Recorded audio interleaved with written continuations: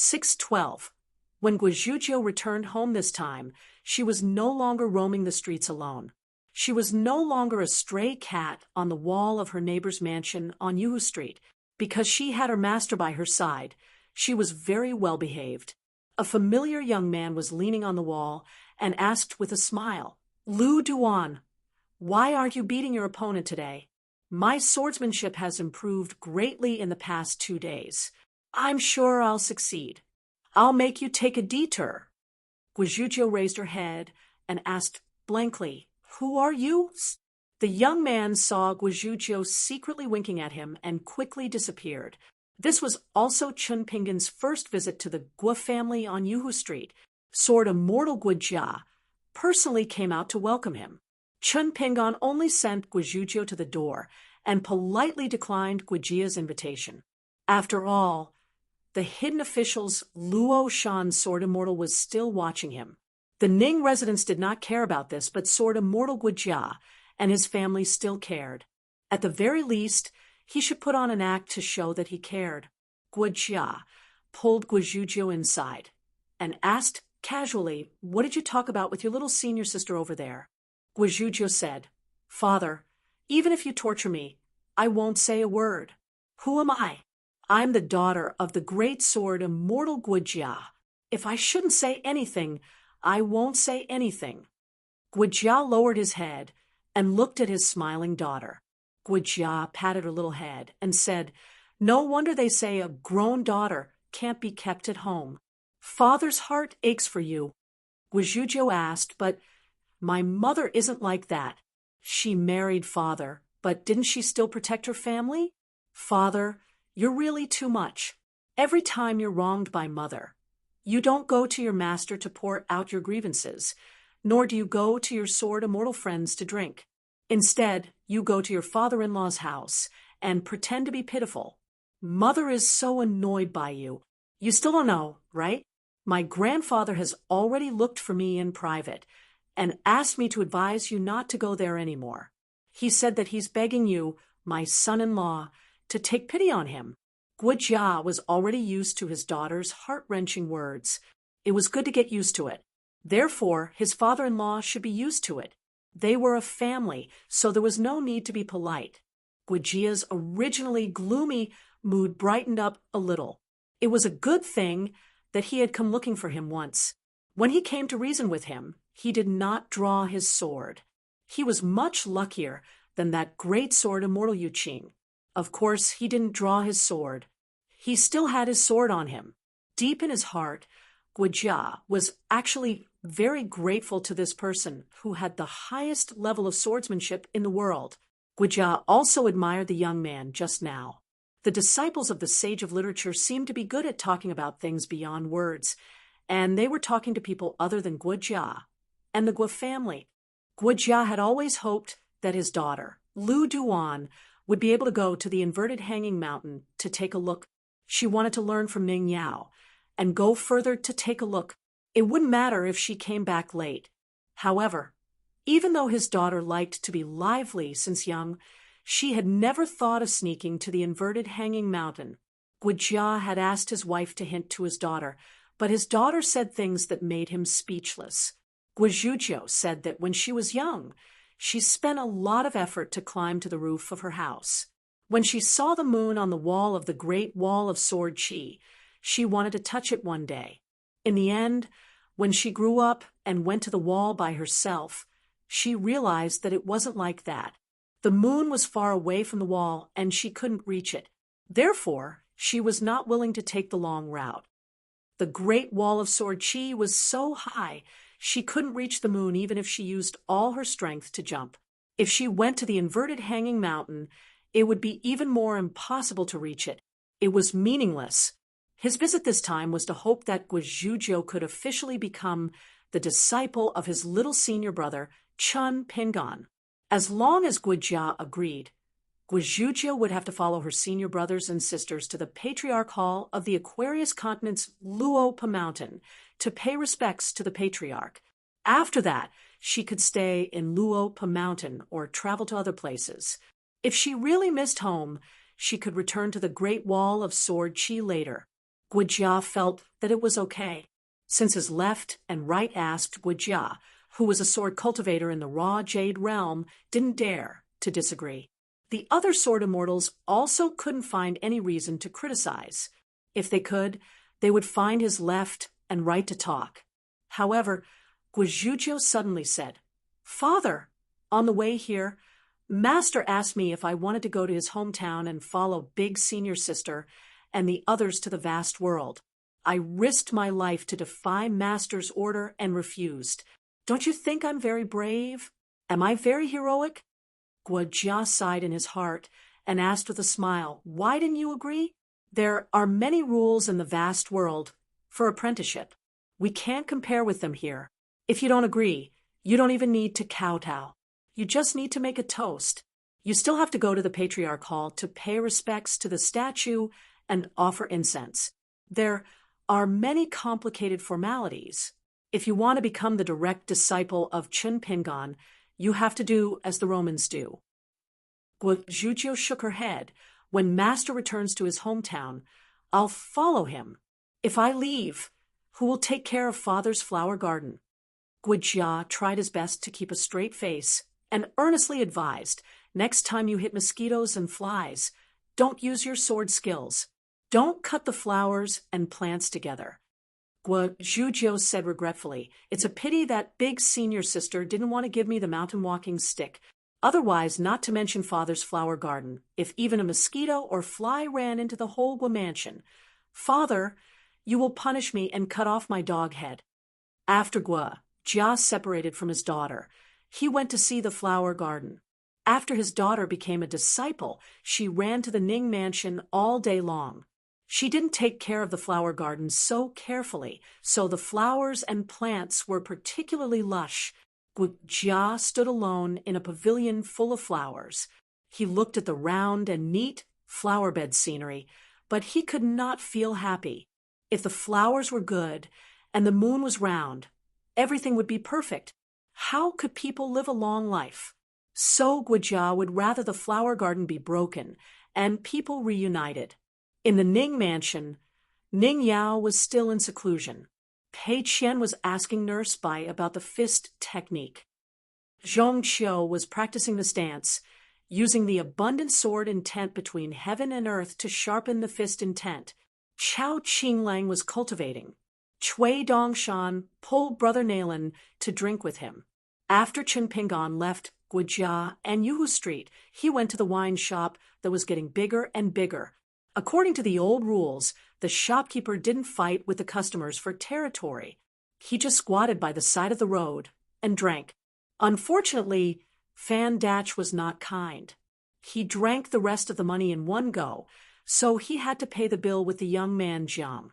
Jiang Chu gathered his courage and said that he and Sister Daizhong had recently advanced their salary and could treat Mr. Chen Pingon to a pot of bamboo sea cave wine. Chen Pingon didn't agree, saying that it wasn't that he didn't want to, but that he didn't dare to. He didn't want to ruin his excellent reputation in the Great Wall of Sword Qi. As a scholar, how could he not care about his reputation? Jiang Chu continued to take care of the customers, thinking that a scholar like Mr. Chen who didn't care about his reputation couldn't do it. Chen Pingon leisurely drank the wine and shared 2 bowls of wine with his fellow Taoist friends.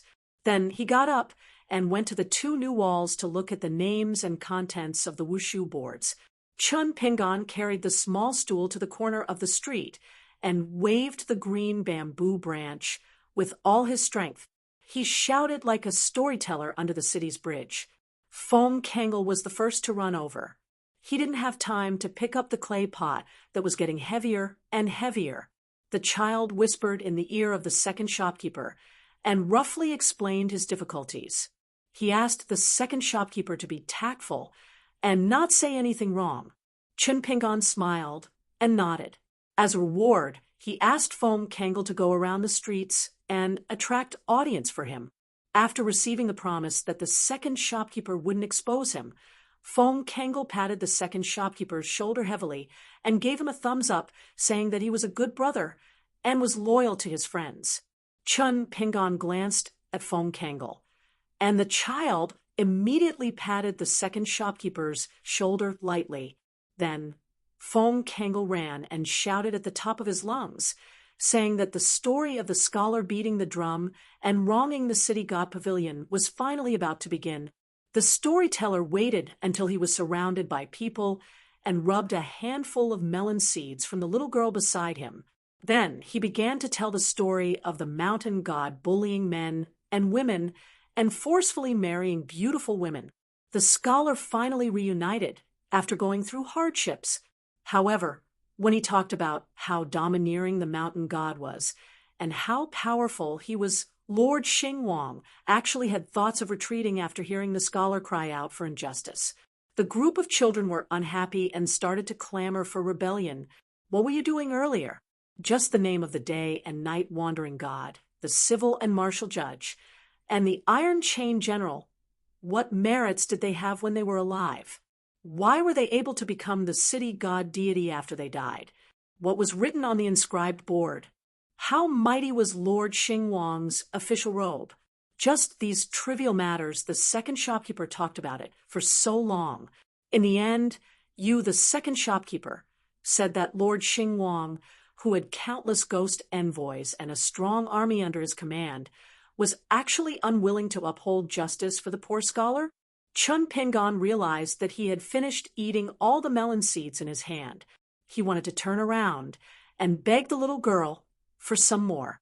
He didn't expect that the little girl would turn around and, for the first time, not give him any more melon seeds. Fong Kangol didn't care if the second shopkeeper would expose him. He said that he didn't even dare to knock on the door to see the person at that time. He gave Chun Pingon a punch and said angrily, No, you can either directly tell the ending or change to a more straightforward story to tell. Otherwise, I won't come back in the future. You can sit here alone and drink the northwest wind. The rest of the children all nodded. Sure enough, those sword immortals who drank wine had good eyesight. The second shopkeeper's heart was really black. It was better not to listen to such a vexing story of mountains and rivers. The second shopkeeper raised the bamboo stick with one hand and put 2 fingers together on the other hand, shaking it like a sword flower. He shook it a few times and asked, The last time I mentioned the city god temple, does anyone remember the half of the couplet on the main door? A youth said, It's the one that says, Pray for a conscience to control me. Be a good person. In the day, the world is big. Do a good deed and be at ease. At night, a bed. The soul is settled and the dream is stable. Chun Pingon smiled and nodded. The youth asked, Previously, I asked you why you didn't tell me the other half. You only said that the mysteries of heaven couldn't be revealed. Now, you can't keep us in suspense, right? Chun Pingon said, I'll keep you in suspense. Don't be anxious. Let me continue to tell the story that is far from finished. Inside the Xingwang temple, there was complete silence. Lord Xingwang stroked his beard and did not dare to speak. The civil and military judges, as well as the wandering spirits, were all speechless. At this moment, dark clouds suddenly covered the moon. There was no money in the human world to light a lantern, and the moon in the sky was no longer bright. The scholar looked around and was completely disheartened. He only felt that the sky was falling and the earth was splitting. He was destined to not be able to save the woman he loved. Living was worse than death. Fong Kangol and the rest of the children were all worried to death. What was going on over at How Ran World? Now that there were so many people listening to the story, there were more and more. Your second shopkeeper only knew how to embarrass me, Fong Kangol. In the future, how would he be able to mingle in the Jianghu? It was your second shopkeeper who said that the Jianghu was actually divided into small and big ones. You should first walk well in the small Jianghu beside your home. Chun Pingon slapped his knee. At this critical moment, I didn't expect that at this moment when the scholar's life was hanging by a thread outside the Xingwang temple that was shrouded in darkness, an extremely small speck of light suddenly appeared. Lord Xing Wang suddenly raised his head and laughed heartily, loudly saying, "My friend is here, this matter isn't difficult." Lord Xing Wang, who had a smile on his face, walked around the desk and walked down the stairs with large strides. He stood up and went to welcome the scholar. When he brushed past the scholar, he softly said something.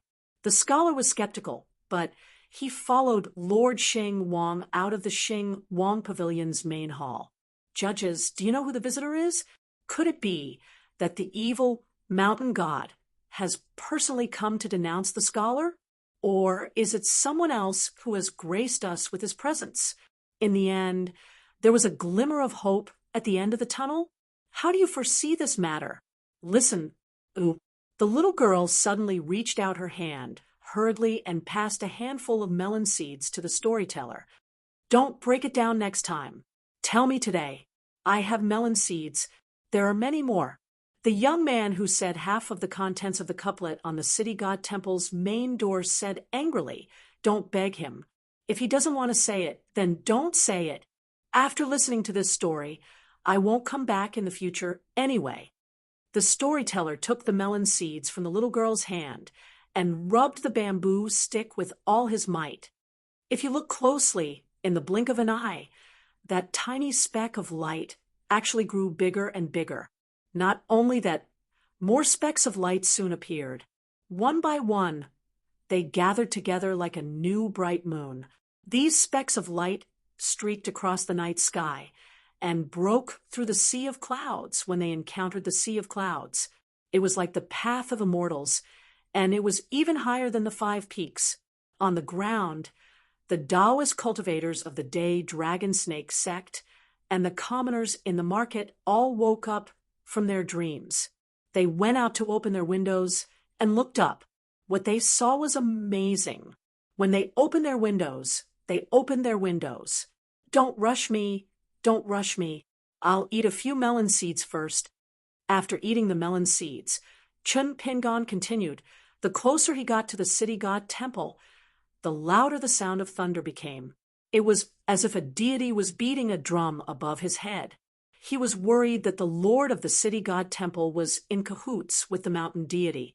However, a glimmer of hope appeared in his heart. He hoped that there would be someone who would be willing to help him seek justice. Even if he couldn't get justice in the end, he would be willing. The path of the human world is not messy. The hearts of others will comfort my heart."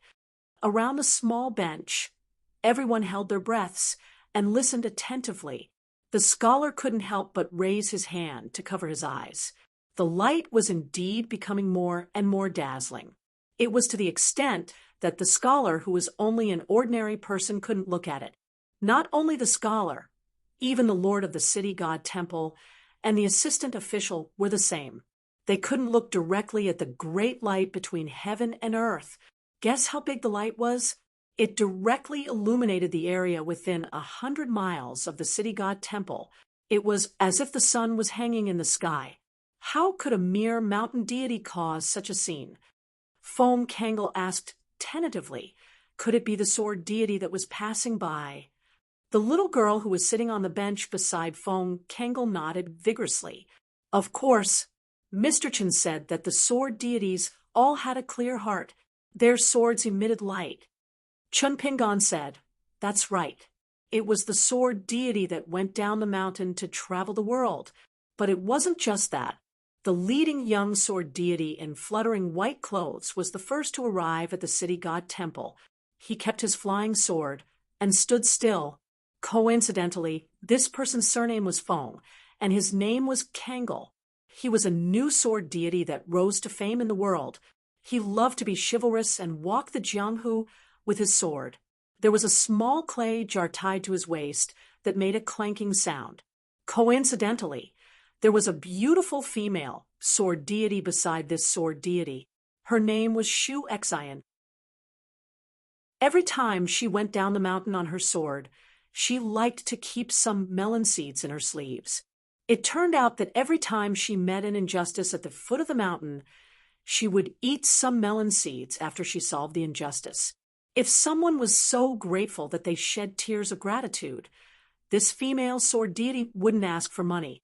She only needed to give some melon seeds. Foam Kangle was dumbfounded. When he came back to his senses, he quickly straightened his back and almost burst into tears. He said excitedly, "This story is too exciting." The young lady named Shu Xin was a little embarrassed. Her face was flushed red, and she was a little guilty. She had brought too few melon seeds today. The storyteller continued, "Whoosh, whoosh, whoosh." There were sword deities landing on the ground continuously. Each of them was graceful and at ease. The men were either handsome or had a shocking aura. The women were either beautiful, like flowers, or full of vigor. Therefore, even the city god elder who knew what was going on, but didn't know enough, was a little frightened. The rest of the assistant officials and ghost envoys were even more agitated. Each of them bowed with their hands in front and didn't dare to raise their heads to look.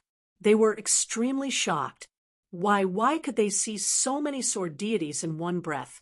They saw that among those famous sword deities other than Foam Kangle and that Shu Xian, there was also that Zhou Shuiting, Zhao Yuzhen, Ma Xiang U. Just the names alone were a long list. During this time, the storyteller even looked at an unknown child. That child anxiously shouted, "I'm called Charcoal." The storyteller then added a sword deity named Charcoal, and that youth Zhao Yuzhen who heard his name grinned, but his face quickly turned serious. If the storyteller's next story had sword deity Zhao Yuzhen, then he would listen. If not, then he still wouldn't listen. How would he know if there was sword deity Zhao Yuzhen with the same name? The shabby alley youth Zhao Yuzhen naturally had to listen to the next story before he knew if there was one. Actually, after that, the story was still full of twists and turns. The children were still picking and choosing, listening to what they liked and wanted to hear. No matter what, beside the bench and in the distance, there was still a person who didn't leave. After listening to the complete story of the mountains and rivers, that scholar and his lover finally got married. All the sword deities came to congratulate him. The scholar and the woman he admired, after going through many hardships and difficulties, finally got married. From then on, they were happy, and the story ended. Not only that, the children and the young man and woman who usually left after the story ended didn't leave immediately this time. This was a very rare thing. But this time, the storyteller didn't say anything other than the story. He just looked at them and smiled. A story is a story. Stories in books aren't just stories on paper. You actually have your own stories. The more you read, the more it will be like this. In the future, I won't be here as a storyteller. I hope that if there's a chance in the future, you can be a storyteller, and I'll listen to your stories. Chun Pingon picked up the small bench and stood up. A child asked timidly, "Mr. Chun, are you going back to your hometown?" Chun Pingon shook his head and smiled. "No, I'll stay here. But I'm not a storyteller who only tells stories to deceive people. I'm also not an accountant who sells wine to make money. So I'll have a lot of things to do." Chun Pingon walked away. After walking for a while, he suddenly turned around with a smile. "How's the prophecy?" Many of the children who had already stood up and moved away roared with laughter. There were only sparse echoes, but their voices weren't soft. "Listen to the next story." Chun Pingon smiled and muttered to himself, spare for now." Pei Qian practiced martial arts diligently, just like when she was in the bamboo house of Luapa Mountain. She was afraid that one day her master would suddenly drive her away. Luapa Mountain was very good, but as long as her master wasn't there, it wasn't good enough. Today, Grandma Bai didn't want to use her strength to teach her martial arts. It was probably because she didn't eat enough. But Pei Qian didn't think it was okay because she felt that she was about to break through the bottleneck of the 4th level.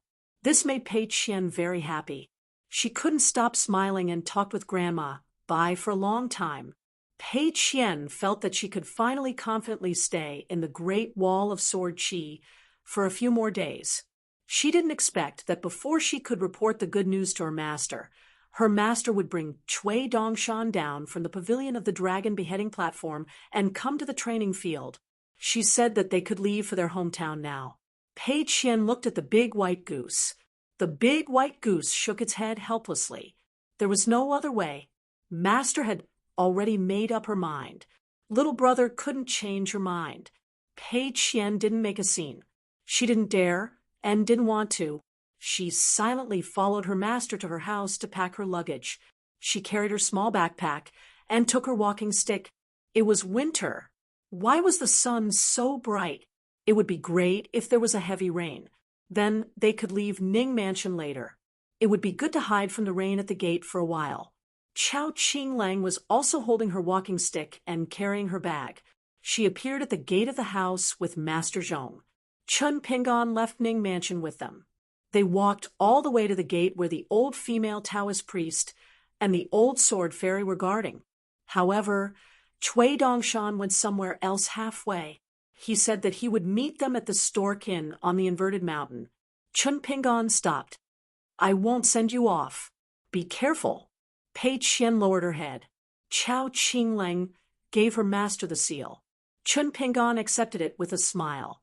Pei Qian raised her head and said softly, Master, I left something on Master's wife's table. Remember to tell her when she comes out of seclusion. Chun Pingon nodded. I won't forget. When you go back to Luapa Mountain, tell Muanshu and Mealy about the Great Wall of Sword Chi.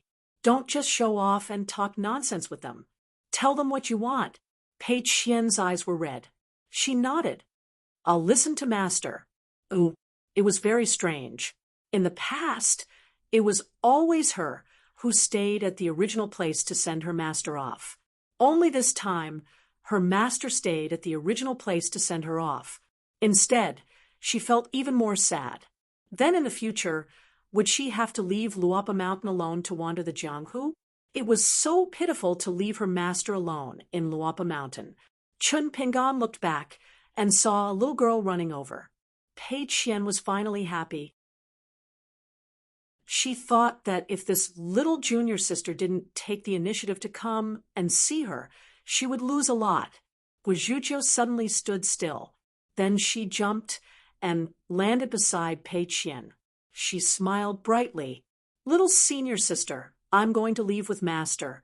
Cry for me. After crying, you can be at ease. I'll be by Master's side to take care of him. Pei Qian couldn't cry even if she wanted to. She took out the small, empty box and handed it to Guizhuzhou. She said, Let's make it clear. I'm lending it to you, not giving it to you. The next time we meet, you can't give me a tattered little bamboo box. There can't be any damage to it. If you don't agree, I won't even lend it to you. Guizhuzhou took the small bamboo box and carried it on her back. She nodded vigorously. Senior sister, don't worry. I look better with the small box on my back. If the small box could talk, it would definitely be smiling like a blooming flower. Even if it could talk, it wouldn't be able to talk. It's just being happy. Pei Qian stretched out her hand. Return the box to me. Guizhuzhou didn't answer. Instead, she asked, Senior sister, can you also lend me the mountain walking stick? The small box and the mountain walking stick are a perfect match. I'll carry the small box every day and hold the mountain walking stick in my hand. I'll poke the bluestone slabs and yellow mud all over the streets and alleys. I'll never stop. Pei Qian felt wronged. She borrowed the small bamboo box and still wanted a yard after taking an inch. How could a junior sister be like this? She immediately turned to look at her master. Chun Pingon smiled. You can lend Guizhuzhou the mountain walking stick next time you see her. After returning your small box to her, I'll return her the mountain walking stick. Pei Qian raised her eyebrows at Guizhuzhou. Guizhuzhou nodded. Okay. Then Guizhuzhou pulled Pei Qian aside. The two girls whispered. Guizhuzhou gave Pei Qian a small wooden box, saying that it was a gift from the junior sister to the senior sister. Pei Qian didn't dare to accept it. She turned to look at her master. Her master smiled and nodded. Chen Pingon said to Zhong Qiu, Mr. Zhong, after you return to the vast heavens, you don't have to rush back to the Aquarius continent. You can bring them along to travel around the South Whirlpool continent. I have a friend called Lu Xianyang. However, Cui Dongshan probably won't accompany you. He still has a lot of things to do in his hometown. So, when you reach the inverted hanging mountain, borrow some divine money from him. It's nice to travel and study, but it's not good to just look at the scenery. Zhong Qiu smiled. I've already borrowed money from him once. It's no big deal to borrow money again. Chen Pingon said, during this trip I didn't think much about Mr. Zhong's martial arts cultivation in the Great Wall of Sword Qi. I'm sorry. Zhong Qiu shook her head. Don't say such polite words to me. Chen Pingon didn't say any more polite words. Zhong Qiu finally said, no matter how good the logic is, there are times when it's wrong. It's not that there's a problem with the logic itself, but that people have too many difficulties and accidents. It's obvious that the same rice can raise different kinds of people. In the end, how many people like that bowl of rice? How many people have really thought about the taste of that bowl of rice? Chen Pingon nodded. I'll think about it more. Zhong Qiu wanted to say something, but stopped. He wanted to say some comforting words. However, when he looked at the young man in green, he felt that it was unnecessary, and didn't say anything. Pei Qian softly called out to her master, and was speechless. Guo Zhujiu carried the small bamboo box, and started counting with her fingers. She was probably counting in her heart to see when her senior sister would cry. Pei Qian saw Guo Zhujiu's actions from the corner of her eyes. She couldn't care less about being sad. This young lady was really annoying. Chao Qinglang and Mr. Zhong Qiu bid farewell. Chen Pingon waved gently, and then covered his sleeves with his hands. After seeing them off, Chen Pingon sent Guo Zhujiu to the city gate. Then he drove the talisman boat and went to the top of the city wall. On the top of the city wall, Zhuozhuo asked, have they all left? Chen Pingon nodded. Zhuozhuo frowned. If you have something to say, say it. Chen Pingon missed the time when Pei Qian and Chao Qinglang were both here. Senior brother would be more polite to him. Chen Pingon said softly, if I wanted senior brother to agree to Mr. Zhong Qiu leaving the Great Wall of Sword Qi, I shouldn't have rejected Boss Sword Immortal. I should have agreed to light my natal lamp at the ancestral hall of Luopa Mountain. This way, eldest senior brother won't have to worry about me staying here. Zhuozhuo said, half of what you said? Who taught you that? Our mister? Boss Sword Immortal has already told me everything.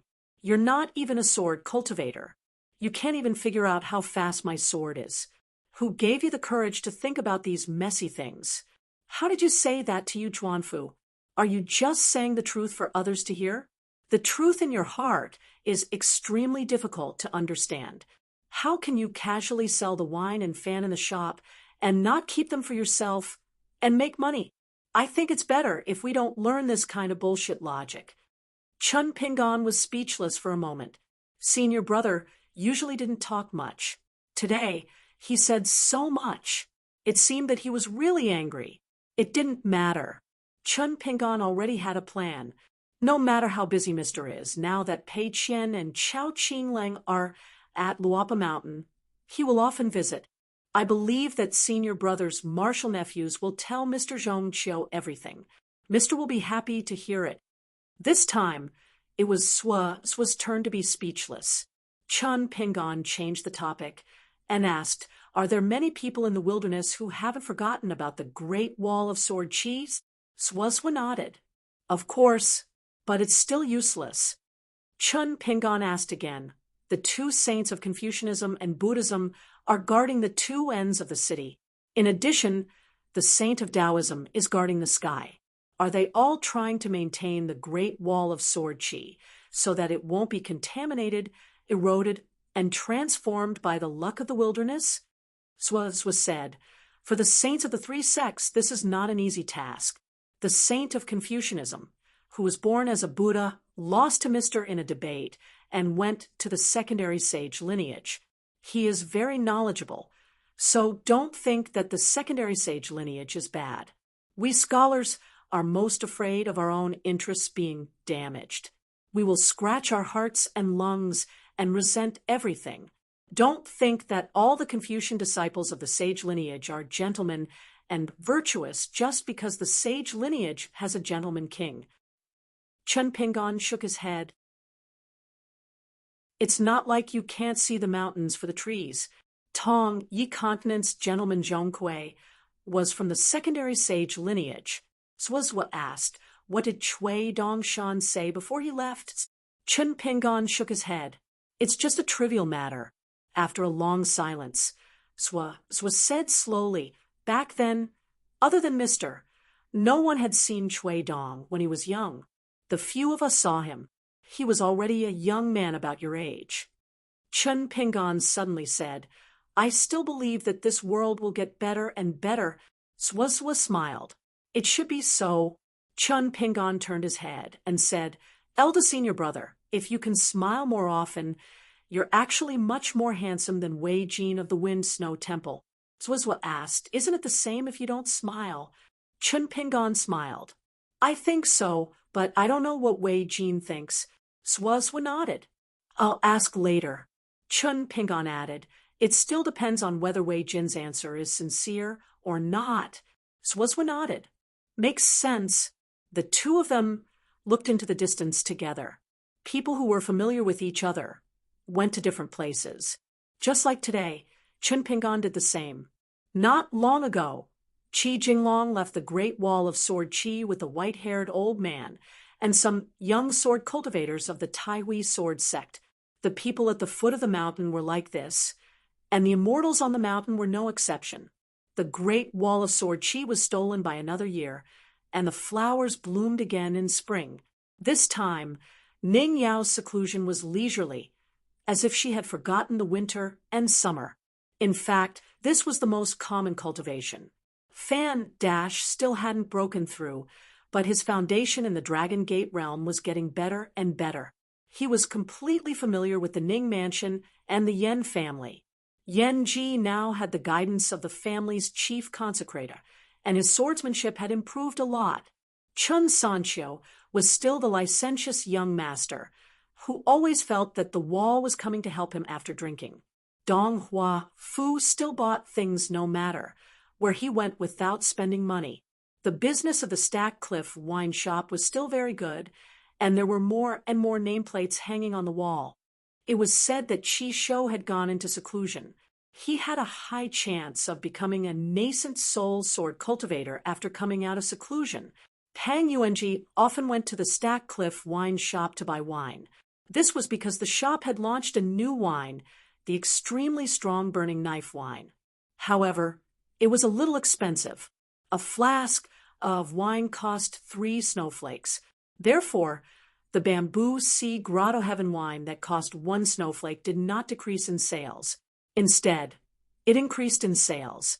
However, Pang Yuanji did not lack money. Furthermore, his sword immortal friend, Gao Kuei, liked wine as well. Therefore, Pang Yuanji always felt that he was supporting half of the wine shop's burning knife wine business. Unfortunately, the manager, Lady Stack Cliff, had inherited the second manager's teachings. She became more stingy, and no matter how much wine she bought in one go, she would not be willing to spend a snowflake cheaper. She even blamed Pang Yuanji for buying so much. What would happen to the other sword immortals? She was willing to sell the wine because Pang Yuanji owed her a favor. Pang Yuanji was extremely distressed.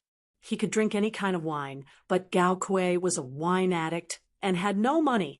Now that Gao Kuei was nurturing his intrinsic flying sword and had reached a critical juncture, he instantly went from a wealthy man to a pauper. This was a common occurrence in the Great Wall of Sword Qi. When one had money, they would have plenty of spare cash in their pockets. Without money, they would not even have a single copper coin left. They would have to scrounge up money and borrow from others. However, Pang Yuanji was most interested in the stinky tofu. He wanted to know when it would be sold. For some reason, The shop's helpers were no longer the two youths from Consonance Alley and Straw Hat Alley. Instead, there were three people: a young man, a young girl, and a tan child. They were all the manager's neighbors. However, the one who was nimble was the youngest. The drunkards and gamblers liked to tease this little guy. Despite his young age, he had a fiery temper. He did not care if you were a sword immortal or not. If you dared to take more pickled vegetables or young chun noodles, he would roll his eyes at you.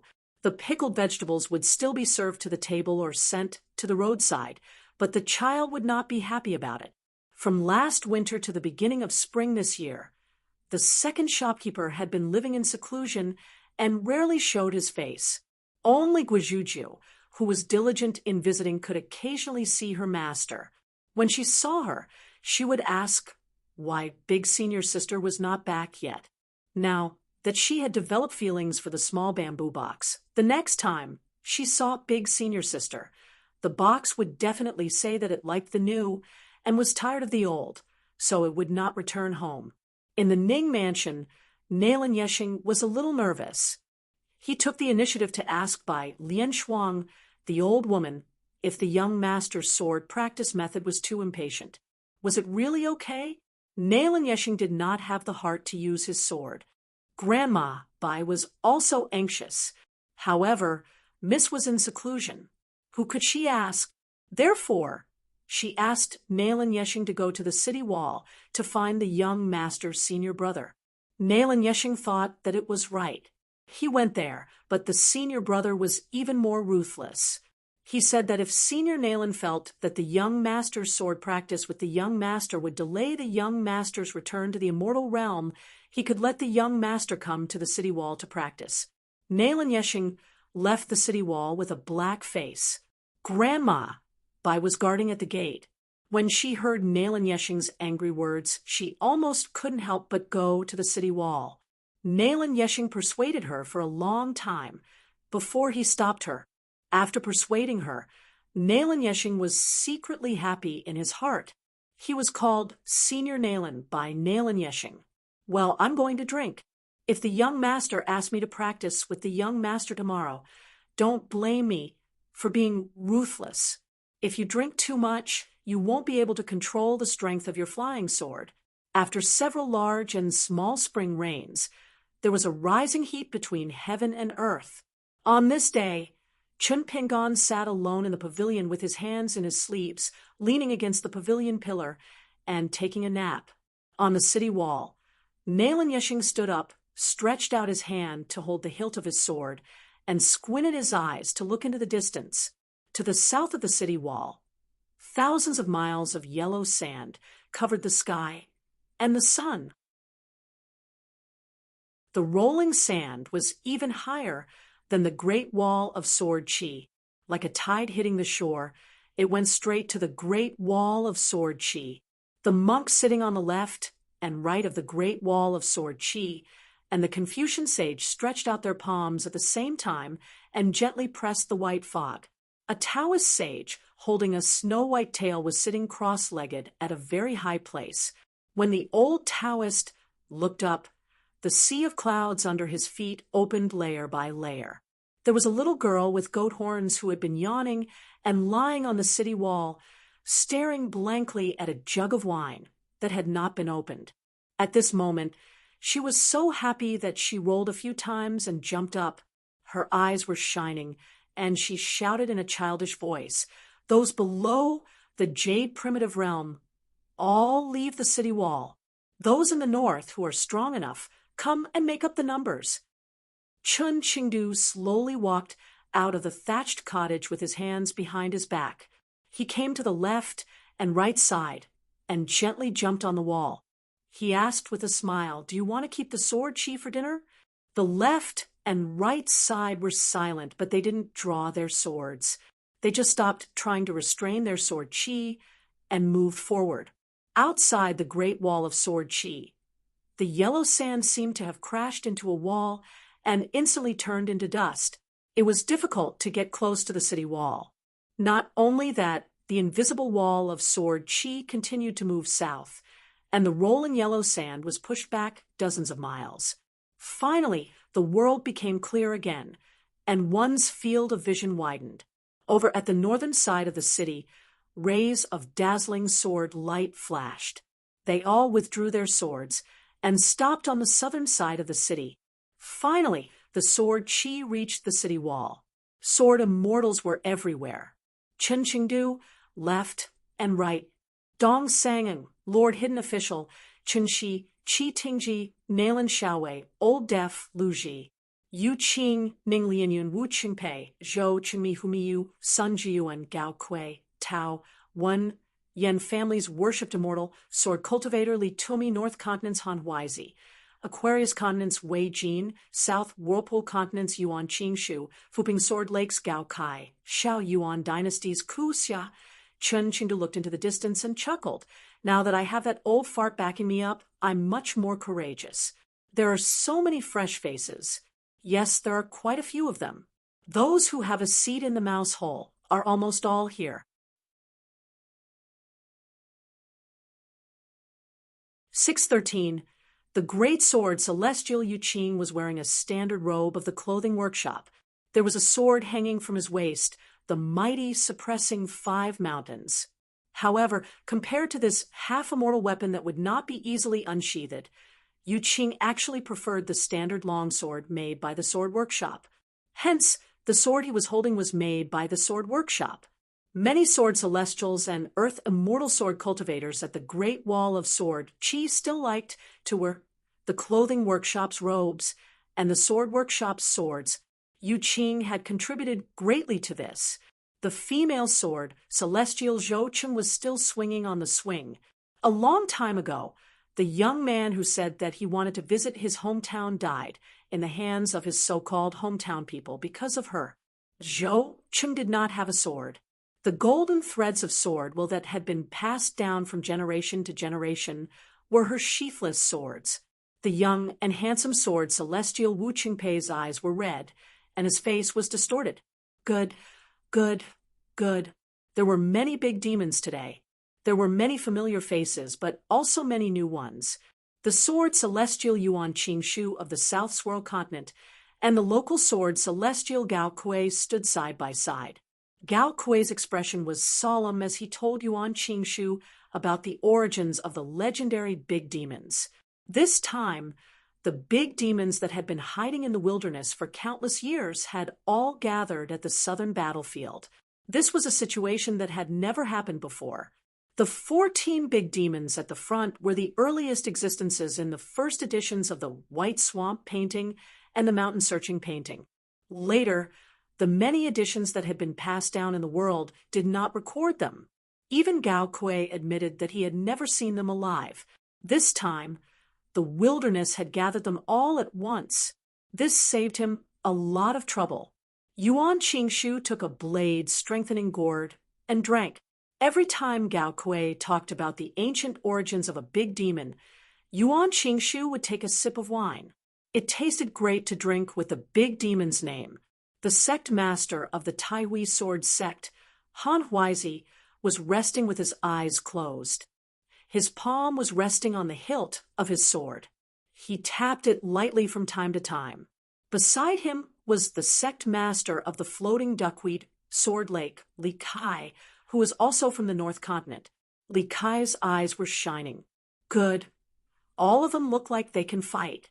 There were 2 foreign travelers who did not look like sword immortals, but more like a fisherman and a woodcutter. They were a pair of close friends on the snowy continent, sword immortal Zhang Liao and Li Ding.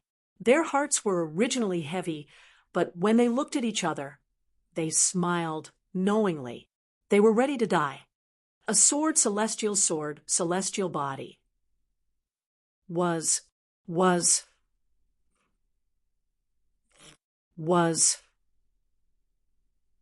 He was. Now, not only was his cultivation base higher, he was also fighting to be the first to die. Cheng Quan, a mere nascent soul realm cultivator, did not even have a chance. Cheng Quan, you could just obediently eat the dust behind him. When we get down there, I'll go see her first and piss you off to death. Nailan Yeshing was a little annoyed. Couldn't these animals wait a little longer before they came to die? Once he returned to the immortal realm, wouldn't he be able to kill those beasts with his flying swords in a much more comfortable manner? However, Nalen Yeshing was also a little puzzled. The other party's posture was a little strange. The army that used to be as vast as a swarm of locusts in the sky and as dense as rats and ants on the ground hadn't gathered yet. Could it be that the savage world wanted to rely on these big monsters to attack the city? My son-in-law didn't sell his wine to the savage world. How could these big monsters' brains be broken? Han Huizi smiled. He looked free and easy and high-spirited. After this battle, my grand Hui sword sect will have a clear conscience. Hidden official rubbed his hands and wiped the corners of his mouth from time to time. He murmured, "It's obvious that they are going to fight. After this battle, as long as we don't die, not only can we drink wine, but we can also drink until we are full." Some sword immortals squatted on the edge of the city wall and reached out to stroke the edges. Their expressions were indifferent, and there was a faint sense of nostalgia that involved life and death. A sword immortal opened a pot of wine and muttered in his heart. He slowly poured the wine and threw the pot out of the city wall. Old Deaf was expressionless. He was only thinking about when he could walk down the city wall and return to his little nest. The wind at the city wall was really strong. Meat, whose expression was solemn. This time, it could be said that they didn't come with good intentions. Li Tumi, who was in the immortal realm, smiled bitterly. Well, this time, it wasn't that little fatty Yen who could eat meat anymore. Looking at the other party's posture, he was also a dish on the plate. On the vast land south of the city wall, there were a total of 14 seats arranged in a row. The only difference was that the height and size of the seats were different. It was like the strangest ancestral hall in the world. This was different from the arrangement of the ancestral hall in the vast world. Apart from the 14 unfamiliar great demons, the other so-called great demons, who had been familiar faces on the Great Wall of Sword Chi for the past 100 years, no longer appeared to be great demons. These illustrious existences that had attracted the most attention on the battlefield and attracted the most flying swords were now obediently standing behind that line. This was the rule of the desolate world. It was simple, crude, and direct. It was even more straightforward than the Great Wall of Sword Chi. As for the vast world that liked to pretend, it couldn't be compared at all. Chun Qingdou put his hands behind his back and laughed softly. "Your sword skills are high enough. Look at the picture scroll in front of you. It's a beautiful and magnificent concept. I always feel that I can strike with my sword casually. Left and right, what do you think?" Left and right reached out to grab the sword. "I never think so much when I strike with my sword." Chun Qingdou looked further south. As expected of the master of this world, if he didn't take the initiative to show himself, he really wouldn't be discovered if he was slightly further away. Chun Qingdou retracted his gaze and looked at the noisy fellows. Some of them were people he had interacted with before. Of course, due to various reasons such as good luck, fast escape, thick skin, and so on, they hadn't been killed by him. However, this was something from a long time ago. As for whether there were stories from a long time later, it was hard to say. The result of his previous deduction was that if he gathered half of the desolate world's fighting power, he would be able to take down the Great Wall of Sword Chi. This wasn't a bluff. It was the truth. However, this bunch of beasts, old and young, liked to fight among themselves. Moreover, that old bastard had been dead for a long time, and didn't appear either, without a leader, and especially not a single one who could really pin down Chun Qingdou. They were a little scattered. Many times when victory was in their grasp, the battle only became a little bitter. Some of the greater demons would lead their troops and retreat, leading their demons back to rest and recuperate. Sometimes great sword immortals would enter the enemy's territory and kill one of the greater demons. The rest of the greater demons would then be busy devouring the dead greater demon's forces, and would have no time to attack the Great Wall of Sword Chi, which would be useless even if they succeeded. Therefore, there was only one time in history, and it was also the most dangerous time. It was that martyr's palace in the desolate world, which Chun Qingdou called a rat's nest. Nearly half of the thrones had their respective masters appear. They all made an oath and divided the benefits, and then there was that great battle. It was probably that battle that was truly tragic. If Chun Qingdou didn't remember wrongly, he was the only one left on the city wall. The northern city's array formation was also almost broken, and the future of the Great Wall of Sword Chi was completely destroyed.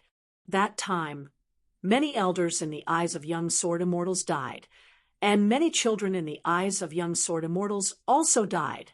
Chun Qingdou sighed and said slowly, "It's time for the three parties to come to a conclusion.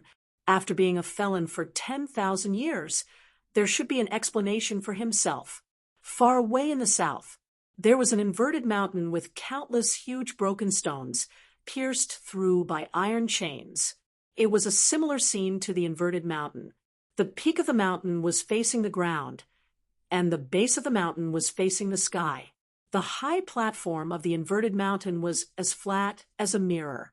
Under the sunlight, it was dazzling like the largest gold coin in the world. There was a big demon dressed in a long golden robe, and his appearance could not be seen clearly. The big demon reached out and grabbed a handful of gold coins that were uncertain whether they were real or not. But soon, the coins flowed back to the ground through the gaps of his fingers like water. After all, it was not real enough. It needed so many mountain and river gods in the vast world to make it whole. Only then would his gold throne be worthy of its name. According to the agreement, when he came out of the mountain, all the fragments of the mountain and river gods in the vast world would belong to him. Unfortunately, it was not enough. It was far from enough. If he wanted to become an existence like the grand sun in the sky, unrestrained for thousands of years, and truly become an immortal existence, he had to eat more. It would be best if he could eat the reincarnated true bodies of the legendary heavenly court gods as well. Only then would he be truly full. There was a large cluster of jade palaces hanging high in the sky. A big demon in human form sat on the railing like a miser guarding a huge property. He looked at the great wall of Sword Chi with a smile. He had heard that further north of the city wall, there was a cloud pavilion made of celestial jade. There was also the ravine residence where the wind and moon rustled during the night. They seemed to be able to add some color to his residence. However, these were all for the sake of a sumptuous meal. He would only be satisfied after he occupied the residence of the mellow scholar Chen, who was known as the master of the world's memorial archways in the South Swirl continent. Then he would take the ancient ascension platform in the Aquarius continent that was as big as a world. That would be even better. There was a big demon sitting on the skull of a huge deity floating in the air. Beside him, there was a long spear that pierced through the head of the deity. The body of the spear was hidden, and only the tip and the end of the spear were visible. There was a faint sound of thunder at the tip of the spear, and the whole corpse was shaking. The big demon patted the tip of the sword lightly. He had heard that all the cultivators in the world were good at the Five Thunders execution, especially the celestial master residence of Mount Longhu in the central divine continent. There was a throne made of bones, and there were hundreds of thousands of skeletons. There were demons and sword cultivators. There was a big demon without flesh and blood. Its body was as white as jade, and it was stepping on the head of an ancient great sword immortal. The big demon was drinking with a cup of wine in his hand. The big demon stopped drinking and changed his sitting position. He tilted the wine cup in his hand, and the bright red wine poured over the head. After a while, the head slowly rose into the air. As more wine poured out of the cup, the head grew flesh and blood, tendons and bones bit by bit. Finally, it became an elder who was 10 feet tall. He looked no different from a human. The big demon shook his sleeve, and a rainbow light shot out.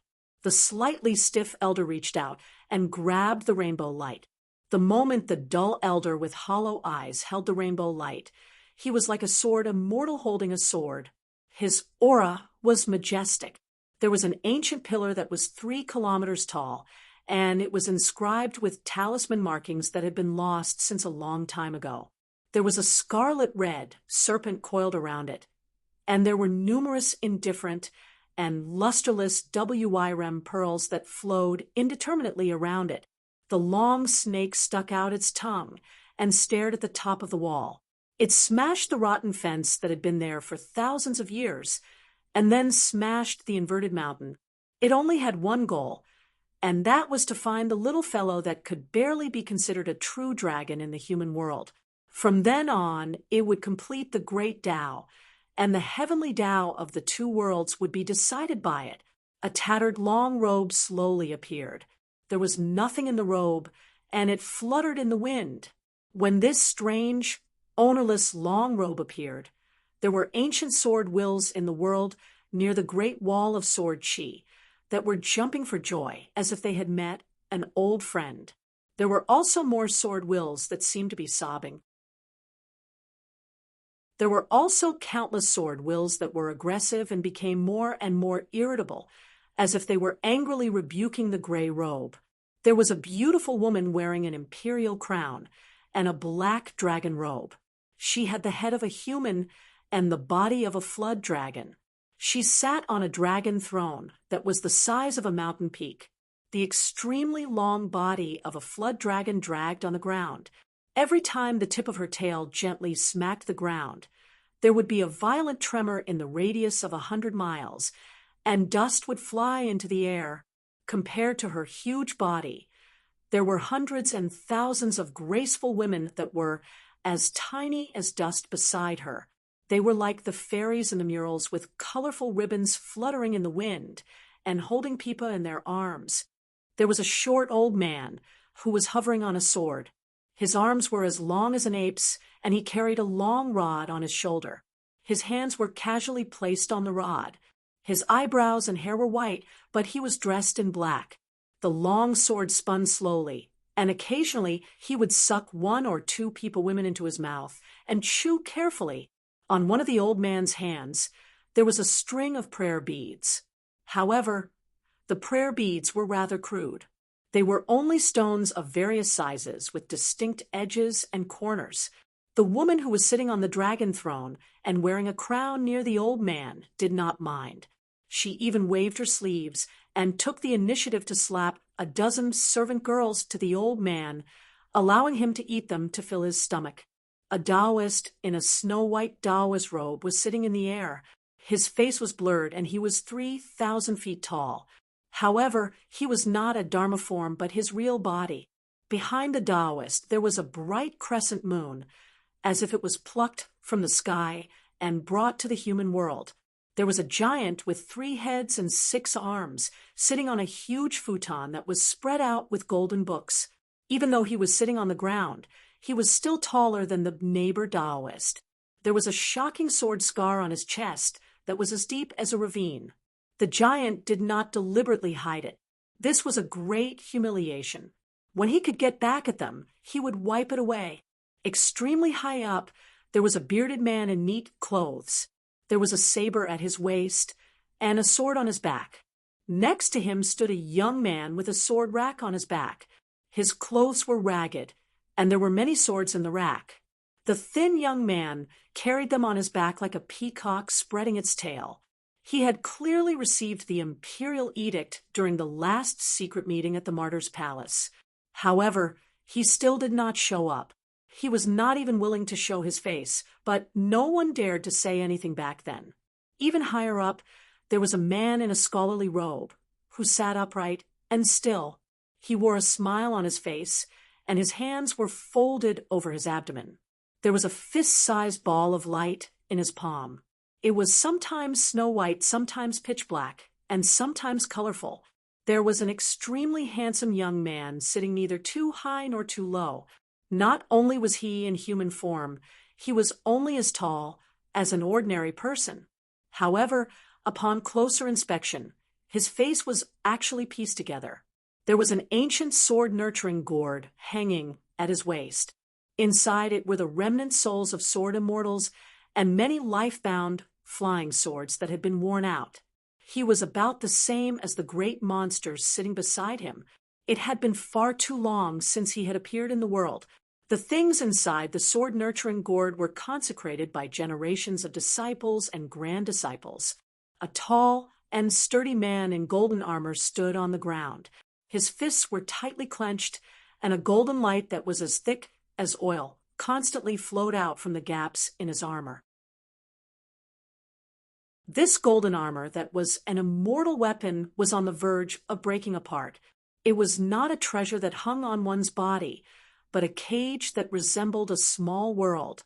10,000 years ago, when the human race reached the top, the demon race was banished to a barbarian land that was vast but barren of resources and spiritual chi. Then, sword cultivators were exiled to the area around the Great Wall of Sword Chi, where they began to build a city to defend it. This was the so-called wasteland of today. One of the 4 places after the human world was divided into 4. When the wasteland had just officially become a world, the heaven and earth had just been formed. It was like a newborn, and the great Tao was still in its embryonic form. There were 3 sword cultivators at the Great Wall of Sword Chi, led by Chun Qingdu, who confronted the sword at the moon-bearing mountain. After that, the demon ancestor disappeared without a trace, leaving the group without a leader. This led to the confrontation between the wasteland of Sword Chi and the Great Wall of Sword Chi. As for the ancient well known as the Martyr's Palace, it was not only the place where the great monsters later discussed matters, but also the place where they were imprisoned. In fact, the moon-bearing mountain was the earliest palace that resembled the royal palace of a secular dynasty. However, after the battle at the moon-bearing mountain, Chun Qingdu returned to the Great Wall of Sword Chi alone. The moon-bearing mountain was in ruins at that time, so they had to build a supplementary capital of the Martyr's Palace to discuss matters. However, in the 10,000 years of history, there had never been a gathering of 14 thrones. At most, there were 6 or 7 of them. This was already considered a rare major matter in the wasteland of Sword Chi that needed to be discussed. At the very least, 2 or 3 great monsters would be able to make a decision and swear an oath. After that sudden, earth-shattering battle, countless dragons and serpents of the wasteland of Sword Chi rose to power and flocked to their own territories. This golden-armored man was one of the most outstanding of them all.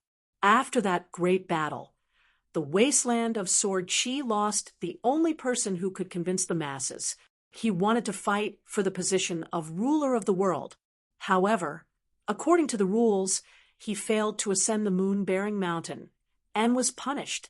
The great monsters in charge of guarding the moon-bearing mountain worked together to detain him at the bottom of the ancient well in the Martyr's Palace.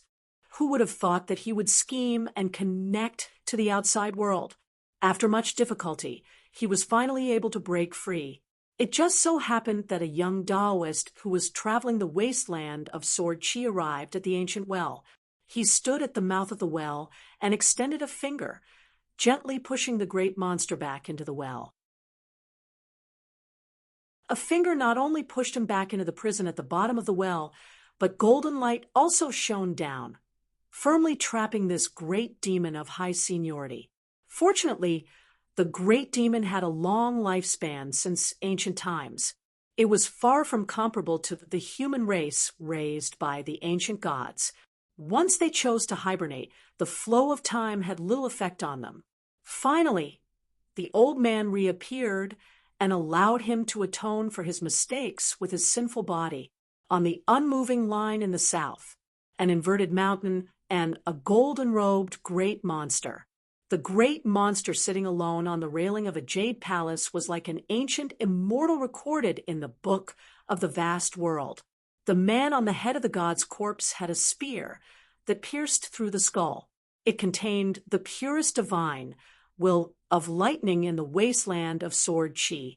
On the throne of bones, it had forged an ancient great sword immortal into a puppet that had returned to its peak. The scarlet snake coiling around the pillar was like the master of all the water gods in the wasteland of Sword Chi. The snow-robed Taoist had refined half of the essence of one of the 3 moons in the wasteland of Sword Chi into his life-bond item. The 3-headed, 6-armed giant had been the first to scale the Great Wall of Sword Chi, surviving a blow from Qinqingdo's sword. On this expedition to the wasteland of Sword Chi, the territory of the ancestral hall, regardless of its size, would be destroyed. The woman in the dragon robes with the imperial crown aspired to become the master of the wasteland of Sword Chi, the orderly flow of incense in the mortal world, and the rebirth of the gods were all under her control. In exchange, she gave her Yelyuo to another great monster of the same generation. Henceforth, there would be no more competition between fellow Taoists in the wasteland of Sword Chi. Before this, neither side trusted the other, and both wanted to eat the other. Now, however, they both had greater desires. The owner of the tattered robe had left the Great Wall of Sword Chi with Qinqingdo. He had been one of the sword cultivators of the same generation as Qinqingdo on the moon, supporting Mountain. He had once been the best friend of the eldest sword immortal. The bearded man next to him, his only disciple, had once fought with Alliance. They had also drunk wine together. When he had nothing else to do, he had helped that old blind man move mountains. The man in Confucian robes wanted to go to the wasteland of Sword Chi. After the mortal world was completely destroyed, he wanted to rebuild the mountains and rivers. He wanted to use his knowledge to educate all living beings, teaching them regardless of background. The great monster that had been bound by the golden armor for countless years not only wanted to go to the wasteland of Sword Chi, he also wanted to lead an army to the blue netherworld realm, to the Baek Okekyung building. The old man on the sword wanted to refine all of the 5 sacred mountains in the wasteland of Sword Chi for his own use. He also wanted to personally destroy the 9 majestic strongholds and ask Bai Zhe what he was thinking. The handsome man with the blade-strengthening gourd at his waist felt that his ambitions were the smallest. All he wanted was to gain the face of all of the beauties in the wasteland of Sword Chi. Even if the female cultivators on the mountain lost their face, it wasn't like they couldn't live. If they lost their face, they wouldn't even need him to do anything. There were thousands of ways for them to die.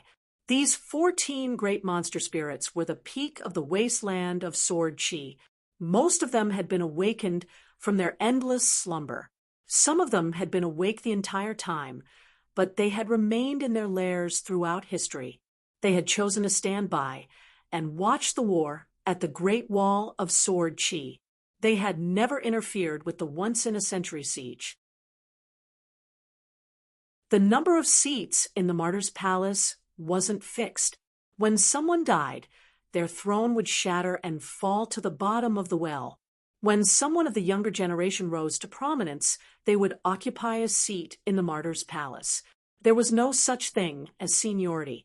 The stronger one was the higher the throne, and the weaker one was supposed to look up to the others. The history of the wasteland was a history of experts stepping on the corpses of ants and climbing to the top to achieve immortal feats. There were also mortal dynasties that weren't inferior to the wasteland of Sword Chi. They had various rules and etiquette, but in the end, they didn't end well. They couldn't withstand being trampled on by some of the great monster spirits who had turned from neutral to hostile. In the long river of time, they were like a flash in the pan. The ultimate goal of the wasteland's experts was to become incomparably strong. Other than that, everything else was a fabrication. The internal friction, the destruction of millions of demons, and the death of countless ants were all steps for a single expert to climb to the top. This small group of existences kept each other in check so that they wouldn't all walk down the same path. This was the only rule in this world.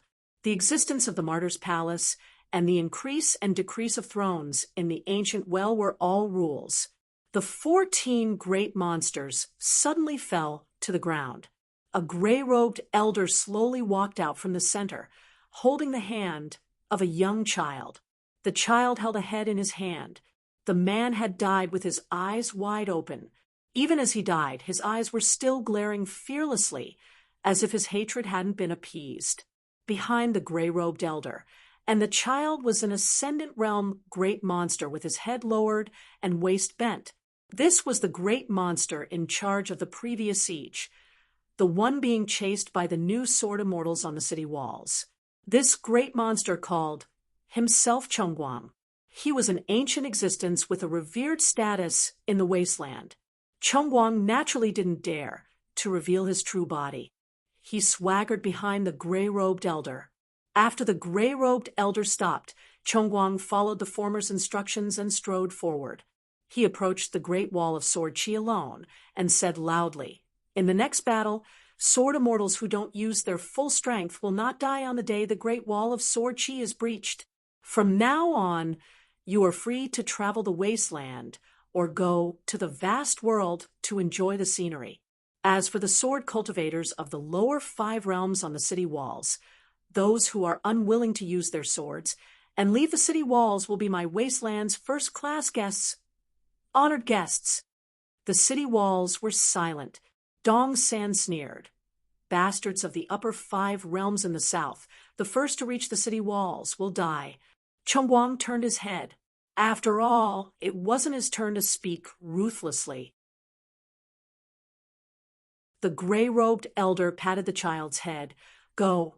You are old friends. Now, as a direct disciple of the moon's supporting mountain, pay your respects to Qingqing." The child held the bloodied head in one hand and walked out slowly. He walked faster and faster, and his momentum was like thunder. He was the last one to stand still and threw the head out. It rolled on the ground. The owner of that head was a great sword immortal of the Great Wall of Sword Chi, who had been hiding in the wasteland for 600 years. Not only was his swordsmanship high, he was also proficient in the art of maneuvering. Many battles between great demons were planned by him. The child felt wronged. He turned his head and said, "Master, my realm is too low now, and there are too many sword chi on the city walls. I can't throw it on the city walls." The gray-robed elder smiled. "It's fine as long as you have the intention. Moreover, those sword immortals have good eyesight." The child grinned. He shifted his gaze and looked at the young man beside the bearded man provocatively. The young man didn't say a word. He only unsheathed the swords on the sword rack behind him. The gray-robed elder looked up at the city walls. In his eyes, there was only the eldest sword immortal, Chun Qingdo. Chun Qingdo put his hands behind his back and looked down at the ground. Then he reached out and casually pulled the head of an ascendant realm great demon from the prison north of the city walls. Then Chun Qingdo held it in his hand and said with a smile, "I've kept this head for you for so many years. It's also a direct disciple of the moon-bearing mountain." The gray-robed elder smiled. "Chun Qingdo, I haven't seen you for 10,000 years. Have you become so powerful?" After a pause, the elder finally asked, "Then I'll let you die again?" Many sword immortals from other places on the city walls were confused. Chun Qingdo said, "As expected of the resentment that has been suppressed underground for 10,000 years. No wonder you're so arrogant." The gray-robed elder shook his head. "I heard that the new sword is called Long Breath. It's not very good. No, it's too bad." Chun Qingdo kept his hands behind his back and said with a smile, "If you're a woman, you'll know whether I'm good or not." Whistles sounded on the city walls. It seemed that not only the sword immortals in the city liked this. Actually, sword immortals were about the same. The child returned to the gray-robed elder's side and shook his master's sleeve. "I'm convinced by what you said." The gray-robed elder was not annoyed at all. He lowered his head to look at the disciple in seclusion, who he had spent so much effort to find, but still had an incomplete soul. Instead, he smiled and said, These people, whether they're dead or alive, sword immortals or not, they're the best at talking. In the future, if you want to learn such unconventional skills, feel free to learn them at Vast Heaven. The great demon sitting on the railing of the immortal residence laughed and said, "You, Chinchingdo, are truly respectable, hateful, and pitiful. However, you're the most pitiful, imprisoning these great demons and not killing them as a whetstone for sword immortals, and as the product of that pill workshop, you should be cursed by many scholars in Vast Heaven, right? Dragging the entire great wall of sword chi here to die, you should be hated by your own people. Don't you think you're pitiful? You've already died once, but you still have to be criticized behind your back. Chinchingdo, oh Chinchingdo, if I were you, I'd rather die than worry." Chinchingdo did not even look at this pinnacle great demon. He looked left and right at the jade palaces with ethereal immortal auras and asked, "Are you even worthy of speaking to boss, sword immortal?"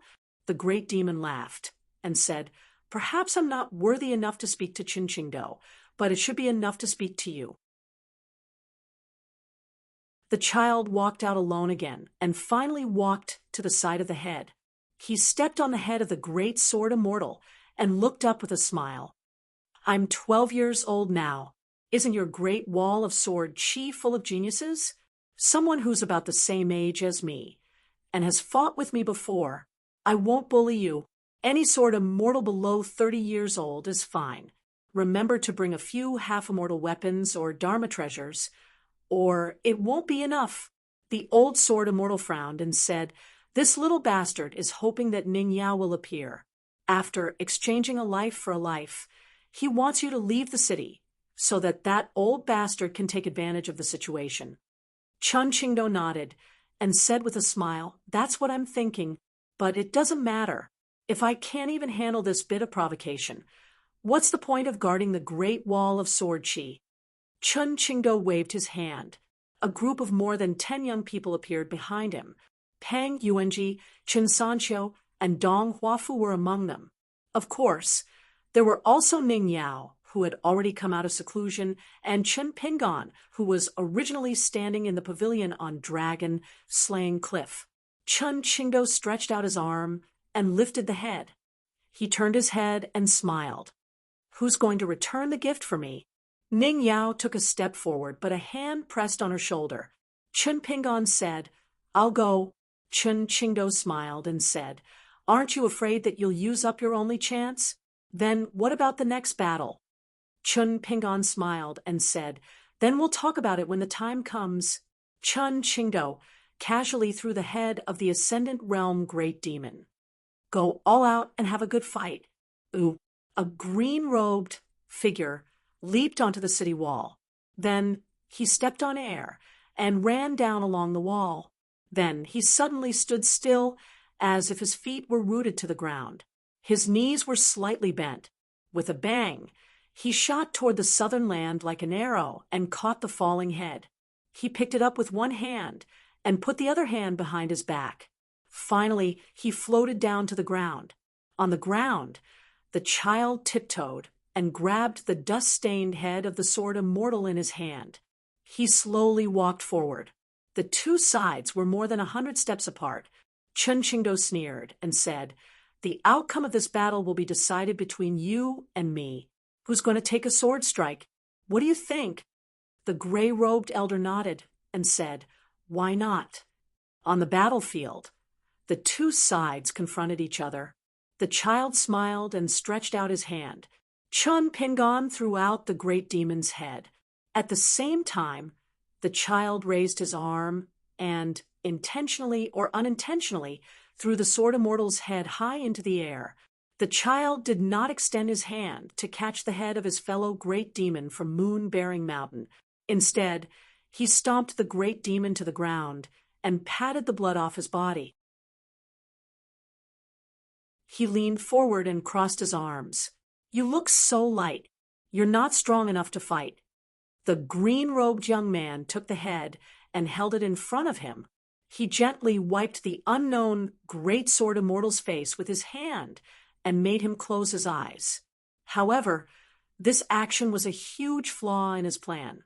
After the child punched, the green-robed figure retreated dozens of feet. He drew a not-too-deep trench on the ground, but he still stood firm. The child stood where the young man originally stood. He nodded and said happily, "Not bad. You can play with me for a while." Chun Pingon turned his head and looked. The sword immortal head in his hand disappeared into thin air. Great sword immortal Yuqing put the head under his armpit and cupped his fists at the young man. The child smiled and said, "It's your turn to punch. You only have one chance. After that, I'll go all out. You'll die very quickly. Compared to my original opponent, Ning Yao, and her useless parents, you'll definitely die much faster." Chun Pingon turned his head to look at the child. He then lowered his head and rolled up his sleeves. The corner of his mouth curled up. Finally, the smile on his face grew wider and wider. His eyes became more and more silent. The things that he had suppressed in his heart were now rising like a dragon in a well. Therefore, when he finally raised his head, it was a young face with a ferocious smile.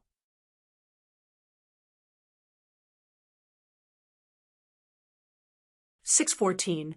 There was one good thing about cultivators who had grasped the true great Tao. It seemed like there was no such thing as parting in life and death. As long as the opportunity arrived, they could meet again after a long separation. So what if it had been 10,000 years? Hadn't he still met Qin Qingdou, and Qin Qingdou had met him? The only difference was that he was standing on one side of the river of time, while Qin Qingdou was standing on the other side. The child didn't even look at the young man whose name he didn't know, only at the old man standing on the wall with his hands behind his back. This was Qin Qingdou, nicknamed Eldest Sword Immortal. Ever since he had awakened, his master and senior brother had never hidden anything from him. Thus, Qin Qingdou was not only his master's old friend, but also his own old friend. Back then, the three most senior, most skilled, and most lethal felons had traveled together, taking advantage of the fact that the foundation of the great Tao of the world had yet to be stabilized. The sun, moon, and stars had shifted, and the 4 seasons and solar terms had changed. But regardless, his master had still been recognized as the master of the great Tao of the world.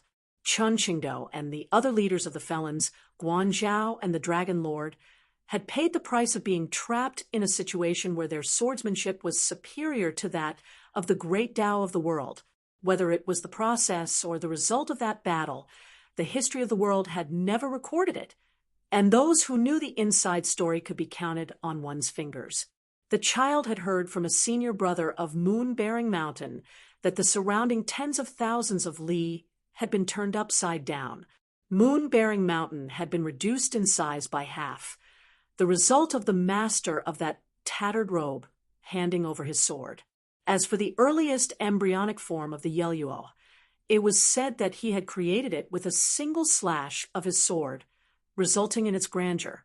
But he was the most miserable of them all. His soul was incomplete and had been scattered throughout the world. Generations of guardians of Moon-Bearing Mountain had always had a secret mission, which was to help him gather his soul. Even now, they had only managed to gather his original soul and physical form, and then piece together the rest of his soul. As for his physical body, it had long since been obliterated and could not be reconstructed. In this aspect, he was actually not as fortunate as the Dragon Lord. For better or worse, the Dragon Lord had left behind a real head.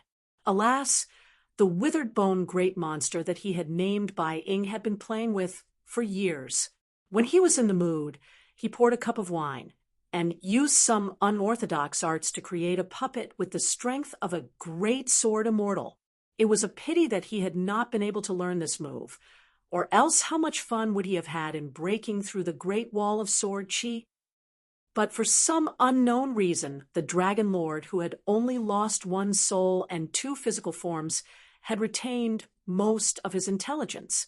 As a comrade who had fought alongside Qin Qingdou in the past, and the earliest sword immortal of the human race, Not only had he never shown his true face, he had not even taken back the head that originally belonged to him. He had allowed Bai Ying, whose killing power was roughly equal to his, to trample on his skull and ignored it. Instead, he had an inexplicable, deep-seated hatred for his close friend, Chun Qingdao. The child raised his hand and yawned, quietly waiting for the Dragon Lord to make his move. The outcome had long been decided, so it was really meaningless. After looking at Chun Qingdao, he turned to look at the young woman standing at the edge of the city wall, Ning Yao. She was a young sword cultivator whose name had been heard throughout the wilderness for a long time. It had little to do with the level of her current realm, but the level of her realm in the future would determine her position in the hearts of many great monsters in the wilderness. What was a genius? It was as long as one ignored them for a few days or a few years, that future would arrive in the blink of an eye, without any accidents or what-ifs. He was like that. That bastard who carried the Mahis sword rack on his back could be counted as half a genius. His name was strange, and he was called Beijing. His master, Beijing, was the truly amazing one. Even his master had said, it's a pity that his temperament wasn't domineering enough, resulting in his swordsmanship not reaching the peak. Otherwise, the most suitable candidate to suppress the Great Wall of Sword Qi would be this person. He had heard that in the central plains of the vast world, there was a young man who learned martial arts called Chao Siai, who was also like him. The child was stepping on the head of the Ascendant Realm Great Monster. Nominally, he was still a direct disciple of the Moon-bearing mountain lineage. However, in the prison at the Great Wall of Sword Qi, his physique had been damaged too much, and he had lost too much of his cultivation. That was why Chun Qingdao was able to pull out his head with a casual pull. However, his Ascendant Realm was not stable, and his physique was still that of a great monster of the wilderness. If it were him now, even if he carried a few immortal weapons and chopped for a few years, he wouldn't be able to do anything. Chun Qingdao was indeed very powerful. This time, he had followed his master out of the mountain and visited the Great Wall of Sword Qi. He had seen so many people who were about to die, and the people on the city wall were all sword immortals of the upper 5 realms. This trip had not been in vain. This 12-year-old child, who still looked like a child, thought a lot. If he was on the battlefield, it would only take a few blinks of an eye. He patted his mouth and said, if I deliberately didn't kill you and let you live half a life out of kindness, would Ning Yao come down and fight in your place? If she did, then you are really lucky. In the future, the 2 heavens or even the 4 heavens will remember you. To be able to be my first candidate for the battle after leaving the mountain, you will still be alive. The old man who carried the long rod on his shoulder used the abijna, hibernating half-dead. In his early years, he had swallowed more than 10 towering mountains of the wilderness in one breath. He had been sleeping soundly for thousands of years. The woman in the dragon robe next to him laughed softly and asked, did this child come up with this idea on the spur of the moment? Or did he receive the instructions of the Grand Elder? The woman shook her head. In the Grand Elder's eyes, there is only Chun Qingdao and the Great Wall of Sword Qi. He has no interest in these trivial matters. As the master of the Yeluo and the 36 rivers, she had not fallen into a long slumber. Or perhaps it could be said that the scarlet snake that had once been in conflict with the great Tao could not allow her to cultivate in peace. The 2 sides had been at each other's throats for 3,000 years, and countless disciples and grand disciples had been killed or wounded. However, their cultivations had not been damaged in the slightest. On the contrary, they had been steadily improving. The dead soldiers under their command were all great nourishment for them, compared to eating a great monster every few days and ruining their reputation. It was more worth it. Every 800 years or 1,000 years, the 2 sides would arrange a battle. Although it was called a battle, it was just that the 2 sides would work together to isolate a world and reveal their true bodies, causing the world to shake. Most of the time, They would fight on their own, destroying 1 or 2 half-immortal weapons and a pile of tattered magical treasures that they had received as offerings. Finally, when they had had enough fun, they would shatter a small world and deliberately make their true bodies a bloody mess. After all, the two sides were keenly aware that there was not much of a difference in strength between them. If they really wanted to fight to the death, there were quite a few existences of the same generation sitting on the throne of the ancient, well, who would not mind working together to eat them. This was especially true of that skeleton, which loved to act stealthily and dig 3 feet into the ground. Many great monsters in history, who had been secretly recovering from their injuries, had silently died while recuperating. In truth, they had been refined into puppets. Thus, Great Monster by Ying's fighting strength was not high on the surface, but her family's foundation was immeasurably deep. The old man on the sword patted the long rod lightly with both hands. That's interesting. I like this child. When he arrives at the vast world, I must give him a gift. The woman in the dragon robe and the old man on the sword were half Taoist companions. She joked, "He's the last disciple of the ancestor. Is it your turn to give him a gift?" The old man laughed. "It's up to the child to accept him, but it's up to me to give him a gift. If he doesn't accept it, I'll strike him with the rod, and his soul will be scattered. Come again. The vast world is famous for its heavenly treasures. It's not difficult to piece together his bones and soul. Who knows, the next time this child appears, his aptitude will be even better than now. The ancestor will have to thank me for helping him." The child whose original name is Guanzhao suddenly grins. It's better to change his real opponent to Ning Yao in his first battle. As expected, Guanzhao had received his hint. The handsome great demon with the beautiful blade, strengthening gourd on his waist, glanced at Ning Yao on the city wall again. He also felt that Ning Yao would gain more if she fought. Therefore, this great demon slapped the blade, strengthening gourd. A beam of sword light flew out of the blade, strengthening gourd, and went straight for the young man, who was delaying things. Only if Ning Yao died on the city wall would he have a chance to peel off the skin of the little girl's face. Ning Yao's face, as well as that of the Green Mountain deity Madam and the female martial god Pei Wan, were all great beauties that he had to obtain. After the sword light left the blade strengthening gourd, it shot forward in a straight line. Although it was called a sword light, it was actually as thick as the mouth of a well. The sword chi was so strong that it stirred up countless sword chi and sword intent that were originally flowing between heaven and earth. The sword light was so fast that it only tore a wide trench several feet deep on the ground when it was about to hit the young man in the green robe. Did they care about the rules of the battlefield? Did they care about the identity of a great demon? There was no such thing in the desolate world. When the desolate world lost the Battle of the 13, who among the great demons, including Chong Guang, took it seriously? Only the Sword Immortals and the vast world took it seriously. After breaking the agreement, the 2 great demons who had sworn oaths on behalf of the desolate world died on the spot. Did the desolate world suffer a loss? If they could trade lives with the Sword Immortals of the Great Wall of Sword Chi, what did it matter if a few great demons died? The desolate world could afford to lose them. The desolate world had always been troubled by the fact that the Great Wall of Sword Chi was indestructible. The Great Wall of Sword Chi allowed the Sword Immortals to advance and retreat as they pleased. Every Sword Immortal that could be injured but not killed was the most troublesome thing to deal with.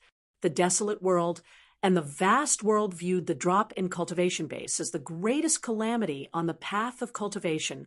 Only the drop in cultivation base of the Great Wall of Sword Chi was not considered a drop in cultivation base. After the great demon slapped the blade's strengthening gourd and sent out a sword, he began to wait for the outcome of the battle.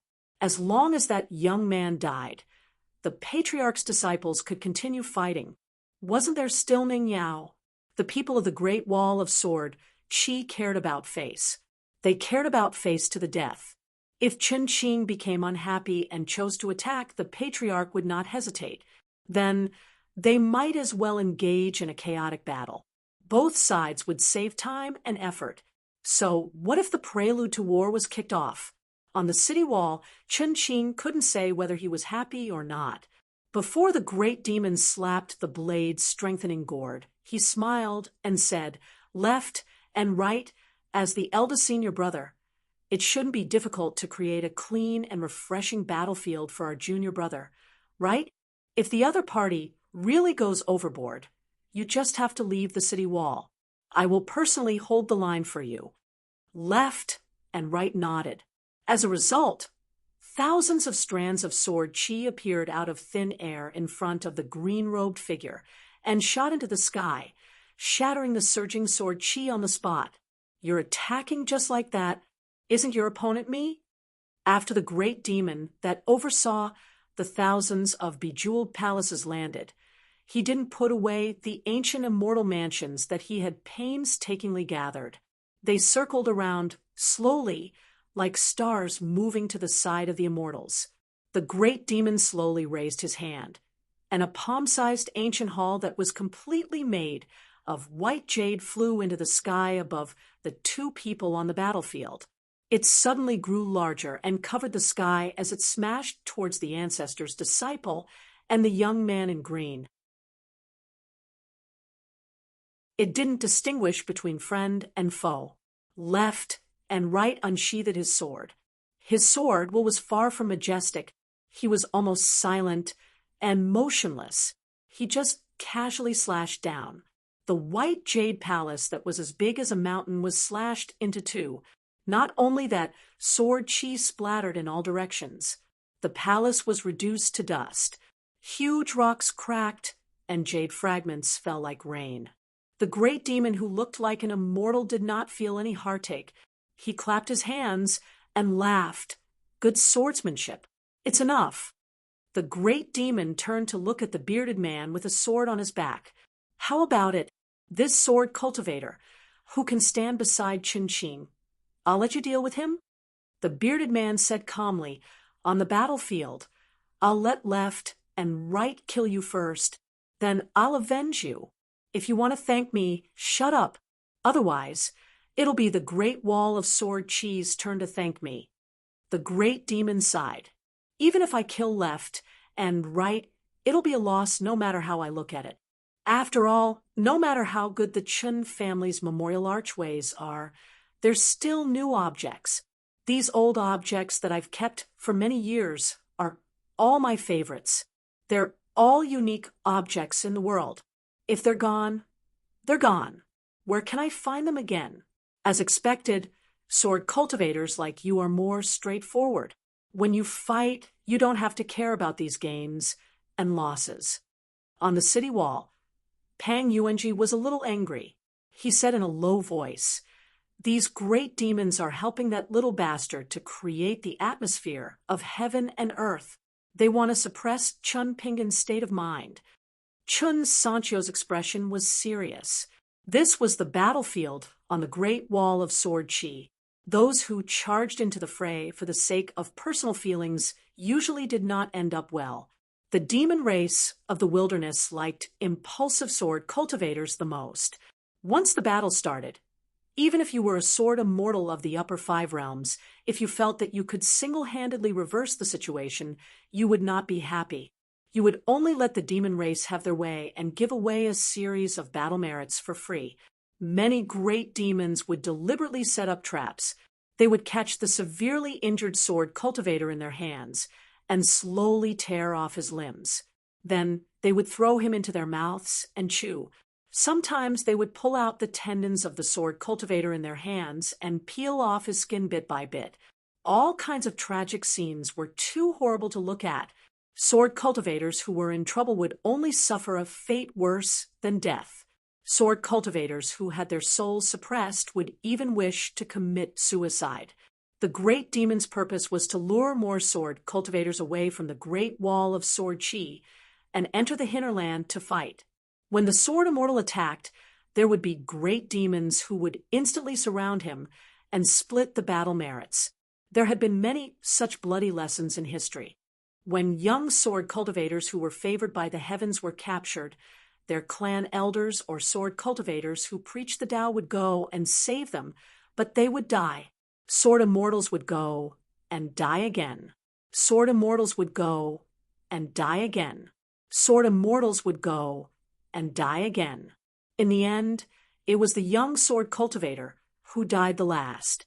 There was a young sword cultivator who was not killed by the great demons in the end. The young sword cultivator who was crippled and had his flying sword broken was casually thrown to the ground by the great demon. When the great demon retreated, he ordered all the demon race to take a detour, leaving the heavens favored by the great wall of sword chi. Many young people who had their flying swords smashed and their longevity bridge completely destroyed would often end up like this. They would either accumulate some strength on the battlefield and choose to commit suicide, or they would be carried away from the battlefield and commit suicide at a later time in the city. The wilderness only cared about victory and defeat and life and death. It did not care about the process. Ning Yao said, "Then they will regret it." She gently clenched her hands and unsheathed her sword. The tip of her sword was pointed at the great demon who had summoned a white jade palace. In front of the line where the gray-robed elder and the 14-peaked great demon stood, a huge whirlpool suddenly appeared. Sword tips broke through the void and slowly emerged. It was as if a total of 15 small worlds had been added between the wilderness and the great wall of sword chi. The wilderness, the left, and right sword cultivators were asking all the great demons at the same time. The wildlands and the great wall of sword energy were at different levels of cultivation. Both sides were well aware that the more attention the wildlands and the great wall of sword energy had, the more likely they were to die in the next battle. Those who didn't die were simply courting death. Those who could have died a bit later would die even faster. First, it was Chun Pingan. Then it was the left and right. The wilderness, the literary sage's lineage, had never been reasonable. The golden-armored burly man suddenly revealed his huge true form. The golden armor on his body expanded and firmly suppressed the great demon. The golden-armored burly man reached out to block the sword tip. He pushed back the sword and the whirlpool. In the end, the sword and the whirlpool shattered together. The golden armor on his body was splashed by the sword chi. The burly man did not even look at it. He only lowered his head and looked at a small gap in his golden palm. Unfortunately, it was quickly covered by a thick golden light elsewhere on his finger, filling the gap. The burly man was furious. He reverted to his human form. After thinking for a while, he decided that in the next battle, he had to deal with this left and right sword cultivator who had decent sword skills. On the line, the great demons with ancient thrones used their mystiques. Some punched out to disperse the flying sword and the whirlpool. Some of the movements were so loud that the earth trembled. For example, the sword immortal who stood beside the withered bone, great demon, Bai Ying, used his sword against another. The difference in size between the two swords caused countless sparks to fly. It was like a gorgeous rain of fire falling on the ground. Some of the great demons had profound methods. They also raised their hands to create a small world to clash with the sword. The bearded man did not do it himself. He just let his disciple fly into the air and use his sword to resist. The scholarly man dealt with it the most easily. He allowed the huge flying sword to fly out of the whirlpool and go straight to him. Then the flying sword shrank its sword chi in the air. The size of the flying sword changed rapidly and finally became the size of a pocket-sized flying sword. It hovered in front of the scholarly man. He put his two fingers together and smiled. With a flick of his hand, the flying sword turned around and flew to a place far away from the great wall of sword chi. It suddenly disappeared. The scholarly sage, who was sitting at the end of the city wall, also flicked his 2 fingers and sent the flying sword into the billowing white fog formed by the long river of time. Then, in the next moment, the flying sword inexplicably fell straight from the top of the scholarly man's head. The man smiled and raised his sleeve. The flying sword immediately dissipated.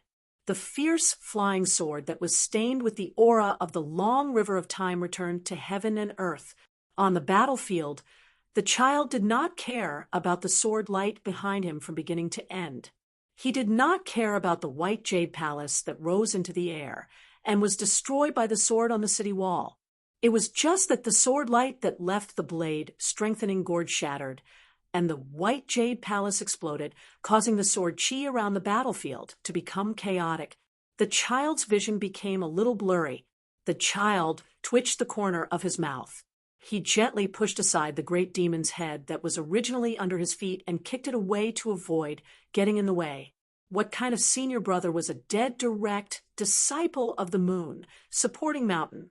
The child withdrew his foot and just stood there, not dodging. The other party was finally willing to make a move. He was really a good person with a gentle temperament. There was no point in being so careful. After leaving the city wall and confronting him, it would be difficult for him to live. Death was the easiest way. However, when he thought about how to deal with the corpse and soul so that he could lure Ning Yao down from the city wall to fight another battle with him and die together, the child was a little troubled. He really could not do something like chewing on a person's limbs and face. He was not a Yao and did not have a true body that was easily thousands of zhang long. Even if he opened his mouth to the maximum, how long would it take for him to disgust someone?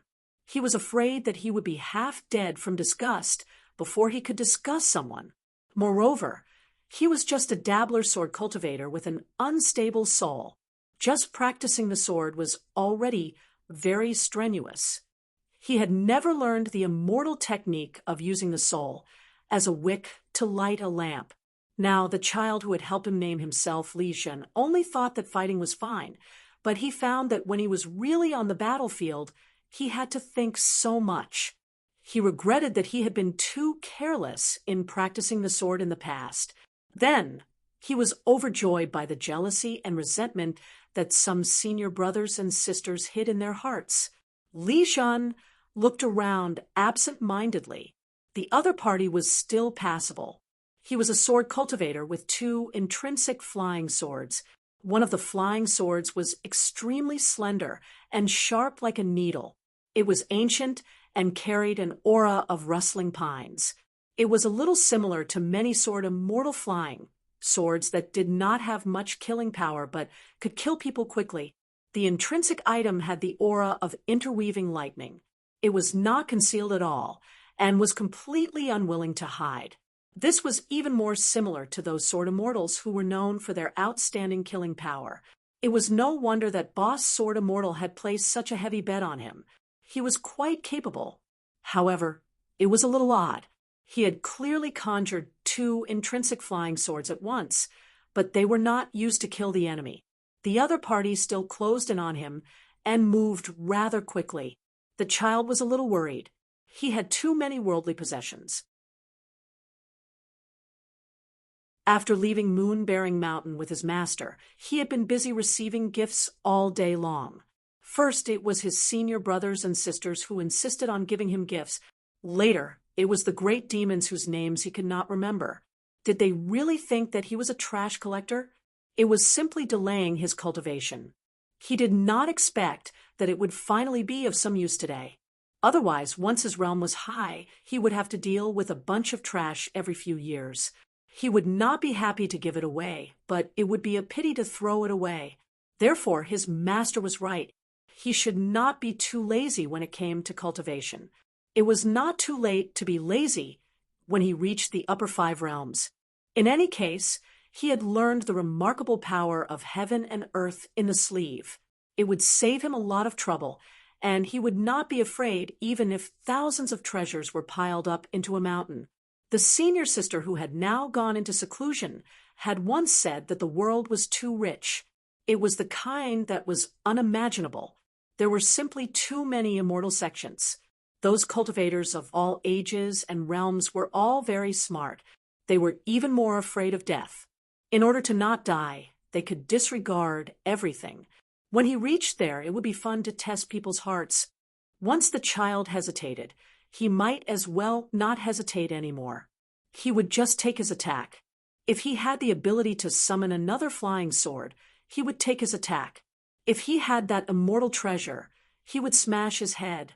It was just that he let his opponent take this attack. It did not delay him from laying the foundation for his next attack.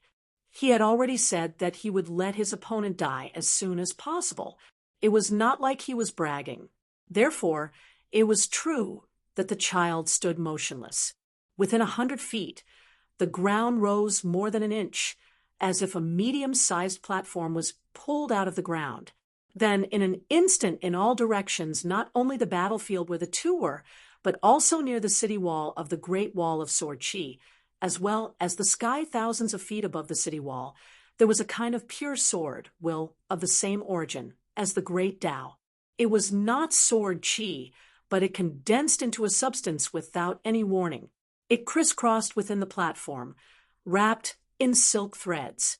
Under the sunlight, the snow-white sword shone brightly, interweaving into a cage of sword, that seemed to be imprisoning the child. The green-robed man did not choose to fight at close range. The moment before the cage appeared, he seemed to have sensed the abnormality of heaven and earth and changed his course. However, he did not stop and stand still. He just slowed down a little, like a lonely ghost wandering about 100 feet away from the child. He did not get close to the cage of sword will. He held a stack of talisman in each of his hands and threw them out casually. He either let the talisman drift with the wind or embed them into the ground. From time to time, some yellow paper talisman approached the high platform of earth that rose a little more than an inch, but they were silently cut into pieces by the still sword light condensed by the sword will. In the end, they were scattered on the high platform in pieces. Li Jun was a little disappointed. You don't even dare to exchange your life with mine? You are really boring as a sword cultivator. It is rare for you to have a generous chance to die, but you don't even grasp it. I am not a relative, and we don't have the custom of burning yellow paper during the Qingming festival. What are you doing? Li Jun walked slowly, and the whole cage moved with him. The sword that was originally scattered between heaven and earth gathered more and more, and the cage grew bigger and bigger. For some reason, outside the Great Wall of Sword Chi, all the ancient sword wills that were of the same Tao, but different origin, chose to stay still at this moment, which was extremely rare. They did not follow the sword will and conspire with it, nor were they too hostile or obstructive. Chun Shi and Qi Tingji, the two old sword immortals who had carved big characters on the Great Wall of Sword Chi, said telepathically, "It is the remnant sword that the senior left here in the early years. For 10,000 years, he has never favored any descendant of the Great Wall of Sword Chi." No wonder. Qi Tingji frowned and sneered. Senior? This kind of filthy trash who can abandon the Tao of sword for the sake of reaching the peak of his own swordsmanship, can he be called our senior? Chun Shi did not want to be tangled up in this matter, and sighed. Fortunately, Chun Pingan ran away quickly. Otherwise, if he was in the middle of it, even a nascent soul sword cultivator would have to give up his body to have a slim chance of survival. But in this way, how can we continue fighting? Qi Tingji looked into the distance. Chun Pingan's fist has to go through a process of retracting and releasing if he wants to reach the peak of his own Tao. That bastard is not idle either, and he knows how to create and seize opportunities. Otherwise, it would not have been so easy for him to use this move right from the start. Most of the other sword wills would have to obstruct him. Fortunately, Chun Pingan is not at a disadvantage. This kind of opportunity to borrow the Tao of heaven and earth to sharpen the true meaning of his fist is not common. This sword formation is only borrowed for temporary use after all. It won't be able to last for too long. Chunshi shook his head and said, "Don't forget what status he is now. He will have many good things on him." Li Shun strolled leisurely on the battlefield and said with a smile, "One move is over. It's not good to let you wander around aimlessly like this. Don't think that you can set up talisman formations as you please just because you're far away from me. Do you know that you're very annoying like this? Do you really think that I can only stand there and take a beating?" The child shook his sleeves, and a sparkling and translucent dermic seal rolled out. He stomped it through the muddy platform, and it fell to the ground below. Then he tossed out a half-sheathless broken sword. It was mottled with rust, and the sword light was turbid. The child shook out a small and exquisite bronze pagoda from his sleeves, which seemed to be an imitation of the Baek Ok-kyung building. However, the pagoda was on the verge of breaking, and the cracks were obvious. It did not seem to be of great use. Most of the time, it was useless after being used once. The pagoda fell, but because it was extremely heavy, it sank into the ground and disappeared. Li Shun walked without stopping, and it was the same again and again. Every time he threw out a celestial treasure, he would stomp it to the ground. As he walked and threw it, he said, "Every step I take is a small flaw. I'm also reminding you out of kindness that your flying sword can't break the sword formation. At least you can take the opportunity to drive your flying sword to burrow into the ground and see if you can poke me from the bottom. But you don't appreciate my kindness and insist on waiting for death. All right, let's see if you throw out more Qingming yellow papers, or if my treasure will help you clean up your grave faster." Once, Li Shun threw out a scroll and found that it fell to the ground, but did not open. In fact, it did not hinder the operation of the treasure. The child still squatted down and spread it out. It was a tattered painting of the 18 sword deities. Only then did Li Shun get up and continue walking. His steps were slow, but each step could cover more than 100 feet. Every time Li Shun made a move, the sword formation line closest to him would automatically bypass the child's hands and feet. Li Shun did not even need to move his mind. Li Shun strolled casually like this, throwing out a treasure every 3 or 4 miles. In the end, he did not plan to take out those of poor quality to embarrass himself. Li Shun finally stood still, stretched out 2 fingers, and pinched a long slanted sword intent line that was always hovering a foot away from him. He twisted it gently, making a buzzing sound. He smiled and said, "The original disciple observation. How did my swordsmanship reach the heavens? Now, even I can't imagine it. In the early years, which big shot other than Chen Qingdu did I walk with the sword to the top and man triumphed over the heavens? Unfortunately, I can't remember it." The man in the green robe stood 20 feet away in front of him. He finally stopped running.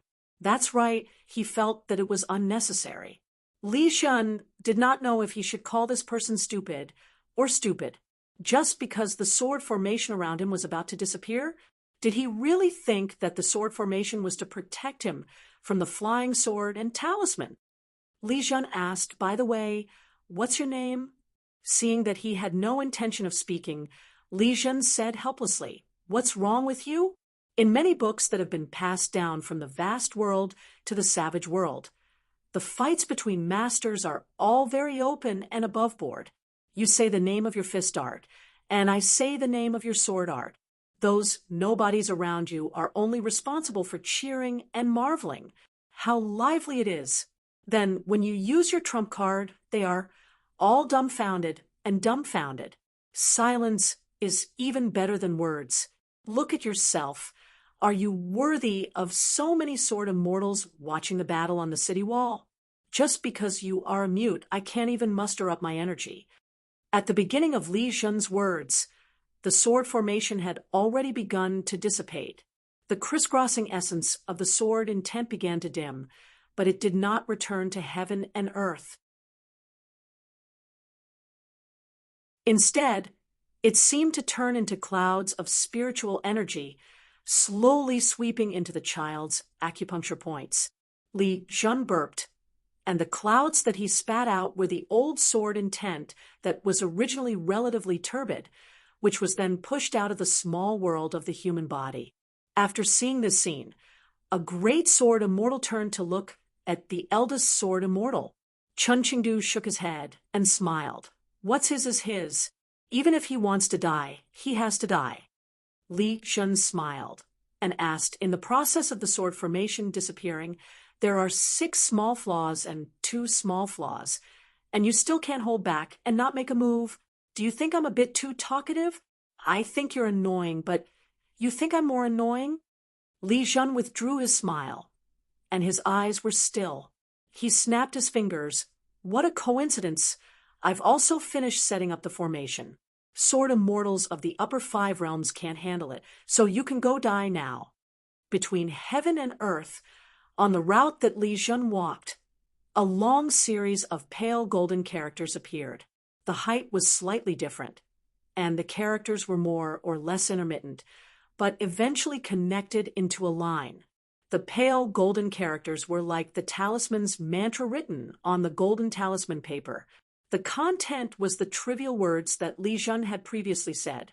Some of them were unspoken, but through the flash of light, it was obvious that Li Jun also had a lot of thoughts that were revealed, especially the 5 thunder seal, the bronze pagoda, the rusty broken sword, and the immortal painting scroll where many of the treasures fell.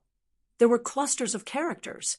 Above the ground, a huge golden lightning bolt formed a huge crooked circle, covering the battlefield within a radius of 100 miles in one fell swoop. Higher than the great wall of sword Qi, the sea of clouds gathered, and the thunder was loud, echoing with the thunder pool on the ground. At the same time, the 5 thunder seal began to slowly rise into the sky, shining brightly. 100 feet tall pagoda, with flowing rays of light, stood tall. The broken sword shattered, and all the fragments lined up along the edge of the thunder pool. The 18 sword immortals on the painting scroll slowly walked out. Even though they were suppressed by heaven and earth and sword intent, and their bodies were only the size of mustard seeds, each of them formed by the sword immortal's true intent was still brimming with sword Qi. They hovered close to the ground like a natural trajectory of sword Qi.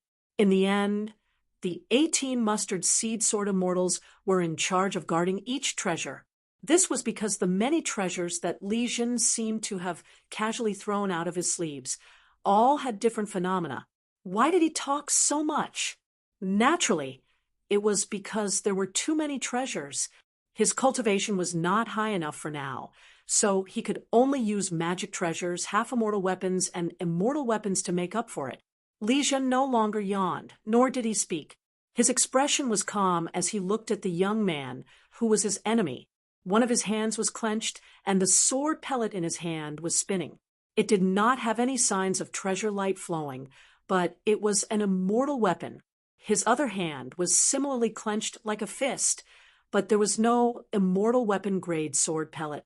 Instead, it was a talisman of the ancestral talisman painting of the 5 mountains of the future, in the great wall of sword Qi, and in an era even longer before its construction. Sword immortals had always liked the idea of humans triumphing over heaven. Then I'll have to trouble you to endure the heavenly tribulation first. After the heavenly tribulation came the earthly tribulation. After the earthly tribulation, Li Jun also had a meeting gift. As a sword immortal of the wilderness, he would exchange greetings with the sword immortal of the great wall of sword Qi. Therefore, several black-robed immortals that were dozens of feet tall appeared behind Li Jun. Their figures were ethereal and erratic, and only the long sword in their hands was filled with sword intent and dazzling sword light. One of the sword immortals in the middle was taller than the others. His face was clear, and his expression was indifferent. His figure was the human sword immortal of the ancient era, clairvoyance. Li Jun frowned. The green-robed man had one hand behind his back and the other clenched in front of him. His eyes were burning.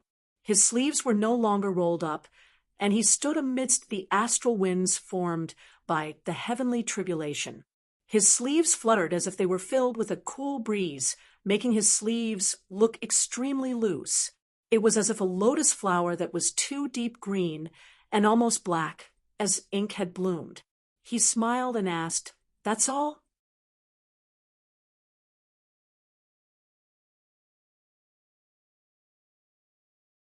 "6:15, Li Shun's eyebrows relaxed. A small accident would not affect the overall situation. Li Shun was the first to walk out of the thunder pool that used the 18 treasures as the pivot of the formation. The projection of sword will followed closely behind, followed by the rest of the black-robed immortals. Li Shun turned his head and said, "What a great camouflage of the Yin spirit. This thunder pool and the heaven and earth tribulations are yours." The price was not small. 18 treasures, 18 formation eyes. After the heaven and earth tribulations, more than half of the magic treasures would be destroyed. Among them, 2 half-immortal weapons, the 5 Thunder Seal and the imitation Baek Okekyung building pagoda, would not be destroyed, but would drop and become magic treasures. However, he was Li Shun, the disciple of the ancestor, so this price was completely bearable. It was just that small accidents came one after another. First, this person replaced Ning Yao and left the city. Then, he did not engage in close combat, wasting the sword will cage full of murderous intent. Now, even he was fooled, leaving only an out-of-body Yin spirit to take on the Thunderpool tribulation that could seriously injure a Jade Realm Sword cultivator. This made Li Shun unhappy. He was only 12 years old, arrogant and long-winded. He stepped on the head of a big demon and stood still, letting him attack. This person did not take the bait. If it were any other young sword cultivator of the Great Wall of Sword Qi, they would all be arrogant. Except for Ning Yao, they would all be dead. Li Shun could not help but turn his head again. After being exposed by Li Shun, the man in the green robe no longer tried to hide. His feet left the ground, and his sleeves fluttered in the wind, slightly distancing himself from the earth tribulation. He flipped his wrist and held a folded jade bamboo fan in his hand. He gently tapped his palm, causing ripples to appear on his robe. The green robe on his body immediately lost its camouflage and turned into a snow-white robe. The man and Li Shun looked at each other and smiled. After going through so much trouble, you only managed to trap a small Yin spirit like me. Does your heart ache? You're leaving just like that? You're not staying in the thunder pool and staring at my vanishing smoke? Aren't you worried that the heavens' tribulations will not kill me? That person held a fan in one hand and then raised his other hand. In the palm of his hand, there was a talisman remnant made of green material, like some green mud staining his hand. It was just a talisman, but it was in exchange for the loss and damage of so many half-immortal weapons and magic treasures of Li Shun. The crux of the matter was that he had allowed his true body to leave a place of certain death. Most of the sword immortals on the city walls heaved a sigh of relief. A heroic death was still a death in the end. Li Shun smiled and said, "Yin spirit is still Yin spirit. It's not a trick. What's gone is gone. Your cultivation state doesn't seem to be high. What's more, you're under 30 years old. No matter how high you are, can you be higher than Ning Yao and Pang Yuanji? Even if he had that treasure with him, if something really happened, he would still die if he used that strange ability to block the Great Tribulation for a moment. Who knows, he might even give me a blessing for free. If someone else gave it to me, I might not be willing to accept it. But if I snatch it from you, even if it's a broken magic treasure, I'll find it meaningful." Li Shun gradually left the thunder pool. As he walked, he turned his head and said, "Although I don't know who you are, or when such an interesting person like you appeared in the Great Wall of Sword Qi, I know that Ning Yao of the Great Wall of Sword Qi has heard so much that my ears are about to grow calluses. You took the initiative to return the favor for Chen Qingdu, and Ning Yao didn't stop you. Chen Qingdu even dared to bet heavily. From that moment on, I knew that you had to die. What's wrong with paying a price? Who knows, killing you might not be any less than killing Ning Yao. Li Shun pointed at the great wall of sword qi. Price? In the future, the entire city walls will be my cultivation ground. Li Shun looked at the young man in white robes and waved his hand. Have a safe journey. When the Yin spirit disintegrated, the soul would be incomplete. To a cultivator, it was an incurable illness that even immortals couldn't cure. Their battle prowess would be greatly reduced. The Yin spirit smiled. With a shake of his sleeves, the talisman moved like clouds and water, covering the sky and earth. The talisman that was thrown out earlier was crushed by Li Shun's treasure. It's all right, I have a lot of talismans. The 5 elements talisman, the thunder technique talisman, the snow mud talisman, the Yang Qi lantern lighting talisman from the True Alchemy Works, the extradition talisman taught by Qi Jinglong, and the mountain searching talisman taught by his student Cui Dongshan. There were no less than 20 types. It was naturally regretful that the talisman couldn't form a formation earlier. However, it could still rely on the circulation of the remaining spiritual qi from the talisman, guts to help observe the qi flow of the heavenly tribulation and earthly tribulation. Li Jin suddenly stopped and asked, "Earlier, you looked like you were ready to die. Was it to lure me to throw out this formation early?" The white-robed Yin spirit smiled. "Take a guess." Li Shun kindly reminded, "Enjoy the heavenly tribulation and earthly tribulation. Don't forget about the 18 mustard sword immortal puppets guarding the treasure. When the heavenly tribulation starts, they will be free. Every time they attack, it will be equivalent to an all-out attack from an earthly immortal sword cultivator." Li Shun looked in a direction. "Can you show your true form now?" Li Shun had done something to the head of the Yu Clan sword immortal. After the strange talisman that helped him hide his aura was gone, it was useless to hide it anywhere.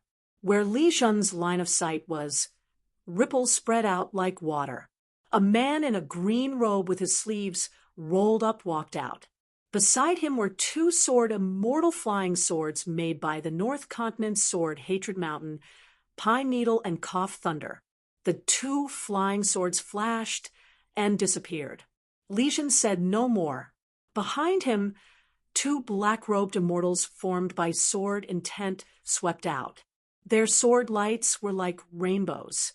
Chun Pingon stomped on the ground and disappeared into thin air, dodging 2 beams of sword light. There were 2 more black sword fairies. One of them stood in front of Li Jun with a sword, while the other disappeared without a trace. Only the clairvoyance, with the most substantial sword intent, and almost a real person stood behind Li Jun. A sword cultivator with a low realm and a pure martial artist with a high realm? What kind of person is he? Li Jun's unhappiness lessened a little. The big demon Chongguang bowed and stood behind the gray-robed elder. He wanted to say something but stopped. The gray-robed elder smiled. "Behind closed doors, we are all family. Li Jun will suffer a little this time. It's okay.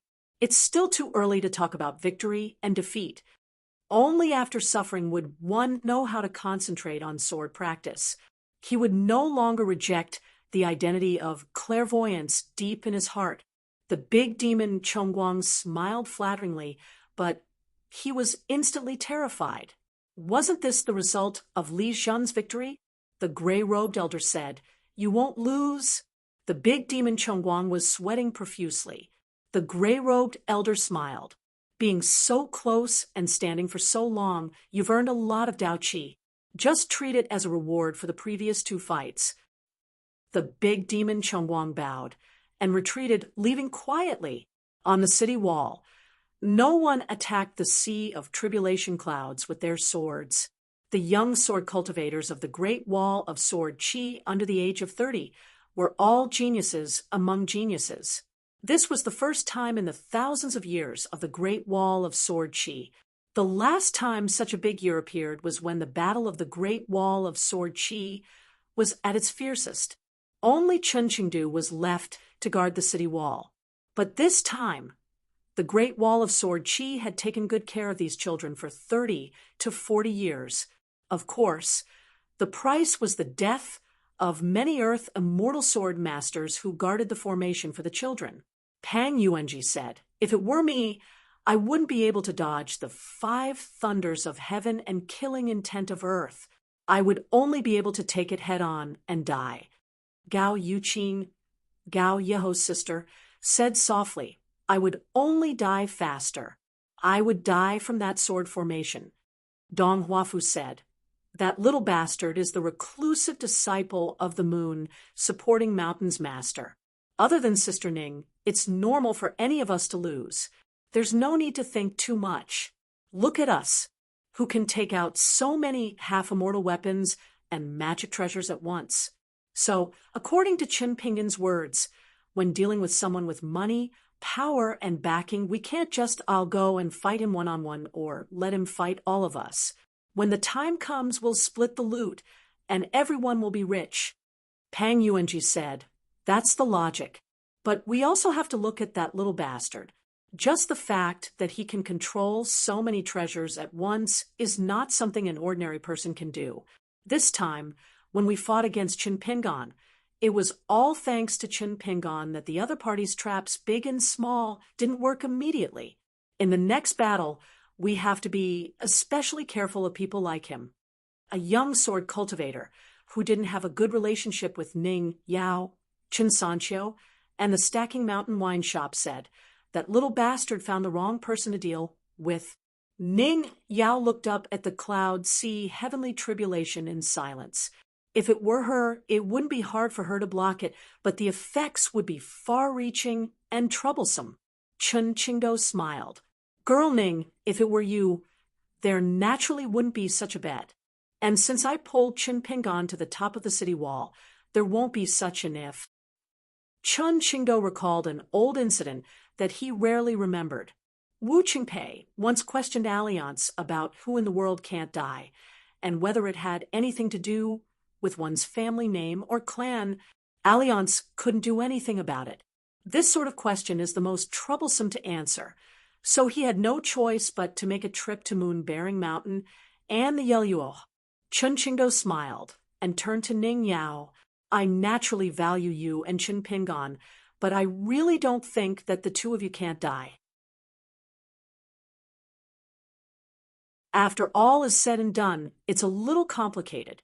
Girl Ning, do you understand what I mean?" Ning Yao nodded.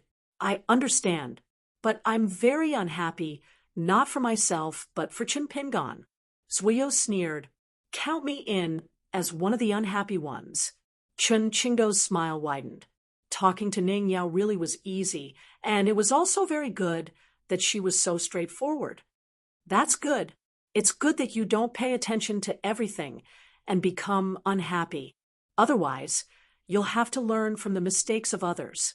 What do you practice the sword for? Why do you practice the sword? Why do you practice the sword? Why do you practice the sword? Why do you practice the sword? Why do you live and die? Only today did you start to look like a true sword cultivator." Chen Qingdou pretended not to hear, muttering to himself, "A true sword cultivator. A true sword cultivator would unsheath their sword for the world. They could forget life and death, transcend life and death." This was a major matter that was extremely difficult to accomplish the more one thought about it, but it was also a minor matter that could be done inadvertently. It was also a strange matter that many sword cultivators of the middle 5 realms could do, but sword immortals of the upper 5 realms were increasingly unable to do. The world was becoming less and less beautiful, and the heart was disheartened and unwilling. The world was becoming more and more beautiful, and it was inevitable that one would be reluctant to part with it. If one's swordsmanship was not high enough, there was nothing one could do about it. It was better to die for oneself and for others. If one's swordsmanship was high enough, One would have the ability to find all sorts of reasons to not die. This was also human nature that could not be demanded. The human heart was truly worthy of being the most interesting cage set up by the gods. As for the other cage, it was a person's perception of the long river of time.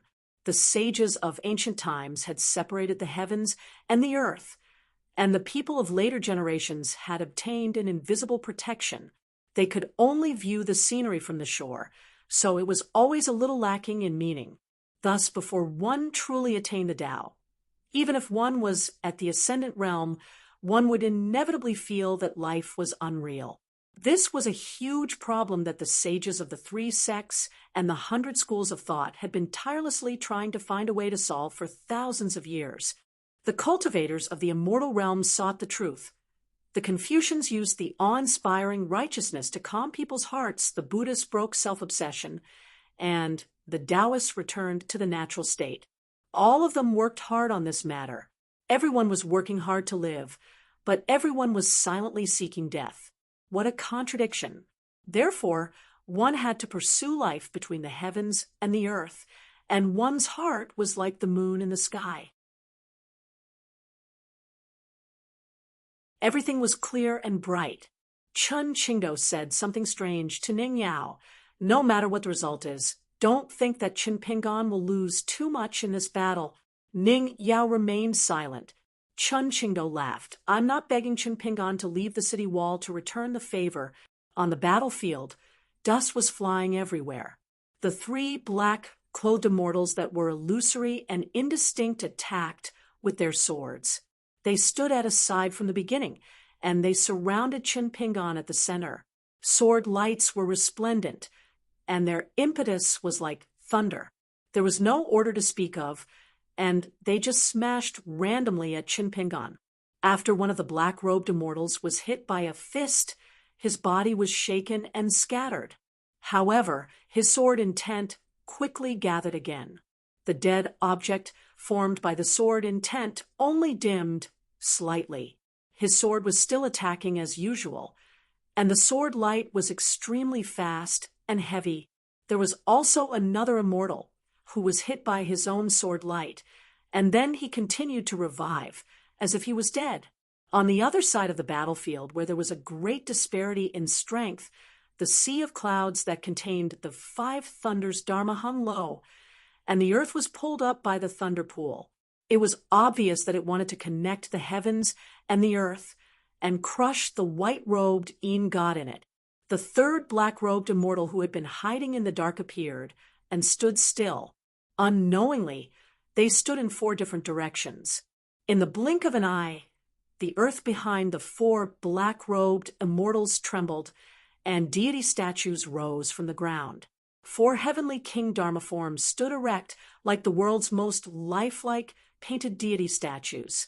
Then, when the 4 sword immortals made sword gestures at the same time, the 4 heavenly king Dharma forms opened their eyes at the same time, showing the fury of a heavenly king. One of the deity statues was gorgeous and dazzling, and its entire body was overflowing with golden light. It wore a crown of 5 Buddhas on its head and wore a golden armor. It was adorned with jewels and jade, and held a treasure banner in its right hand. Another deity statue was a golden man wearing a red and purple armor. Its face was angry, and it held a spear in its right hand. The spear was on the ground, and the other hand held a treasure mirror, which reflected the earth.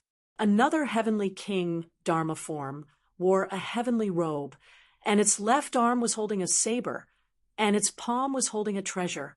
The last deity statue had a dragon coiled around its body, and its right hand held a red rope which was said to be able to subdue the dragon kings of all places. Li Jun was multitasking. He was looking at the real bodies of his opponents in the formation, and also carefully observing the white-robed Yin god in the heaven and earth tribulations. The 4 heavenly king Dharma forms each held a treasure, and once again shrouded a small world with the light of the treasures. After the 4 black sword deities formed the formation, their bodies dissipated on their own and turned into wisps of pure sword will. Chun Pingon punched out with the Great Cloud Swamp style, which shook the small world. For the time being, it was unable to sink down and suppress the earth with the heaven's might. At the same time, the flying sword Chu-yi flew out of its natal acupoint and strangled the sword that was close to it. Li Shun twitched the corner of his mouth. His opponent had a lot of trump cards, and he was only forced to use them to defend himself at this moment. Li Shun's thoughts moved slightly, and the clairvoyant behind him took a step forward, protecting Li Shun like a guardian deity. A wisp of dark green sword light flew at an unimaginable speed and nailed into the body of the clairvoyant. In an instant, the tip of the sword trembled slightly, and it was less than a foot away from Li Shun's forehead. Li Shun took a step back, and the body of the clairvoyant became more and more condensed. He was about to reach out and confine the sneaky flying sword with 2 fingers, but he didn't expect that the dark green flying sword that failed to hit him would fly backward and disappear. Ordinary people had weak bodies. Even if they had a magic treasure on the mountain, they wouldn't be able to control it and would only suffer. Similarly, not all Earth immortals could completely control a half-immortal weapon. As for making the immortal weapon recognize its master, it was even more difficult.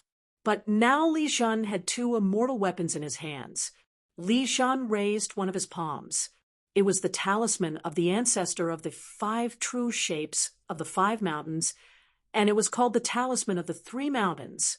Once it was used, the price was so high that even Li Shun would complain incessantly.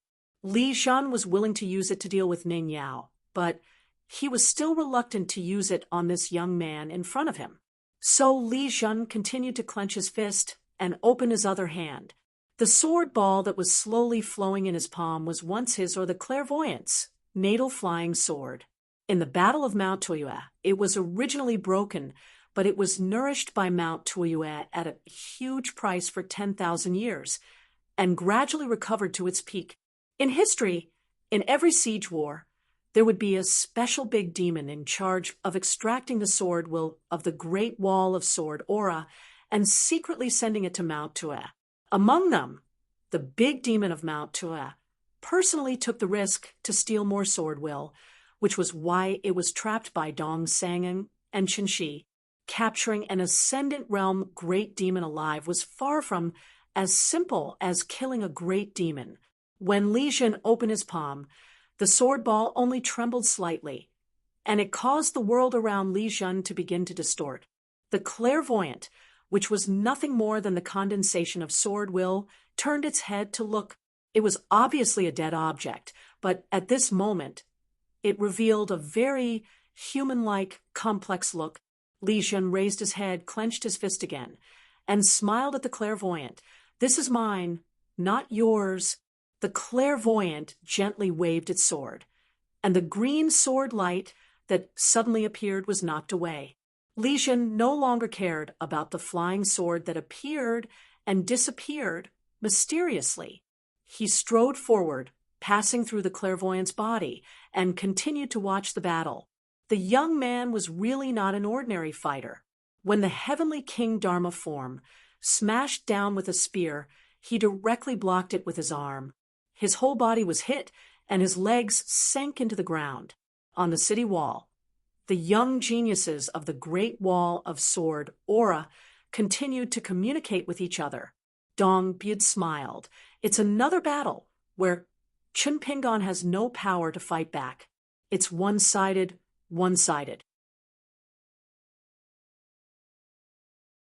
Guizhuju nodded vigorously. That little bastard is really powerful. He can be brothers with Qi Shou. When they meet on the battlefield in the future, before both sides fight, they can pour out their hearts. Chun Sanqiu smiled bitterly. In fact, these seemingly casual words were precisely because everyone's heartstrings were tense.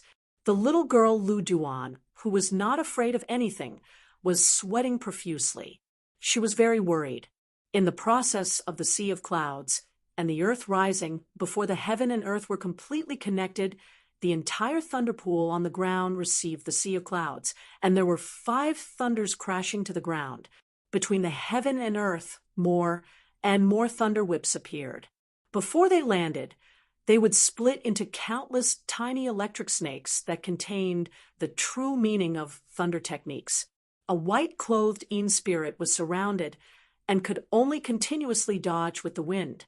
Not only did he have to avoid the 5 thunders crashing to the ground, he also had to avoid the chaotic electric light that spread like branches and leaves in an instant. However, the heaven and earth were connected, and the 2 calamities overlapped. He was destined to have nowhere to hide. Li Jun smiled at the 4 Dharma Laksana and said, "Don't worry. Let this pure martial artist, who was originally high in martial arts, slowly turn into a skeleton, and let him have a taste of what it feels like to become a god." After saying this, Li Jun raised his head and looked at Ning Yao. He heard from senior sister Yushan that the sword cultivators of the Great Wall of Sword, Aura, liked this the most. The young man whose Een spirit and real body were trapped in 2 different battlefields was probably one of the few exceptions. However, Ning Yao did not look at Li Jun. She just stared at the sea of clouds that was falling faster and faster. Ning Yao did not care about Li Jun's provocation. On the ground far away from the city wall, there were flying swords that continued to fly toward Li Jun like a sword cultivator asking for a sword. This time, it was not just 1 green sword light, but 3 swords together. The first one was the thin needle, Songjun. Clairvoyance sent out a sword, but the flying sword suddenly changed its trajectory and disappeared without a trace. There was only a gully of the same depth on the ground. Clairvoyance twisted his wrist and continued to attack. Even the powerful Kul Lei retreated without fighting. However, he was affected by the sword Aura of Clairvoyance. When he retreated, the tip of the sword was crooked. Li Jun thought it was a little funny. So, they were just 2 embroidered pillows for show? If it was on a normal battlefield, they could really scare people. Many lives were on the line, and it was enough to change the situation. Only the Flying Sword 15, which contained real killing intent, broke through the air from the side far away. It drew an arc and rushed toward the back of Li Jun's head. Clairvoyance was now encumbered by Li Jun's current realm and thoughts, so he could not completely rely on his instinct to attack. Since he was not at the peak of his real body, Clairvoyance could not attack in time, so he simply reached out and grabbed the flying sword. Li Jun did not care about this kind of assassination at all.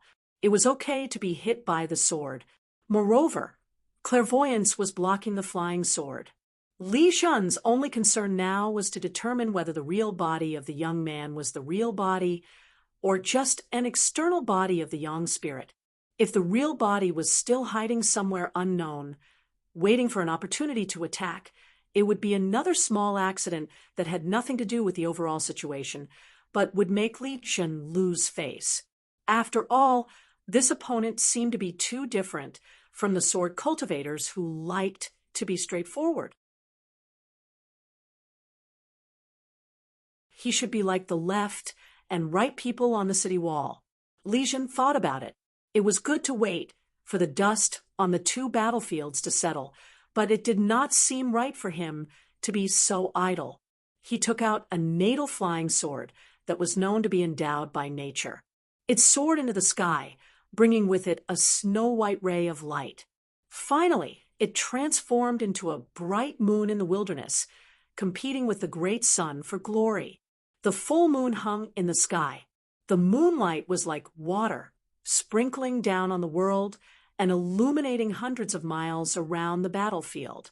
After being illuminated by the moonlight, most of the ancient sword immortals' sword will showed some stagnation. The Thunder Pool was a small world, relying on the accumulation of treasures and his superficial talisman array skills.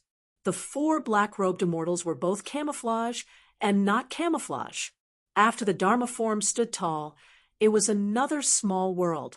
When Li Jun's natal flying sword was taken out, it was the 3rd one, Li Shun looked at it with rapt attention. The moonlight sprinkling on the earth was tainted with the aura of the flowing water of time. Therefore, when Li Shun made up his mind, the third small world outside the two small cages became still.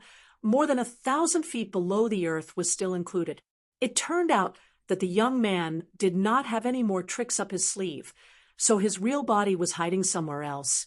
On the other hand, the three real and fake flying swords finally knew their place and stopped pestering Li Shun. They just flew in the distance like headless flies. Especially the two fake flying swords, which were on the verge of collapse, looked very funny. In the small world, except for the sword immortal sword, that seemed to be unrestrained by the great Tao of heaven and earth, which only slowed down, the rest of the sword chi turned into powder in the flowing water of the moonlight. Li Shun was relieved because there were no more accidents, but he was also a little disappointed. The flying sword in Guan Zhao's hand had already escaped. The flying sword's sharpness was quite good. However, Guan Zhao was also safe and sound. The green sword light, after a long time, returned without any success. In the end, it could not escape the fate of its master's death and the destruction of its life flying sword. It and its poor master were both making a dying struggle. The first small world of the Thunder Pool was already connected to heaven and earth. Above the earth, and in the sky below the city, huge waves of sword chi sputtered in all directions, like sword immortals taking out their flying swords. A little lean spirit. In the second small world where the statues of the 4 heavenly kings were guarding, there were more real bodies who punched as pure martial artists. The young man's hands and shoulders were all exposed. Li Shun said that he would turn him into a skeleton, which was obviously not a daydream.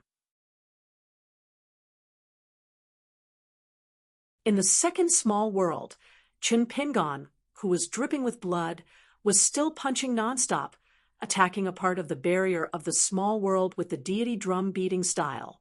His fists were white bones. Every time he punched and retracted his fist, Flying Sword number 1 would add a sword to the place where his fist landed. Flying Sword number 15 in the third small world suddenly turned the tip of its sword, as if it wanted to meet Flying Sword number 1 with the tip of its sword. When the two swords collided, a crack appeared in the barrier of heaven and earth. The last punch of a green-robed deity drum beating style, at the price of a broken arm, punched open the heaven and earth. In the incomparably dazzling light, it rushed straight towards the existence of the most favored son of heaven in the wilderness, Li Shun. However, after breaking open a small world, he was about to enter the next small world. His body should have been blocked, and he was seriously injured. It was reasonable that his running speed should be slower than before. However, his peak fist intent flowed like a waterfall, as if a high god had descended on him, allowing Qin Pingon to run as fast as lightning. In an instant, he had traversed more than 10 miles. The golden fist intent collided with the moonlight flowing water created by Li Shun's natal flying sword and directly exploded the latter. Ning Yao stood on the city wall, her eyes shining. She could see the pure martial artist Qin Pingon, who was still in his green robe but without the white jade hairpin. She resisted the urge to look at the thunder pool, heavenly tribulation that bordered the heaven and earth. Li Shun no longer clenched his fist, but gently clenched one hand. His entire arm began to be torn apart and the white bones shattered. He didn't expect that he would still have to use this immortal weapon, the talisman, in such a tragic state. Li Shun's entire arm had disappeared, and his face was a little pale. However, where he had clenched his fist, an ancient talisman appeared, floating in the air. The young man whose arm was hanging limply shook his left sleeve, and a golden robe appeared. He continued to run, but at the same time, the robe automatically put on his body. In the next moment, a mountain range with 3 undulating peaks appeared on the ground. The young man who had changed from his green robe to his golden robe was nowhere to be seen. A golden line swept across the great wall of sword chi. It passed through the three mountains, the small world created by the natal sword moonlight, and the flowing water of time was split open, and it landed on Li Zhen's head. Li Zhen threw away the sword orb in his hand, and it instantly merged with the sword immortal's clairvoyance. The sword immortal's clairvoyance's ethereal figure instantly sputtered out sword light. He was dozens of feet tall, and he held a long sword in his hand to block the golden sword. Li Zhen's 7 orifices bled, and his heart was filled with hatred. No matter what, he had to drag him down with him.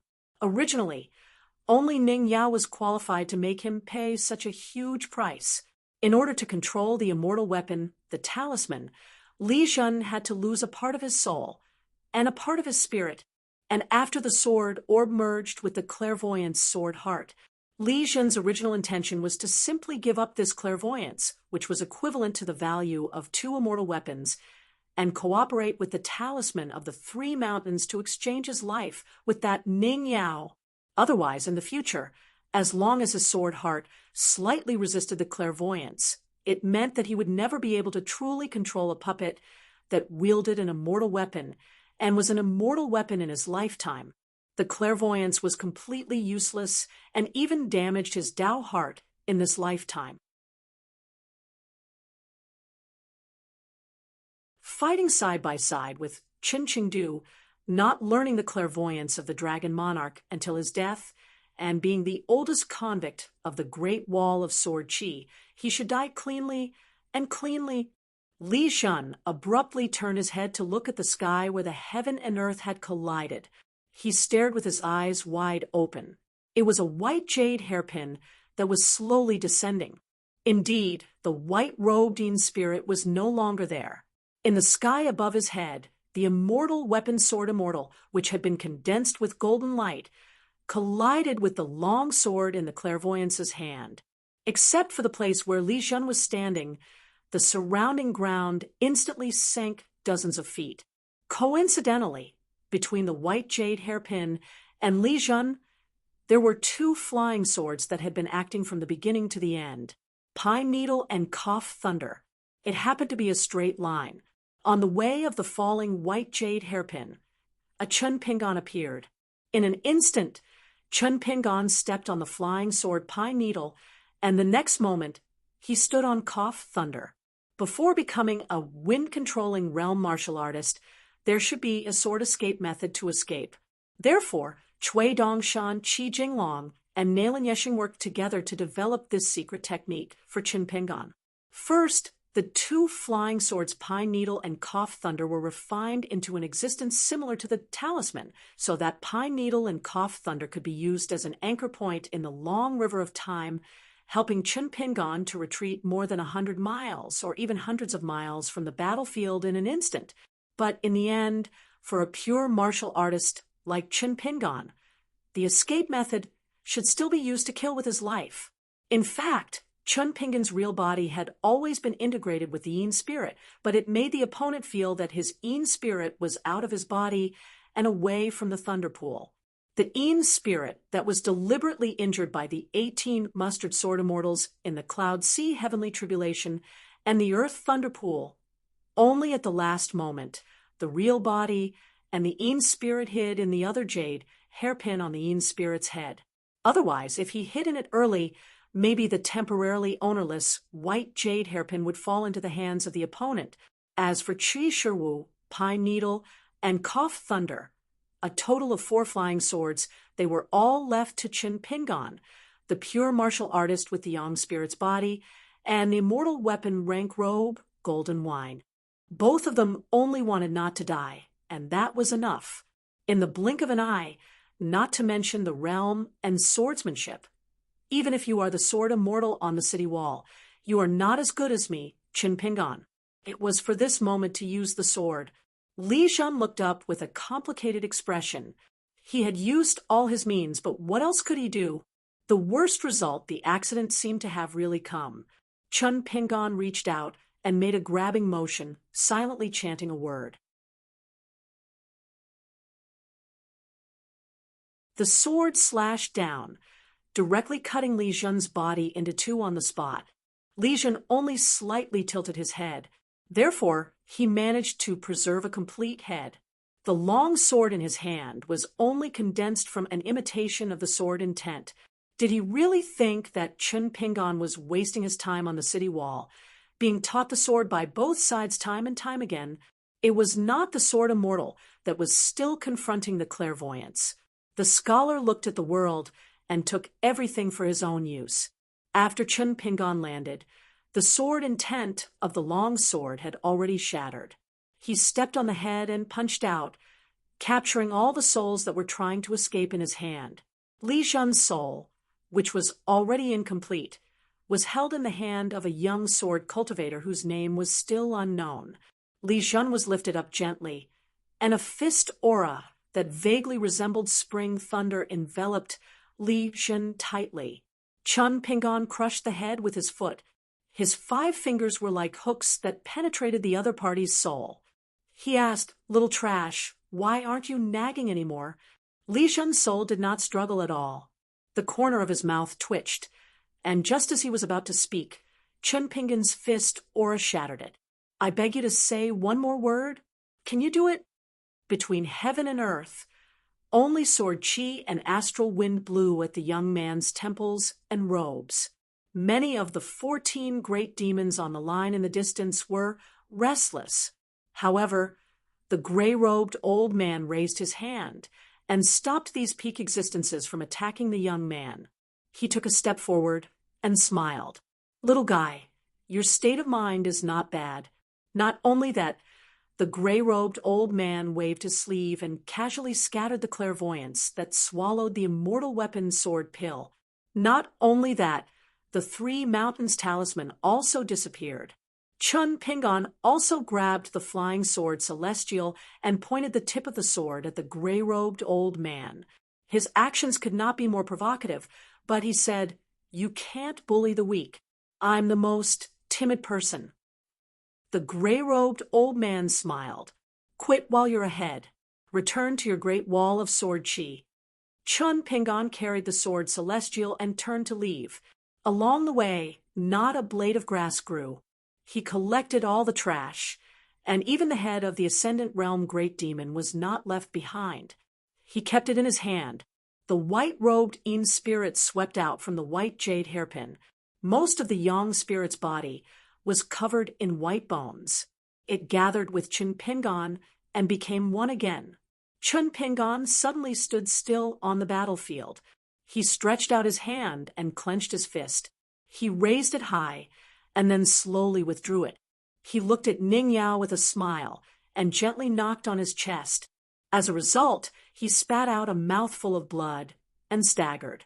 Then he was dragged to the top of the wall by the sword celestial in his hand. During this time, the handsome great demon couldn't help but want to slap the blade strengthening gourd again. He might as well use all the sword chi to kill the annoying young man. He only slapped it once, but the blade strengthening gourd didn't move. He looked at the gray-robed old man and resentfully stopped. The gray-robed old man stepped out and stood on the ground between the 14 great demons and the sword celestials of the great wall of sword chi. He stretched out his palm. "Chun Chingo, according to the agreement, just use your sword." Chun Chingo smiled and asked, "You put on such airs. Let's make a deal. How about 2 swords?" The gray-robed old man withdrew his hand and smiled. He was too lazy to answer. Chun Chingo turned his head and waved to Chen Pingan. "I can't let you work for nothing. Come here, I'll teach you a sword." Chun Pingan's shoulder was pressed down by Chun Chingo. It wasn't just the great wall of sword chi. The great demons couldn't see any more clouds as far as they could see.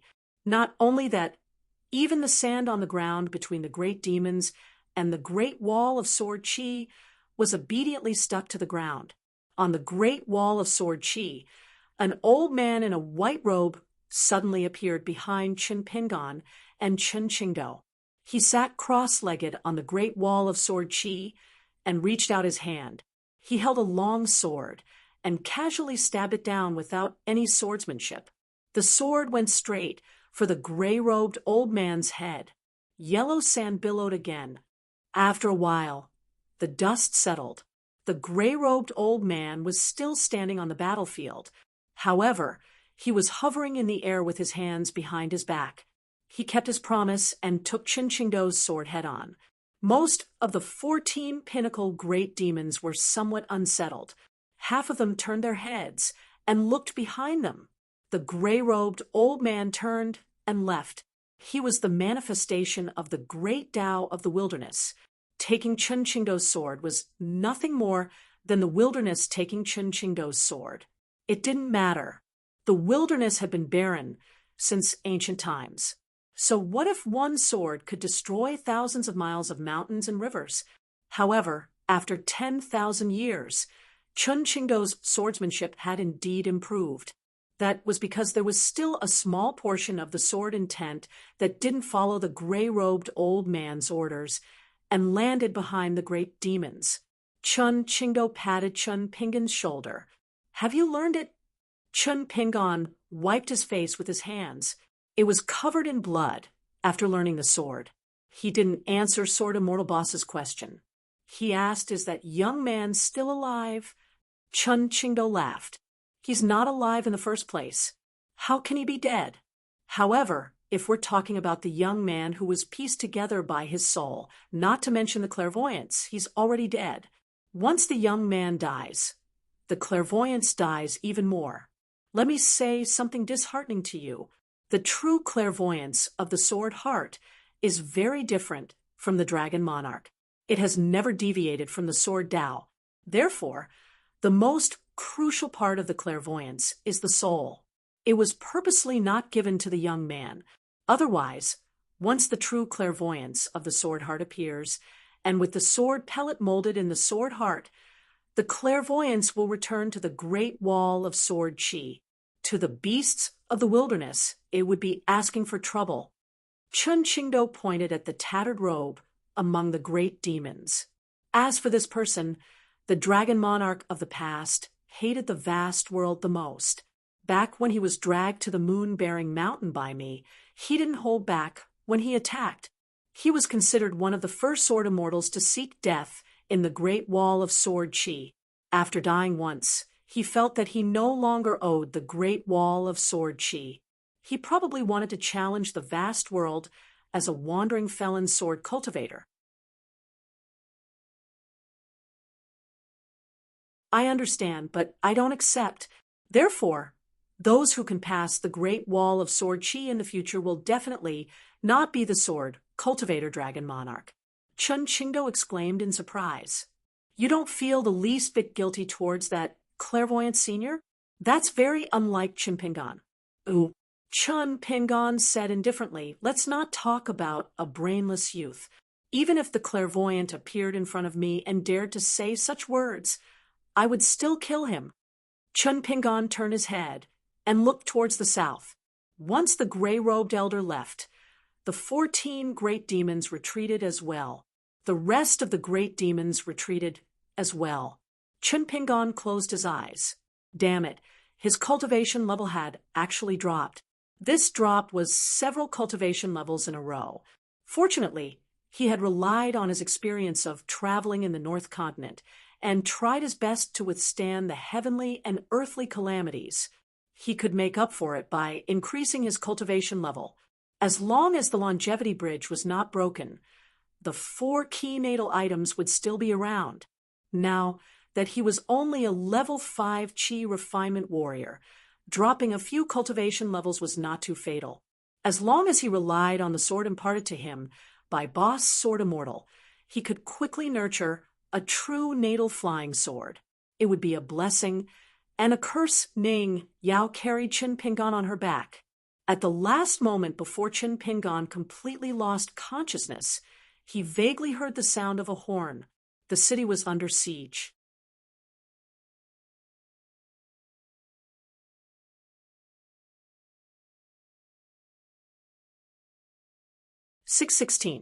Chun Pingan opened his eyes.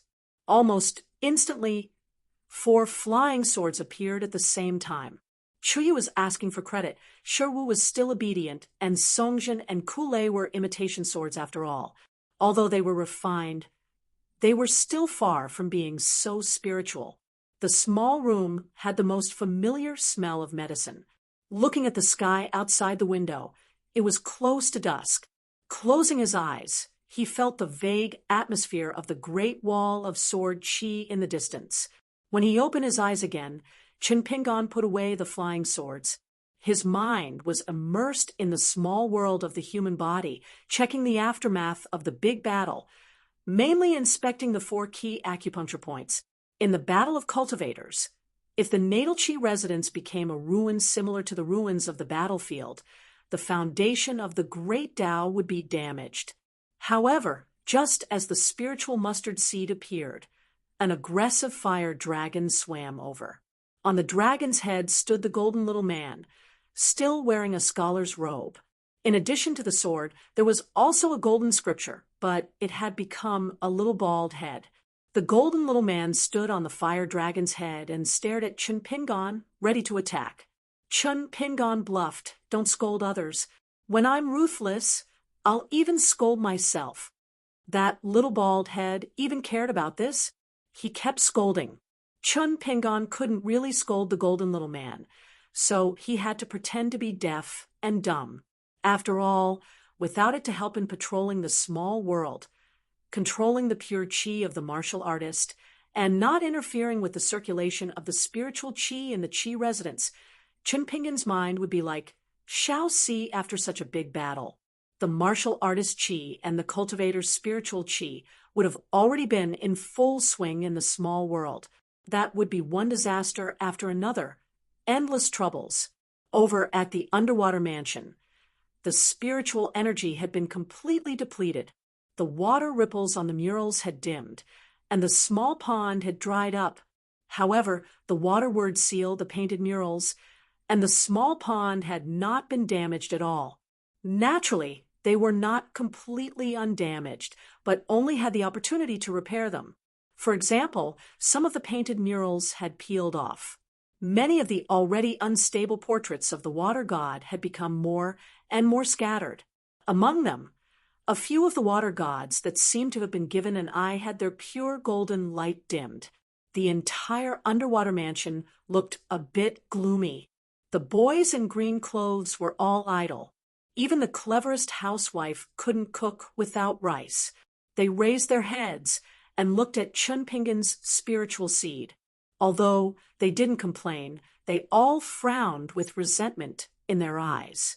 Qin Pingan had no choice but to promise them that he would try his best to provide for them as soon as possible to restore the vitality of this place. The little children in green drooped their heads in disbelief. At the entrance of the underwater palace, the little golden man was sitting cross-legged on the dragon's head, glaring at those boys in green. The listless little fellows immediately got up and respectfully sent Qin Pingan off. After leaving the underwater palace, the little golden man began to ride the fire dragon again, chasing after Qin Pingan and scolding him. The mountain temple and the wooden house were also in a similar situation as the underwater palace. They had to be a mender, relying on the immortal money and the corresponding treasures of the 5 elements to slowly fill up the holes. The damage to the 3 key aperture acupoints and the natal item caused Qin Pingan to drop by 3 realms. Now, he was a great cultivator of the 2nd realm.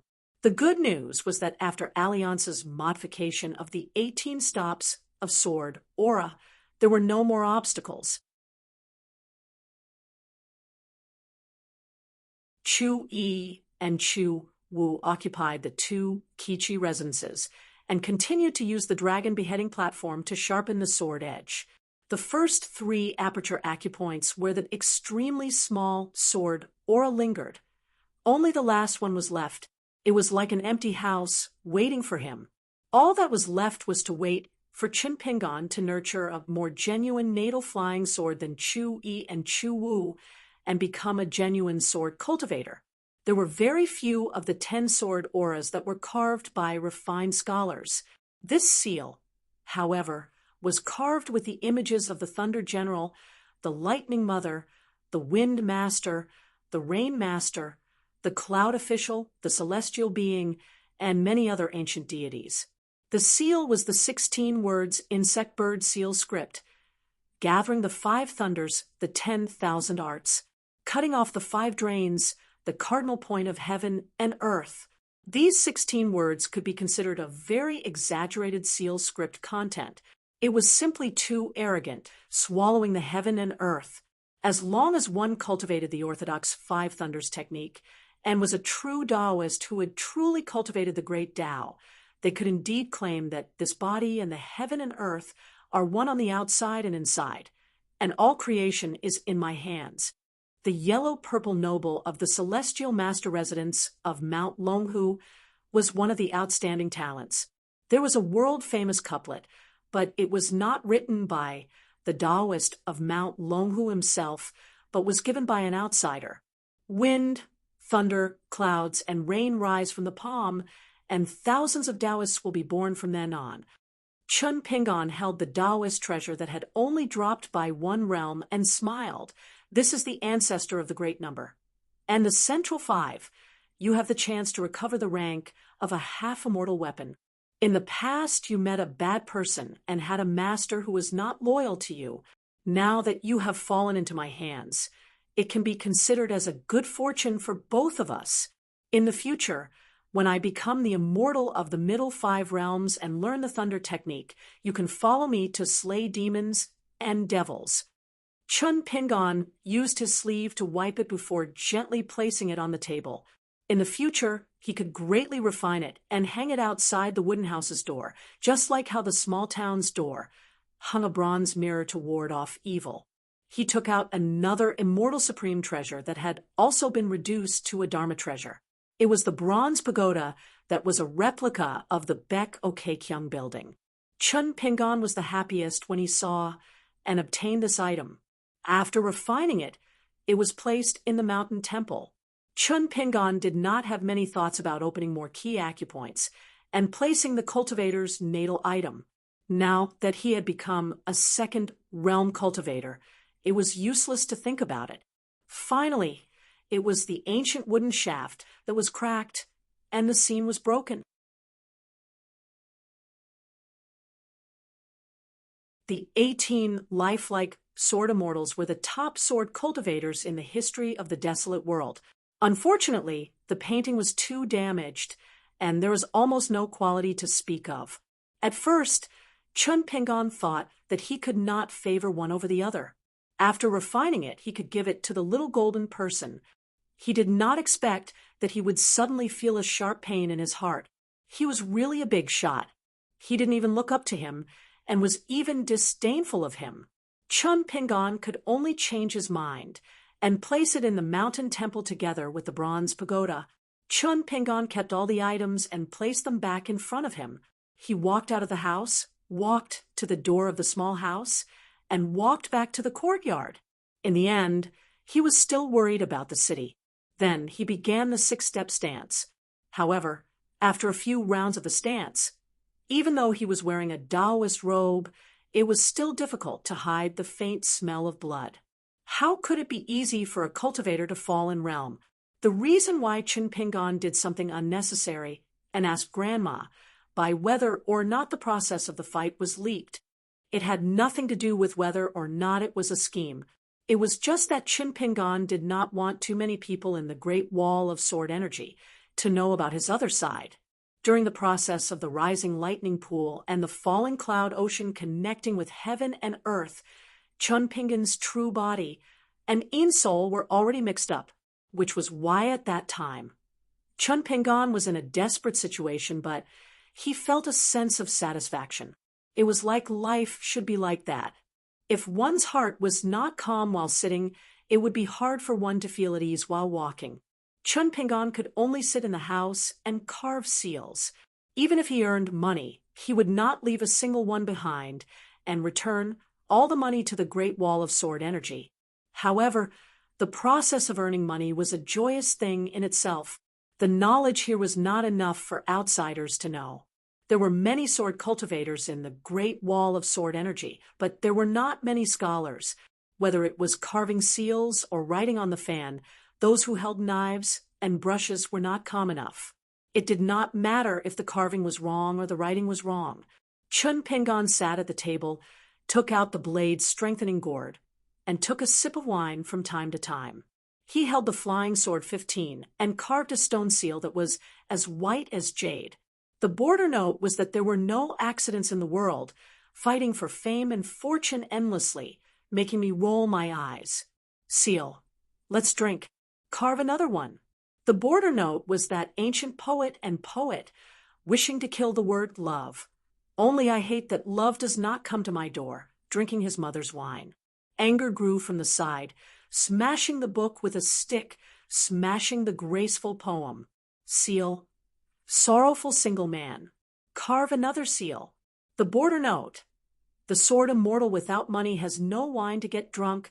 The graceful beauty suddenly has autumn fat. Seal. What should I do? Finally, carve a seal. The border note.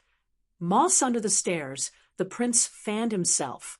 The yellow vegetables by the well flowed with tears and snot. Chun Pingon was just about to carve the seal when he suddenly held the seal in his hand and crushed it into powder. Chun Pingon took a deep breath.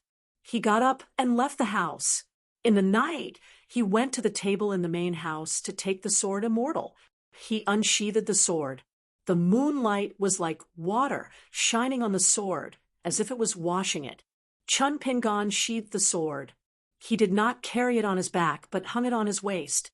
Then he took out the talisman boat and went to the Great Wall of Sword Energy. Heroes kill thieves, sword cultivators kill demons. How can I not be fascinated? Then let's do it.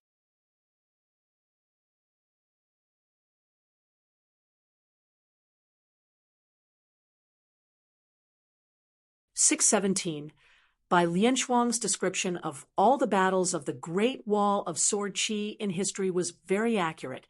Death. On the city wall, sword immortals and sword cultivators all took out their flying swords.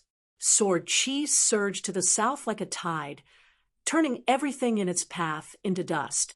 On the battlefield, the demons that were swarming towards the Great Wall of Sword Qi fell to the ground one by one, as if they were being mowed down. There were 3 moons in the savage wilderness. The city wall had the most moonlight. There were so many sword cultivators on the city wall. Once they took out their flying swords, the night became as bright as day. It was enough to overshadow the moonlight. It was still too early for the demon clan to go against the current. It was too early for them to attack the city like a swarm of ants. They could only use their lives to exhaust the sword cultivators' spiritual qi in exchange for a chance to get close to the Great Wall of Sword Qi. They had to pay a huge price for every step they took toward the north. A group of big demons showed their true forms. Under the lead of Chong Guang, the big demon in the Ascendant Realm, they were responsible for uprooting the mountains from the savage wilderness. They carried them to the south and smashed them toward the Great Wall of Sword Qi. Great Sword Immortal Yu Qing, who was known as the candidate of the 10 pinnacle cultivators, had 2 swords at his waist. One of them was majestic, and the other was a standard long sword of the sword workshop. Both of them were still sheathed. He took out 2 natal flying swords. The 100-foot-long spring poured down like a waterfall, smashing the mountains that were flying toward the city wall to the ground. The earth shook, and countless demons were crushed to death. There was also a flying sword skylark in the sky. Sword Qi fell on the battlefield like a torrential rain. Han Huizi, the leader of the Taihui sword clan in the North Continent, didn't aim his flying sword at the demons who were dying on the battlefield. Instead, he cooperated with Yu Qing to smash the mountains that were smashing toward the city wall. Li Tumi, the head of the Yen family, and a sword cultivator in the immortal realm, also had 2 natal flying swords. One was a white dragon, and the other was a black dragon. The flying swords were like 200-foot-long dragons, rolling on the ground and killing demons. The immortal Realmi, whose natal flying sword Aou left the city wall and sank into the ground. It tore gullies on the battlefield to stop the demons from advancing. His younger brother, Miyu, summoned his flying sword, Rosy Sky. Together with his elder brother, they produced a rosy sword chi that was as thick as water in the ravine, preventing the enemy great demons from filling up the ravine. At the same time, they killed all the demons that fell into the ravine. Yuan Qingxu, the sword immortal from the South Whirlpool continent, also took out his flying sword, Frost and Snow. He stabilized the gullies for the sword immortals of the Mi family. The sword chi was abundant.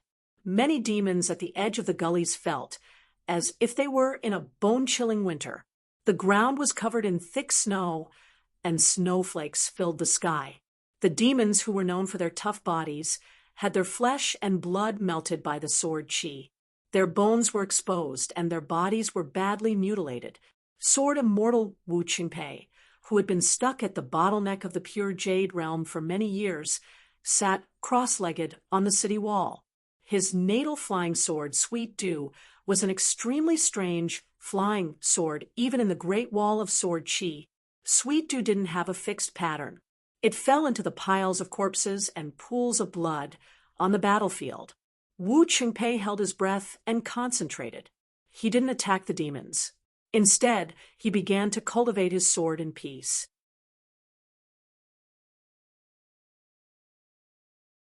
Although the female sword immortal, Zhou Cheng, did not have a high realm, she had a unique providence.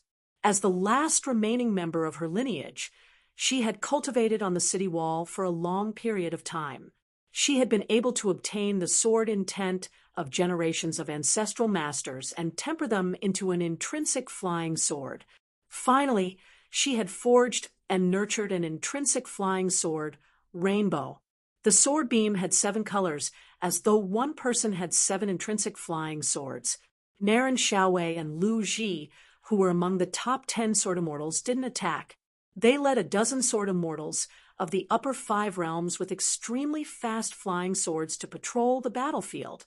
They were specifically targeting the big demons hidden in the demon army. If any demons approached the city wall, they would attack with their swords. They would never let the demons advance to the city wall so easily. On the city wall of the Great Wall of Sword Chi, the sword cultivators were performing their duties. The sword immortals of the upper 5 realms had their flying swords at the front of the tide of sword chi. They were the furthest away from the city wall and killed the most enemies. Naturally, they consumed the most spiritual chi and were the most dangerous. The earth immortal sword immortals of the nascent soul and golden core realms followed closely behind. These sword cultivators weren't required to kill demons from afar. They only needed to stabilize the formation of the sword chi river. If they had the energy to spare, they would find an opportunity to kill the demon cultivators who were wearing Taoist robes and talisman armors. This was especially true for the array masters who were secretly escorting this group of people. Once they noticed any signs of them, they had to kill them on the spot regardless of the cost.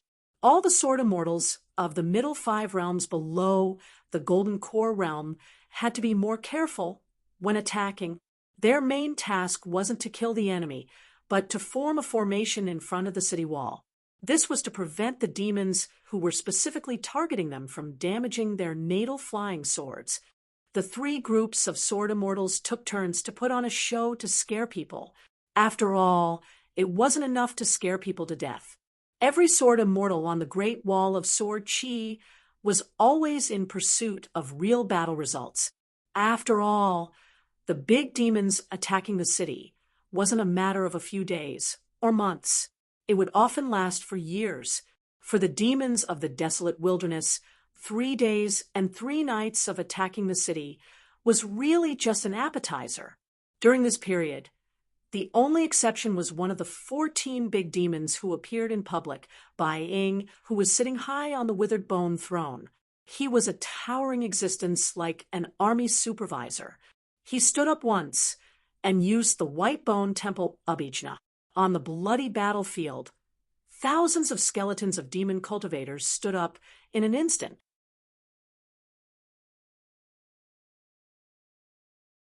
However, for some reason, they didn't attack the city or retreat. They just stood there in a daze, allowing the sword Qi to destroy them. They had completely lost their last bit of value. Bai Ying sat back on his throne and stretched out a palm, as if indicating for the sword immortals on the Great Wall of Sword Qi to continue attacking. Bai Ying took another look at the unpolished jade realm sword immortal Wu Qingpei. He was quite interested in the natal flying sword Sweet Rain. Bai Ying's gaze looked further into the distance of the battlefield. If one could bathe in the sweet rain after becoming emaciated, it could help temper one's soul. It would be beneficial to one's Tao. Other than that, Bai Ying didn't feel that this kind of battle was worth a second look, other than the few sovereigns who didn't go out to spread their branches and branches, as well as Bai Ying's White Bone Mountain. The rest of the Saxon forces, as well as all their vassals, were all mobilized. Therefore, in the desolate wilderness, if one could look down on the land from the 3 moons like the Taoist who refined the moon soul, one would be able to see that on the vast territory, there would first be grains of mustard seeds. Then, there would be thin lines that slowly moved towards the Great Wall of Sword Qi. Those were the demons who were rushing towards the battlefield. Every thin line was easily hundreds of thousands of demons. Most of them were puppets that hadn't gained sentience and were controlled by the cultivators. Among them, there were also countless demon cultivators who had embarked on the path of cultivation and transformed into human form. There were also many heroes who learned from the dynasties that were built by the Great Wall of Sword Qi, ferocious demons from the remote mountains and marshes, those who occupied the land of berserk miasma, those who had good feng shui, all kinds of deities, malicious ghosts, and vengeful spirits, without exception, had to use at least half of their resources to attack the Great Wall of Sword Qi. If they couldn't take down the city walls, they would be courting death. However, if they wanted to break through the city wall, they had no choice but to throw their lives away, as long as they could afford it, and were willing to sacrifice more and more useless ants. The Great Wall of Sword Qi, which seemed to be unreachable and indestructible, would lose more and more of its advantages. The moment when all 3 were lost would be the moment when Qin Qing's soul completely dispersed and his body and Tao vanished. The Great Wall of Sword Qi was a world of its own. How would Qin Qingdu defend this advantage? And how would the desolate wilderness eliminate this disadvantage? This was the most crucial part of the battle. It could even be said that this was the only thing that needed to be done. Sword immortals attacking with their swords, ants besieging the city, they were all fighting for this. The desolate wilderness only needed to use half of their resources to defend the Great Wall of Sword Qi. Not only would the Great Wall of Sword Qi fall, but the vast world of Sword Qi would also be affected. For example, the South Whirlpool Continent, the Southwest Fuyao Continent, and the Southeast Tonya Continent were the closest to the inverted hanging mountain. Therefore, the gray-robed old man who had been silent for 10,000 years reappeared. The first thing he did was to divide the desolate wilderness into 20 territories. He needed 14 greater demons, and no one was exempt. He had to mobilize at least half of the forces in one of the territories to the Great Wall of Sword Qi.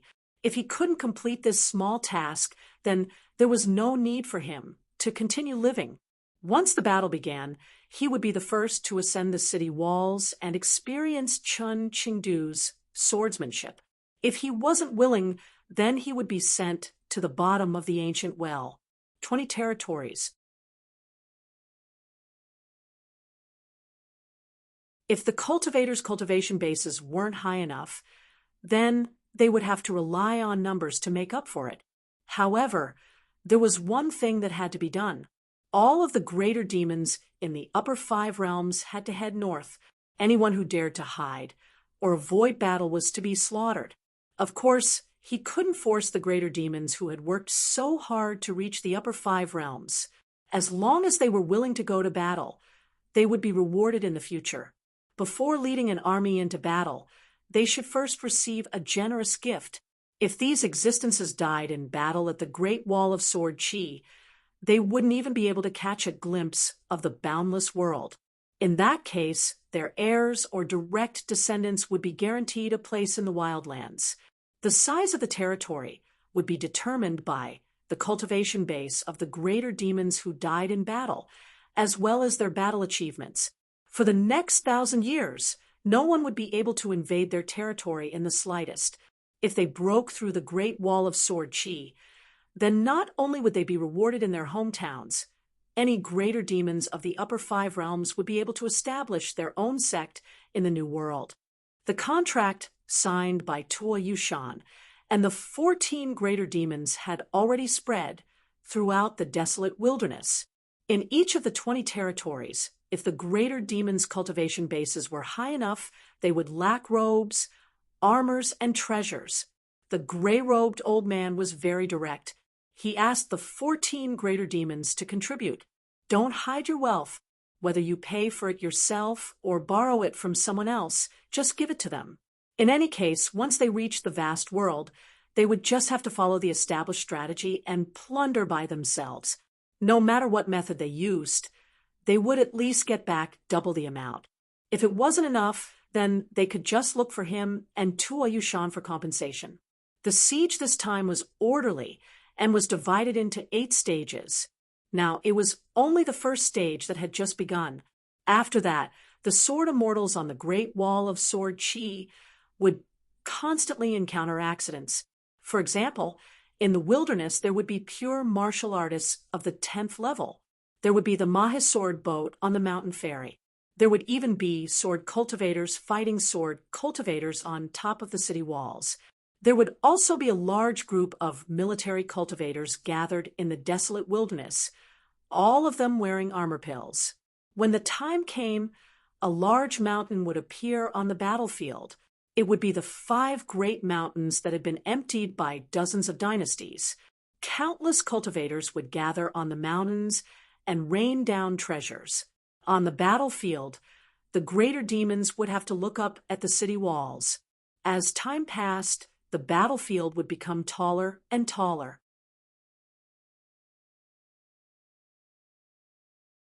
In the end, the Great Wall of Sword Energy would become the true ruler of all the lands in the wildlands. As the saying goes, the saying goes, the saying goes, the saying goes, the saying goes, the saying goes, the saying goes, the saying goes, the saying goes, the Great Wall of Sword Energy. Bai Ying began to drink. He had heard that the vast world had many immortal wines. Didn't the arrogant sword immortals on the city walls like to use their swords to kill demons? They could just use their swords to their heart's content and earn battle merits. After all, they would be stuffed to death with battle merits. In fact, the desolate wilderness had already begun to plan from the start of the Battle of the 13. The 3 siege battles that ended with the desolate wilderness retreating were just exercises for the desolate wilderness. The Great Wall of Sword Chi seemed to have been born, and a large group of young geniuses led by Ning Yao rose up. In fact, the desolate wilderness was the same. Li Zhen, who had a part of the soul of the oldest felon, was naturally one of them. If he died, he died. The patriarch didn't feel any heartache, much less Bai Ying. It had to be said that there was 100 sword immortals of the demon race. They were only determined by their great Dao talent and their future accomplishments. They were not determined by their current cultivation level or combat strength. The only disciple of the bearded man, Bei Jin, was only ranked 3rd among the 100 sword cultivators. According to the habits of the Great Wall of Sword Chi, when the battle was balanced or at a disadvantage, the sword cultivators would leave the city walls together and split up the battlefield. They would appear at the front lines and block the demon race's follow-up attacks. Then it would be the turn of the earth immortal sword cultivators and Ning Yao to leave the city walls.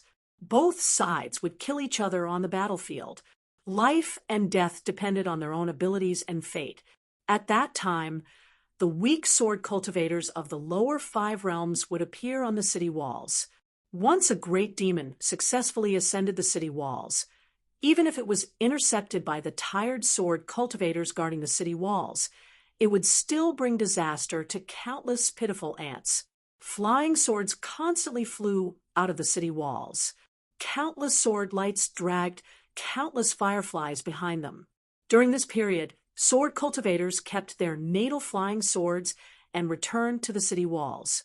Then, these sword cultivators would leave the front lines and head to the north side of the city walls to nourish their flying swords. They swallowed pills and breathed in and out to replenish their spirit chi. At the same time, the next batch of sword cultivators would quickly fill their positions and take turns to fight the demon race. This was the most troublesome part of the Great Wall of Sword Chi. Sword cultivators could sit on the city walls and slowly whittle down the numbers of the demon race army. The demon race once had a great demon spectating the battle. After witnessing this scene with his own eyes, he could not help but sigh sadly. Our race's attack on the city was like a huge monster. On the battlefield, we could only sit and wait to be exploited. How tragic, how helpless, and how futile. On the Great Wall of Sword Chi, a sneaky black-clothed youth appeared. After ascending the city walls, he went to a makeshift shop set up by the clothing and sword workshop. The youth seemed to be very afraid of death. He took a robe and wore it on the outside. A standard sword of the sword workshop hung on his waist. Then he started running. During this time, the Great Wall of Sword Chi was shattered by the Sword Immortals. The Great Wall of Sword Chi was extremely long. Even if the Sword Immortals used their swords to shatter more than half of it, there were still some that escaped and landed on the city walls. The black-clothed youth stretched out his hands and blocked a huge boulder that was as big as a house for a few Middle Five Realms young sword cultivators who could not dodge in time. Although the black-clothed youth with a slender figure and ordinary face blocked the boulder, he vomited blood. Without waiting for the young sword cultivators to thank him, the youth wiped away the blood and continued running. Finally, the youth found a group of familiar faces. Before this, he saw many familiar faces. For example, the Jindan bottleneck sword cultivator Pang Yuanji, and the young girl Gao Yuqing, who did not stay by her brother Gao Yeho's side but relied on Pang Yuanji to attack. He also saw some unexpected and unfamiliar faces.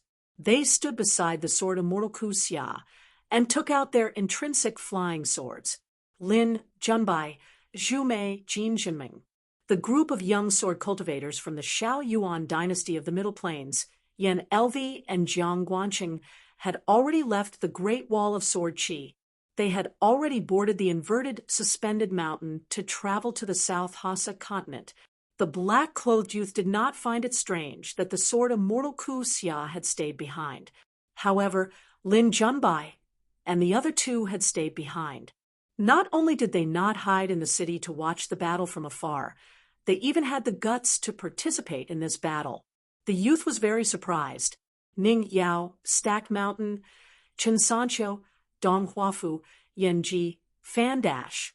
The six of them gathered together and attacked the demons with their swords. Stack Mountain carried a giant sword on his back. This was an interesting thing in the Great Wall of Sword Chi. This was because the great sword Immortal Yuqing had one of his intrinsic flying swords. It was called the Mighty Suppressing Five Mountains.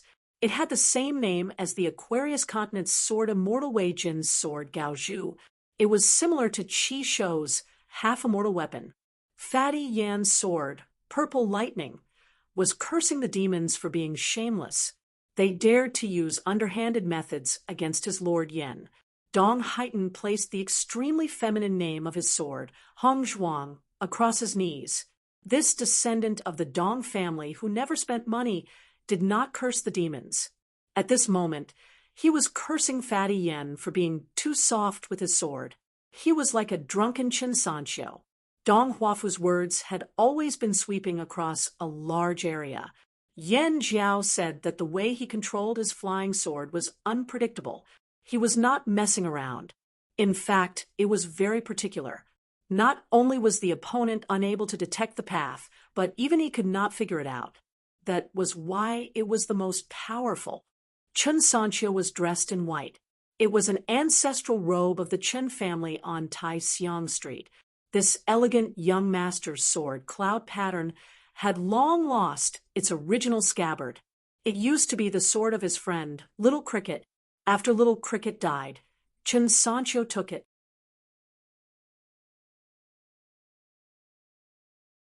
This time, when he ascended the city wall, he brought an additional scabbard of the sword workshop's standard longsword and hid Cloud Pattern within it. As for the Cloud Pattern that belonged to Chun Sancho from the beginning, it was temporarily lent to his good friend, Fan Dash, who could not break through to become a Jindan practitioner. Controlling a flying sword to go out of the city to kill demons was not an easy task. Among the demons, there were those who not only had tough bodies, but also had extraordinary battle prowess. There were also many sinister methods that specialized in breaking through the flying swords of sword cultivators.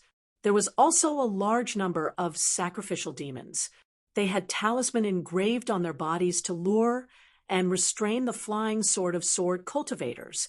Once the flying sword took the bait, they would not hesitate to self-destruct their Yaodan and blow up the flying sword. These demons would never write the words sacrificial demon on their heads. They would even deliberately injure themselves or pretend to be careless, revealing one or two fatal flaws on the battlefield. Once the flying sword crashed into the talisman trap on their bodies, the life-bound flying sword would not even be able to return. In this way, would the sword cultivator still dare to use his full strength to kill the demons? Would he still have the indomitable spirit of the sword when he used his sword? This in itself was an extreme test of the sword cultivator's eyesight. It was also a matter of sharpening the Dao heart. Ning Yao, who had both a sword and a sword on her back, glanced at the black-clothed youth. She felt somewhat helpless but did not speak to him. He was already here. Was she going to chase him away from the city wall? Besides, would he listen to her? Therefore, Ning Yao turned around and continued to control her flying sword. She naturally had more than one life-bound flying sword. However, in less than 20 years and 3 consecutive battles, the demons had only seen one of Ning Yao's flying swords. Chun Pingon, who had transformed into a youth, took a few glances and saw through the clues. Fan Dash's sword was too restrained. It should not have been the killing power of a sword cultivator at the Dragon Gate bottleneck. It was not that Fan Dash lacked temperament or was cowardly. Instead, it was because he was in a rather awkward situation. Killing enemies on the battlefield was not like the sparring in the Ning Manor or the Yen family's drill grounds. Fan Dash wanted too much to catch up to the attacks of Tai Zhang, Chun Sancho, and the others. He wished too much that he could cooperate with his friend's life-bound flying swords flawlessly. As time passed, they would become interlinked. One wrong step would lead to many mistakes. Instead, he needed Chun Sancho and the others to help him save the situation. Originally, even an earthly immortal realm sword cultivator would be unable to see the distant battlefield clearly when looking from the top of the city wall. But now, sword cultivators at the middle 5 realms only had to focus their attention, and they would be able to see everything clearly. Chun Pingon knew that this was the work of the 3 Confucian, Buddhist, and Taoist saints. It was a kind of mysterious creation ability that helped the Great Wall of Sword Chi to create an innate advantage of the world.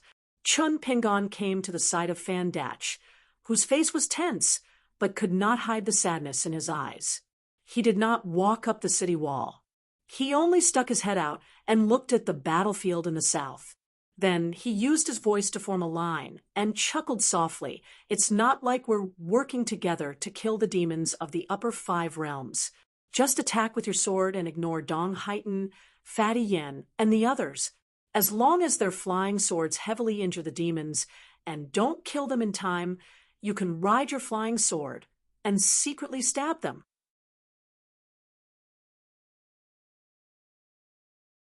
It's a waste not to take this kind of free battle merit. How can this bunch of Golden Core realm sword immortals have the nerve to snatch credit from a little sword cultivator of the Dragon Gate realm? Don't you have any sense of brotherhood?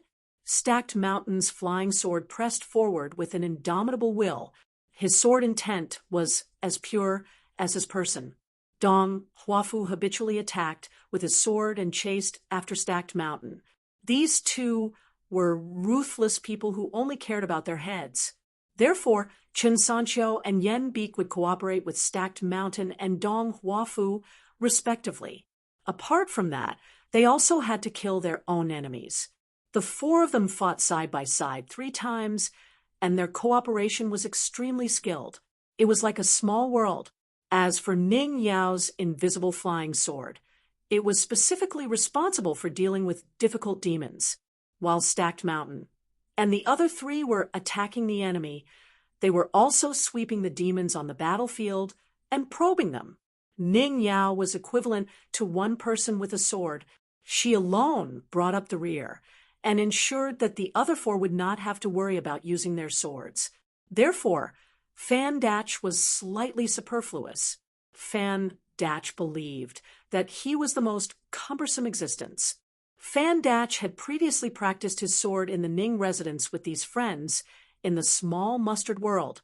Even though he had practiced with them many times, Fan Datch was not a fledgling sword cultivator who had never fought for his life on the city wall. The only reason was that these friends were too outstanding. Opportunities on the battlefield were fleeting. Dangers and accidents would appear in an instant. Fan Datch could not keep up with Stacked Mountain, and the other 3, whether it was their thoughts or the speed of their flying swords, they could not keep up. After hearing that familiar voice, Fan Datch did not turn his head to talk to Qin Pingan. He did not get distracted when he attacked with his sword. This was the sword cultivator of the Great Wall of Sword Qi. He was used to killing on the battlefield. Fan Datch did not hesitate or feel embarrassed. He attacked according to Qin Pingan's instructions and did as the second shopkeeper said. He did not try to attack with his sword and work with Chen Sanqiu and the others to kill the Yao. He only waited for an opportunity to attack the dying Yao with his flying sword. Qin Pingan had long said that killing people on the battlefield was like picking up money. It all depended on one's ability. If anyone dared to say that he was shameless, he would use the Great Wall of Sword Qi's best bamboo grotto heaven wine to spray his face. Qin Pingan watched the battle for a while and continued to remind Fan Datch 120 feet to the left of your flying sword. That seriously injured demon is playing dead. Go, give it a stab. The sharp sword pierced through the head of the crouching demon.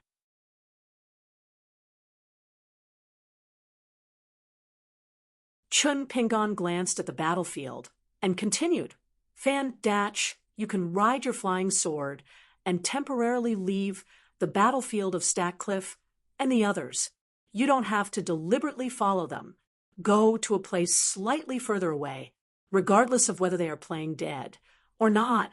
Just give them a stab. It is safer to attack these trash because the possibility of them being a kamikaze soldier is the lowest. Don't be greedy. As long as you don't damage the foundation of your flying sword, you will have plenty of battle achievements. Just treat the battlefield in the south as a brand new training ground. If you want to catch up to Chen Sanqiu and the others, you have to use your sword. Watch more and think more. Sooner or later, you will be able to successfully predict the trajectory of their swords. At that time, you will not feel that you are being a hindrance. Withdraw your sword. If it is a kamikaze soldier, let Fatty Yen go and tease him first. See, this beast clearly has some brains. It can't take advantage of Chen Sanqiu and the others, so it wants to take advantage of you. At this time, don't hesitate. Just run. It's a pity that its acting skills are a bit lacking. How can there be a demon that pisses its pants while running for its life with such a firm gaze and steady hands? The opponent's hands are steady, but they are usually ruthless. You have to be more careful. Your life-bound flying sword is not tough enough, and you are not in the Jinan realm. After all, You are not rich young masters like Chin Sancho and Fatty Yen who spend countless money on flying swords. Therefore, when you attack, you must not blindly seek speed and accuracy. If you are not the same kind of person, don't use the same kind of sword. Che, don't let such a good name go to waste. In any case, can't you at least achieve enlightenment for once? It's clearly a half-dead golden core realm great demon lying there waiting for you to send it off with your sword. Its golden core has already been shattered by the stacked cliffs. I told you not to blindly attack quickly, but I didn't tell you to be slow when you should be fast. Look, Fatty Yen has stolen all the credit. In the northeast direction, 230 feet away, do you see that demon cultivator? It has just lost a transcendent artifact and is hesitating. However, it is intimidated by the greater demon army behind it, so it can't just turn around and retreat. It can't be faked. Datch, why are you in a daze? Chop it to death. All right, it has been snatched away by Stack Cliff again. Datch, are you secretly in love with our head shopkeeper? The one confronting Chin Sancho is probably a nascent soul greater demon that is hiding its strength. It should be at least at the Jindan realm bottleneck. Its skin is rough and its flesh is thick. However, that transcendent artifact is too cumbersome. You can go help it. Remember to keep your flying sword close to the ground. If you can, find an opportunity to stab its crotch. Don't try to stab its head or chest. This beast is clearly coming for Chin Sancho and the others. This fight is going to be tough. Datch, this crotch stab has the demeanor of a sword immortal. Quit while you are ahead. Hurry up and run. The greater demon has its eyes on you. Let Dong Haiten carry it. A demon of the upper 5 realms that was in charge of patrolling the battlefield seemed to have sensed the abnormality of the battlefield. It was still a demon sword cultivator in the unpolished Jade realm. A sword beam with an imposing aura rushed towards the top of the city wall. The sword beam was aimed at Chinpingan, who only had his head exposed. However, the sword on Ning Yao's back unsheathed itself. She slashed at the sword beam, causing it to fall to the ground. The flying sword smashed into the ground, creating a dusty crater beneath the city wall.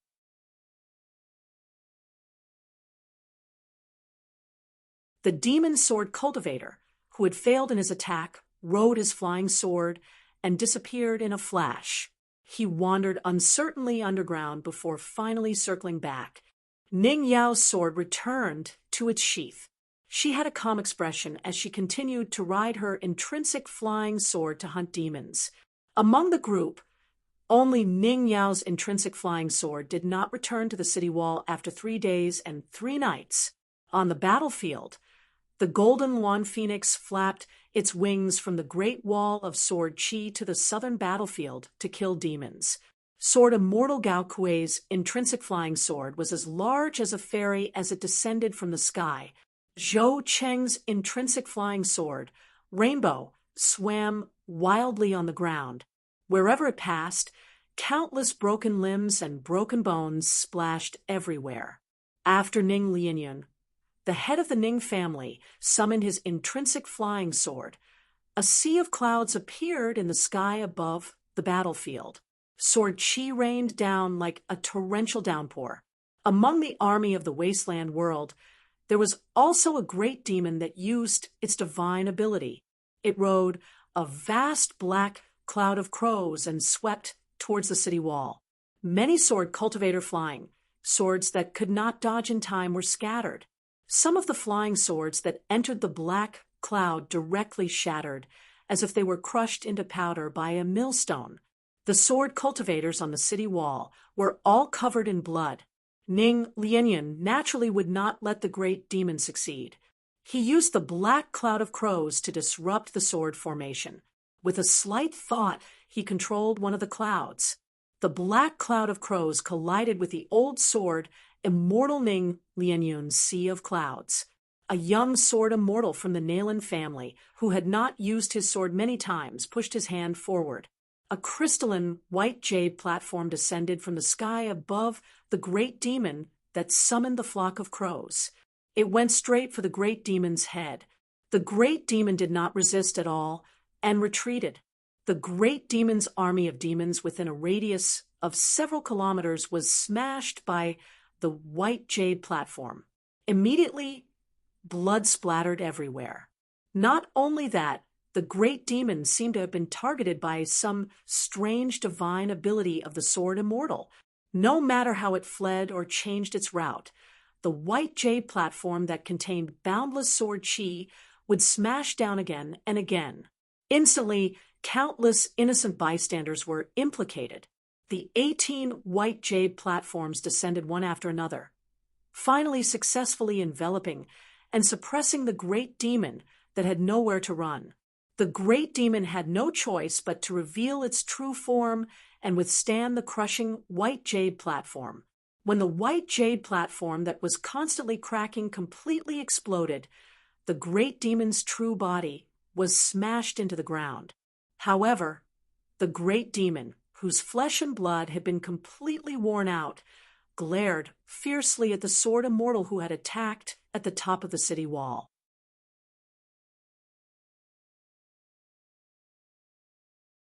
It transformed back into its human form and snorted coldly. It chose to temporarily leave the battlefield to recuperate.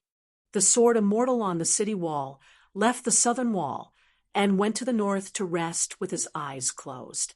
Another sword immortal went from the north to the south and took his place. He was responsible for overseeing the area. As long as a great demon dared to attack, a sword immortal on the city wall would have to return the favor. Furthermore, the great sword immortal would have to take the initiative to greet a great demon that had attacked once on the battlefield the next time it appeared within the range of the sword attack. The great demon was bold and was not afraid of death.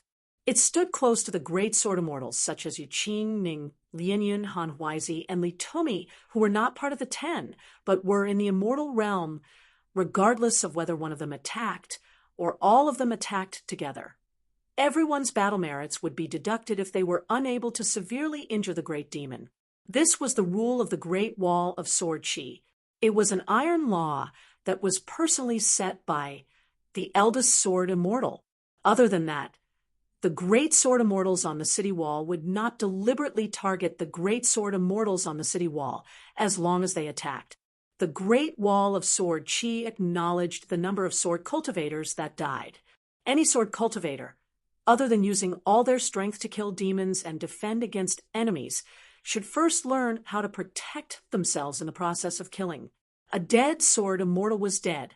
A living sword cultivator, even if he had yet to become an earth immortal, had countless possibilities. If not, where did all the sword immortals who were good at fighting come from? How could sword cultivators hide and attack while relying on the careful protection of their ancestors? That was why Chen Qingdu said to Ning Yao that no one could not die in his heart. This was the cruel truth that the eldest sword immortal had never concealed from any of his juniors for 10,000 years. Fierce battles and dangerous killings were everywhere. On the two ends of the city wall, in the sky above the Great Wall of Sword Chi, where the sages of Confucianism, Buddhism, and Taoism were overseeing, there was an even more silent, but at the same time, more crucial hidden battlefield. The old Taoist sage who oversaw the highest point in the sky waved his snow-white foam tail again and again, dispersing the smoke and clouds. He was like a famous scholar who sat alone on the mountain peak, brushing away the filth and summer heat. The monk who sat on the praying mat silently chanted sutras. Golden lotus flowers bloomed everywhere, constantly rising into the sky, forming a long golden river with lotus lanterns floating on it. The scholarly sage sat upright, and still as he spread open a book of sages. The golden words on the book flew out word by word, and when he finished reading a book of sages, there was not a single word left. The scholarly sage then opened the next book of sages. Chun Pingon had already left the battlefield beside Fan Dash and appeared at Pang Yuanji's side.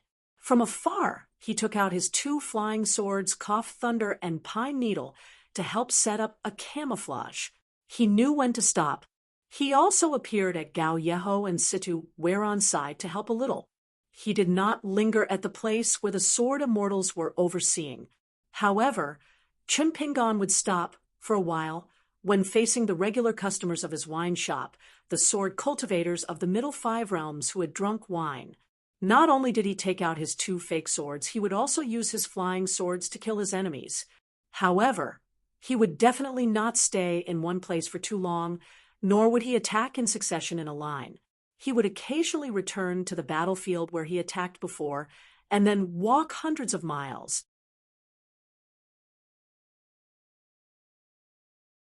If he could save a sword cultivator's life, flying sword, he would save it. If he could kill demons, he would kill them. He did not try to be brave, nor was he greedy for merit. Not only that, sometimes it was the black-clothed youth with a dull expression, and sometimes it was the haggard old man. When Chun Pingon was hesitating, he was weighing the woman's skin in his hand, wondering if he should cover his face with it.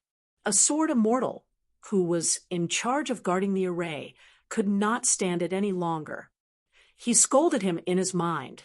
"You're a great cultivator of the second realm. Can you be more shameless?" This sword immortal had an extremely good relationship with Yu Qing and Mi Hu back then. He was one of the sword immortals who went out of the city to mediate the fight. Chun Pingon raised his middle finger at the sword immortal. Then he gritted his teeth and decisively covered himself with the skin. He leaped onto the city wall, and his footsteps were as graceful as a woman's. Then he helped a group of young sword cultivators sneakily attack with their swords. The sword immortal from afar was stunned at first. Then he laughed heartily. He was very impressed by this scholar of the literary sage's lineage, who he did not have a good impression of. After the sword immortal laughed, he looked at the back of the young man, whose clothes were slightly stained with blood. The sword immortal calmed his mind and continued to guard the array for the flying swords of the sword cultivators who left the city wall. The sword immortal faced the south and paid close attention to every detail of the battlefield. At the same time, a thought appeared in his mind. Perhaps only such a young man could be the junior brother of the left and right sword immortal who could make the big brother bet on him. Only then could he be a good match for Ning Yao.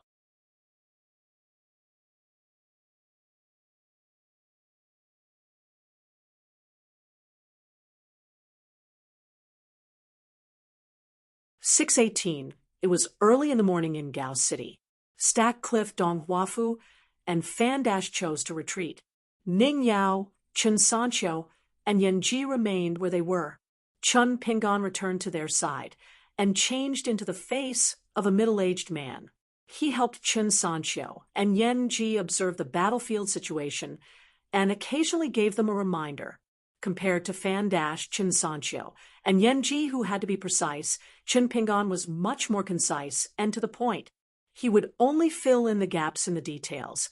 Most of them were suggestions on the trajectories of flying swords and landing spots. It was a quick review to improve the situation. It was not that Chun Pingon did not take these two golden core sword cultivators seriously just because he was used to drinking and became good friends with them. In fact, Chun Pingon had benefited a lot from watching the battle and observing Chun Sancho and Yen Chi's attacks. Then, Chun Pingon went to find Fan Dash. When Fan Dash saw Chun Pingon with the face of a man, he felt somewhat helpless. To be enemies with Chun Pingon was really bad luck. His ancestral grave was not emitting green smoke, but black smoke. The coffin could not suppress it. Fan Dash was very grateful despite his helplessness. If not for Chun Pingon's appearance, Fan Dash would have been flustered for a long time. Chun Pingon squatted down and threw a flask of bamboo sea grotto heaven wine to Fan Dash. He smiled and said, "Remember to remember my good deeds." Dong Huafu said, "Use Fan Dash's money to buy the wine and give it to Fan Dash as a favor." "I've learned it." Chun Pingon pretended not to hear. He stuck a yellow paper filth removal talisman on his body to help dispel the smell of blood. Cliff asked with a smile. Did you go elsewhere to pick up money? Chun Pingon nodded and said, I just wandered around, as I was worried that I would be a hindrance and attract the attention of some hidden great demons. I did not dare to do much. When I return, I plan to negotiate with the Sword Immortals to be in charge of a small section of the city wall. I'll act as bait for those who are willing to take the bait. When the time comes, if any of you withdraw from the battlefield, you can come and look for me. You can witness the majesty of a great cultivator riding a sword. Remember to bring wine. I won't let you see it for free. Dong Huafu shook his head and said, Then I won't go. Tai Zhang smiled and said, Me too. Fan noticed that Chun Pingon was looking at him. He braced himself and said honestly, I don't dare to go.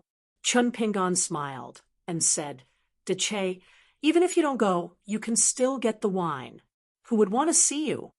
Stack Zhang and Dong Huafu got up almost at the same time and continued to head to the southern city wall. Fan wanted to follow them, but Chun Pingon gestured for him not to rush. Chun Pingon said, Do you feel a lot of pressure fighting side by side with these friends? It seems like every time I help them, I'll be a burden? Fan nodded. Chun Pingon said with a smile, Having such thoughts is actually not a bad thing. However, if you want to do better, you should suppress these thoughts. Fan don't forget that you are a sword immortal who has reached the bottleneck of the Dragon Gate realm.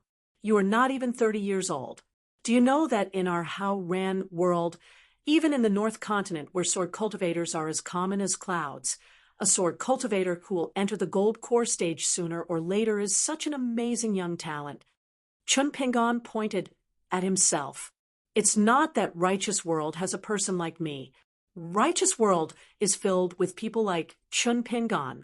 Among the people of the same age as us on the mountain, there are definitely people who are better than me when it comes to killing enemies. There should be quite a number of them. However, there are many people who are inferior to me, many of them.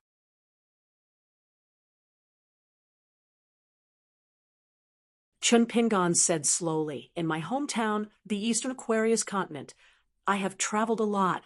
If you, Fan were to cultivate there, you would be a proud son of heaven that the entire empire placed high hopes on. You might think that I used to joke that I was a great cultivator of the 5 realms, but that's not entirely true. In my hometown, a cave abode, realm demon, or ghost is a fully deserving great demon. A frightening malicious spirit. Think about it. A golden core sword immortal with an innate sword embryo might only be in his 30s. How high up is he in the Aquarius continent? Fan nodded. I never thought about this before. I was not very interested in Righteous World. Ever since I was young, I felt that my aptitude was passable, but not good enough. Chun Pingon smiled and spread out his hands. He put 2 fingers together and pointed at both ends. What I said is that Fan felt that everything he did was wrong when he was with Ning Yao and Chen Sanxiu. This is an extreme. Fan in my hometown seemed to be able to use his sword to fight against an entire country. This is another extreme. Naturally, it's not desirable. Ooh. Chun Pingon retracted one hand and clenched his other hand into a fist. He waved it in the middle of the previous line. Things can be that extreme and unavoidable. However, a sword immortal's Tao heart should be here, unmoved. When it comes to external matters, they are really external matters. It is very difficult for us to completely control them. However, the heart of a cultivator is always the matter at hand. It is close at hand. It is a skill that can be sharpened and improved at any time and place. The human body is a small world. It's just a standing all in the world. However, the human heart is all-encompassing. It can be higher and bigger than the world, especially a sword immortal. Wherever his thoughts go, wherever his flying sword goes, his body and mind are free. I feel that this sentence is very correct. I'll give it to you for free along with this pot of wine in your hand. Fan eyes were clear. He took a big gulp of wine and wiped the corner of his mouth. He said in a deep voice, Chin Pingon, if you said these words to me in the past, I might have only understood a little. However, it's different now. I understand. Chun Pingon smiled and said, actually, it's all the same. I've also suffered big and small hardships. I've walked and stopped and thought about this and that. That's how I got to where I am today. Fan Dash was silent for a moment. Suddenly, he asked curiously, which sage said the sentence that was given to me along with the wine? The more I think about it, the more it makes sense. Chun Pingon stretched out his hand and rubbed his chin. Dash, it's fine if you're not smart. Why is your eyesight so bad? Fan Dash smiled and stood up. He threw the wine pot in his hand and was about to go to Chin Sancho's side.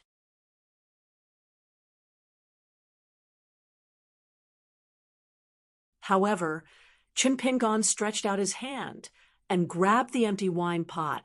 He stood up and scolded, You're just a sword cultivator in the Dragon Gate realm. How dare you pretend to be heroic in front of a great cultivator in the second realm? Is the wine pot free? Fan Dash felt a little guilty and quickly left. However, he could not help but turn his head. He saw the second shopkeeper tilting his head and pressing his fingers against his temples. Then he slowly took off a mask. Fan Dash asked, Chin Pingon, I just can't forget her. Am I very useless? Chun Pingon put the vermilion mask into his sleeve and said with a smile, There's nothing better than talking about infatuation. And infatuation. Fan Dash was puzzled. When we first met, you didn't say that. You scolded me so badly. The dispirited Chun Pingon took out the blade-strengthening gourd and drank a mouthful of wine. He said with a smile, I don't have the energy to talk to you about this. Think about it yourself. Also, show some of the spirit of a great sword immortal in the Dragon Gate realm. Roosters quarrel with each other. Sword cultivators don't hold grudges when fighting. Chun Pingon was actually no longer worried about Fan Dash's feelings. Fan Dash did not seem to be outstanding in his cultivation or words. However, Chun Pingon was certain that Fan Dash's path of cultivation would be very long. Chun Pingon was more worried that Fan Dash would hear his reasoning and realize that he could not do it. Or, rather, it would be another kind of trouble if he could not do it well. If one did not know a principle, it would be an invisible denial. If one knew and acknowledged it, it would be an affirmation. If one could not do it, it would be another denial. Generally speaking, when one reached this step, that principle would be the end of the road. It would be the burial ground of the path of the heart. There would not even be a corpse left. The most frightening thing was that a series of similar theories would die along with it. A large number of people would die.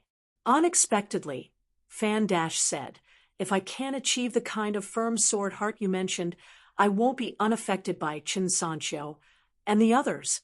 Chun Pingon, remember to remind me more. If the first time doesn't work, try a second time. I don't have any strong points, but I can listen to advice. Chun Pingon smiled and said, Well said. Fan Dash finally said, Then listen to my advice. This war will be fought. A few days or half a month won't make a difference. You should recuperate first before returning to the city. Otherwise, if you continue like this, it will be very difficult for you to recover to your peak when we need to leave the city for the battlefield. You are my guardian swordmaster. Even if you don't worry about yourself, you should at least worry about my life. Do you still want to drink wine that doesn't cost money in the future? Chun Pingon nodded and said, That makes sense. Chun Pingon really took out his charm boat and left the city. Fan Dash went to the southern city wall. Ning Yao nodded and smiled at him. Thank you. Fan Dash wanted to keep a straight face, but he couldn't do it. He simply laughed. Dong Huafu commented, You're so silly. Among the group, Chin Sancho, who was the most confident in killing with his flying sword, said with a smile, Dong Haiten, do you have the ability to get Ning Yao to thank you? Dong Huafu turned his head and asked, Sister Ning, can you thank me? Ning Yao kept her eyes forward and gave him the word scram. Dong Huafu nodded. indicating that he accepted it. He then turned to Chen Sanqiu and Fan Dash and asked, "Sister Ning has never been courteous with me. Can you do it?" Chen Sanqiu gave him a big thumbs up. Fan Dash took a deep breath and took out his life-bound flying sword. With a flash of sword light, he flew down the city wall. Chun Pingon controlled his charm boat.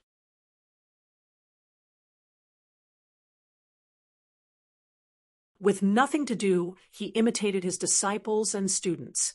He leaned on the bow of the ferry and used his hands to row the boat. Did it really seem faster? During a break in the battle, a few young sword cultivators from other villages retreated from the southern city wall to the northern city wall. Another batch of local sword cultivators who had been conserving their strength silently took over their positions. However, when they brushed past each other, most of them had smiles on their faces. Yu Juanfu sat on the northern city wall, chewing on his last piece of pancake. His body was full of fist intent, but he could not punch out. This made Yu Juanfu, who could only watch the battle from the top of the city wall, have a great desire to reach a higher martial realm for the first time in his life. A Realm 7 golden body was ultimately not like a Realm 8 long-distance travel. As long as one reached the realm of long-distance travel, one could fly like a Qi refinement warrior and punch to his heart's content. Zhu Mei's face was pale. She was still fearful. She wiped the sweat from her forehead and did not say a word. After she took out her life-bound flying sword, she was in danger several times. She was either protected by Sword Immortal Kuxia or saved by Jin Jinming. Even Lin Junbai, who was still a sea-viewing realm sword cultivator, had helped her once. If Lin Junbai had not seen through the disguise of a demon death warrior and purposely used his sword to lure the opponent into using his trump card, Zhu Mei would have definitely damaged her life-bound flying sword. Even if her Dao was not damaged, she would have retreated down the city wall and recuperated in the Sun residence. From then on, the battle would have nothing to do with her. Lin Junbai was talking to Jin Jinming about his experience in the previous battle. This should be the first time Lin Junbai and Jin Jinming had such a private conversation. They talked about the gains and losses, flaws, and many other intricacies of the battle. Jin Jinming smiled warmly. Although he still did not speak much, it was obvious that he was closer to Lin Junbai. This was also the first time Jin Jinming felt that Lin Junbai, a genius youth who seemed to be untainted by dust, had a human touch. Lin Junbai took out an exquisite porcelain bottle made by the Xiao Yuan dynasty. He poured out 3 pills of different colors. He kept one for himself, and the other 2 were dark green and spring green. He tossed them to Jin Jinming and Zhu Mei respectively. Jin Jinming and Zhu Mei were similar. They hesitated for a while, and still chose to accept the pills. The 3 of them swallowed the pills. Lin Junbai began to concentrate. As he breathed in and out, the pills gradually melted. Abundant spiritual energy surged into a few Qi residences. Lin Junbai split a portion of his attention and continued to ponder over the end of the heart-examining game. Every time he reviewed the game, his Dao heart would be a little more complete.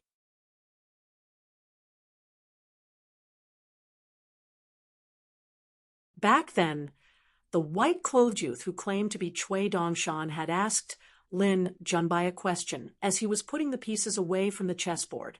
He asked if Lin Junbai dared to stay at the Great Wall of Sword Qi to kill demons. Lin Junbai said he dared, but the risk was too great and the benefits too small. It did not seem worth it. It's not a suggestion, it's an order. Because you are too stupid, I can only say more. Otherwise, my good intentions will be misunderstood by you. What was originally a good thing will become a reason for you to complain about me. When the time comes, I will beat you to death, and you will still feel aggrieved. Cui Dongshan twirled a chess piece between 2 fingers and shook it. Firstly, after you stay, it doesn't matter how many demons you kill. If you can kill more and gain the recognition of 1 or 2 sword immortals, that would be even better. Cui Dongshan casually threw the chess piece into the chess jar and twirled it again. Secondly, with Ku Xia by your side, you will not die as long as you are careful. Ku Xia is even more stupid than you, but he is still a rare good person on the mountain. Therefore, the more you act like a good person, the more decisive you are with your sword, and the more demons you kill, Ku Xia's recognition of you will increase with each passing day on the city wall. Ku Xia is already prepared to die. Therefore, one day, Ku Xia might be willing to die in a different way. If it is not for himself, it will become for you Lin Junbai, the future pillar of the Xiao Yuan dynasty. At this moment, you need to be careful. Don't let Ku Xia sword immortal die in battle here for you. You Lin Junbai have to constantly use Zhu Mei and Jin Jinming, especially Zhu Mei, to make Ku Xia dispel his thoughts of dying so generously and escort you out of the Great Wall of Sword Qi. Remember, even if Ku Xia Sword Immortal insists on returning to the Great Wall of Sword Qi alone, he will have to escort you all the way to the South Swirling Continent before he can turn around and return. I will not teach you how to do it, and what the meaning is. Cui Dongshan tossed a second chess piece into the jar. Thirdly, when you leave the inverted hanging mountain and get along with Zhu Mei and Jin Jinming from beginning to end, you must not overdo things and try to win their hearts. There's no harm in teaching you a trick. The Lin Junbai that they spend all their time with is still the same Lin Junbai who thinks highly of himself. He has to be a completely different person from the Lin Junbai who used his sword to kill the demons on the walls, or all your previous efforts will be wasted.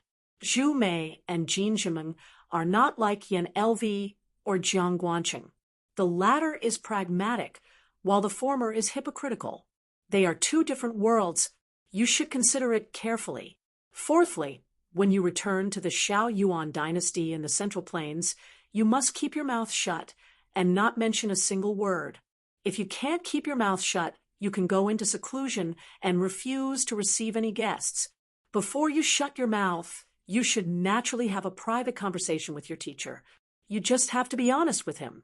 Other than me, there is no need to hide anything from him. Don't treat your teacher as a fool. Lord Imperial Tutor will understand your intentions. Not only will he not be disgusted, he will instead be gratified.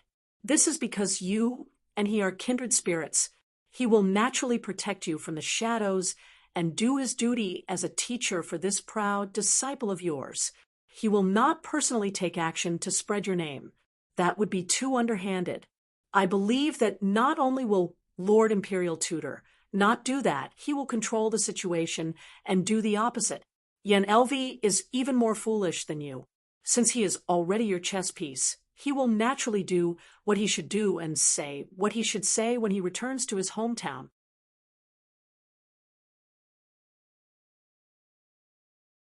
However, Imperial Tutor will seal off the news in the Xiao Yuan dynasty and not allow you to exaggerate your experience at the Great Wall of Sword Qi. Then you can wait for the academia to speak up for you. During this period, the more Lin Junbai keeps his mouth shut, the more the Xiao Yuan dynasty remains silent.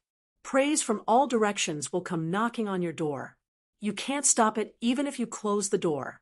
Not only the Xiao Yuan dynasty, but all the surrounding dynasties, vassals, emperors, generals, ministers, cultivators on the mountain, and the streets below will all know that there is a young Lin Junbai who traveled to the Great Wall of Sword Qi.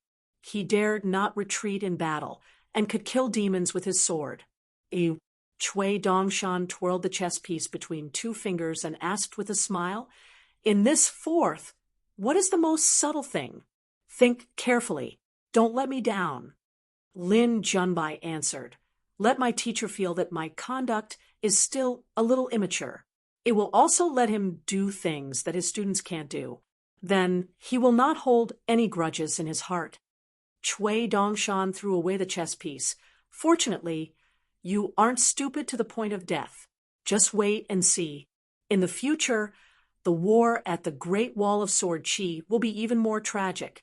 The world will be stunned by a single blow and become a little more clear-headed. Then your deeds at the Great Wall of Sword Qi will be even more valuable." Cui Dongshan twirled another chess piece and sneered. Even those Confucian sages, gentlemen, and sages who belong to a different Confucian lineage from your teacher will look at you in a different light. The imperial tutor sees you as his last disciple with great prospects. However, the academia of the Confucian Academy may not continue to see Lin Junbai as a disciple of the dynasty's imperial tutor. Experience the profoundness of this place. It will be like drinking wine for you. Cui Dongshan shook his finger and chess piece, but don't get carried away. All the praise today will become criticism in the future. The people who praise and criticize are often the same group of people. This is another wonderful thing. Once you understand, it will be another pot of wine. It will be very intoxicating.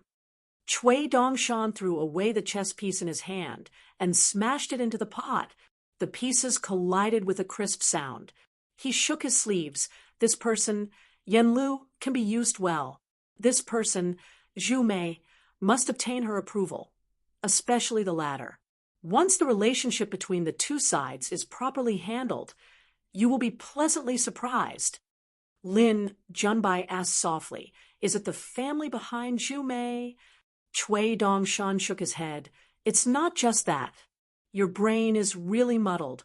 What kind of chess game are you playing? You only look at one or two moves with each move, and you want to win." Lin Junbai said sincerely, "Please dispel my doubts, Mr. Cui."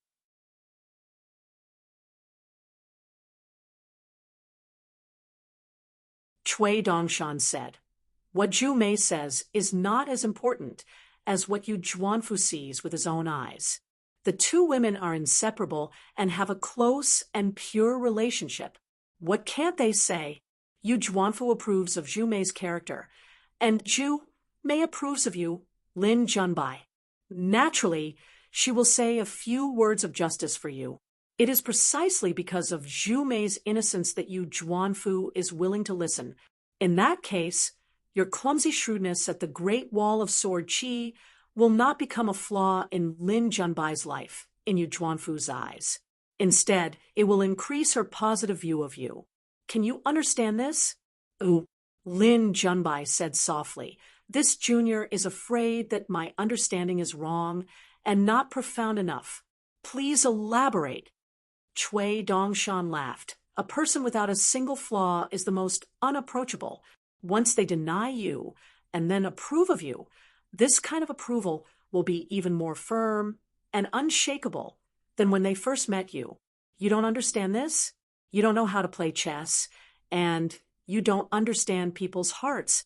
I'm already regretting doing this long-term business with you. Why do I feel like I'm going to lose money? Lin Junbai, I've played chess with you so many times, and I have no worries at all. I've never thought of doing business with you. Instead, I'm worried and sick at heart. What should I do?" Lin Junbai wanted to say something but stopped. Cui Dongshan narrowed his eyes. "You only know how to ask and not think. Don't you know that my patience is limited? I will slaughter you. Do you know why? If your answer is wrong, you'll die." Lin Junbai's forehead was covered in sweat. "I can die of stupidity, but I can't implicate Mr. Cui's foresight and find a fool to do business with." Cui Dongshan smiled. "Good kid. You can still be taught." Cui Dongshan placed his palm on the chess piece in the jar and gently stroked it. He said casually, "A Central Plains sword cultivator who is smart enough to not hesitate to die will not be disliked by Yu Zhuanfu, who is also a pure martial artist from the Central Plains. What do you think the Yu family, and even that old bastard Zhou Xinji, will do to a young sword cultivator that Yu Zhuanfu doesn't dislike? Is this a trivial matter that can be done without old man Yu, Zhou Xinji, these old bastards? What do they think of the original Lin Junbai, that so-called half-wit? Have they not seen enough? Old man Yu single-handedly controlled the fall and rise of two great dynasties. What kind of smart person has he not seen? That old bastard Zhou has lived for thousands of years and is used to seeing the ups and downs of the world. What they have not seen is that kind of smart and stupid young man who is full of vitality and doesn't put the world in his eyes, but he is filled with a sense of foolishness and dares to disregard fame and fortune when it comes to major issues. Ooh. Chui Dongshan gently raised his hand. When it was an inch away from the jar, he flicked his wrist and said with a smile, "This is the subtle changes in the human heart. The scenery is magnificent. It's just that you can't see it clearly. Careful as a hare? Cultivators are immortals. You don't use your good eyesight and pretend to be blind. Cultivate the Tao, but cultivate the Tao heart my ass. You, Lin Junbai, are destined to be a mountain man in the imperial court. If you don't understand the human heart, how can you distinguish people and use them to control people? How can you use the human heart without suspicion?" Lin Junbai was convinced and said seriously, "Mr. Chui is wise. Lin Junbai has learned from you." Chui Dongshan raised his head. "Wise? You use such a vulgar term to describe me." Lin Junbai shook his head. "It's wise and wise. Only the sun and moon. This is the realm that I'm willing to spend my entire life pursuing. It's definitely not the wise and wise that the people of the world speak of." Chui Dongshan laughed out loud.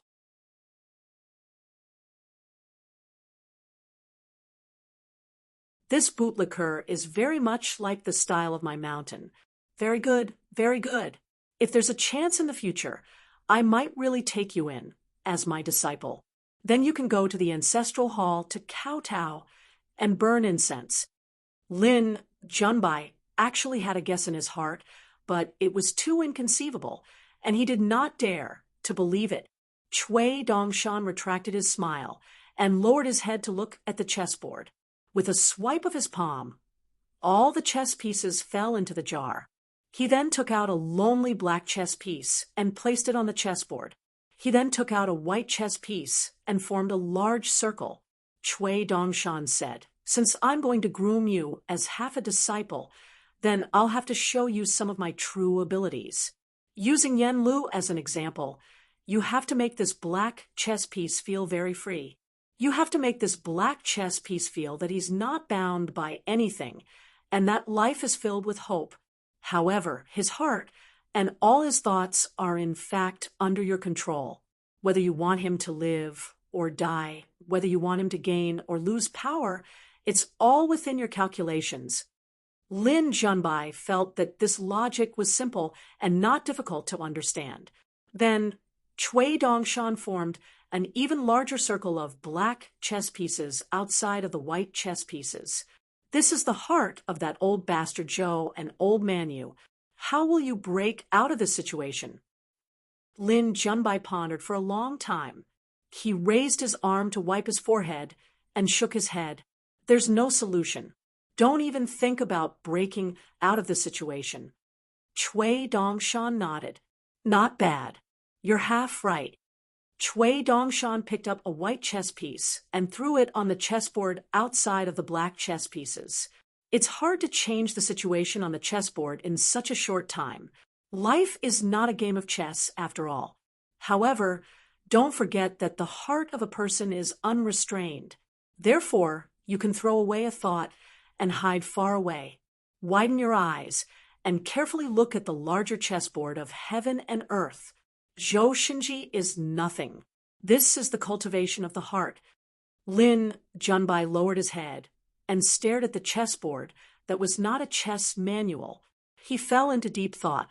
"Yo, yo, dear cry, eating the wormwood of the wild, eating the apple of the wild. I have good wine and music, but I don't have any guests."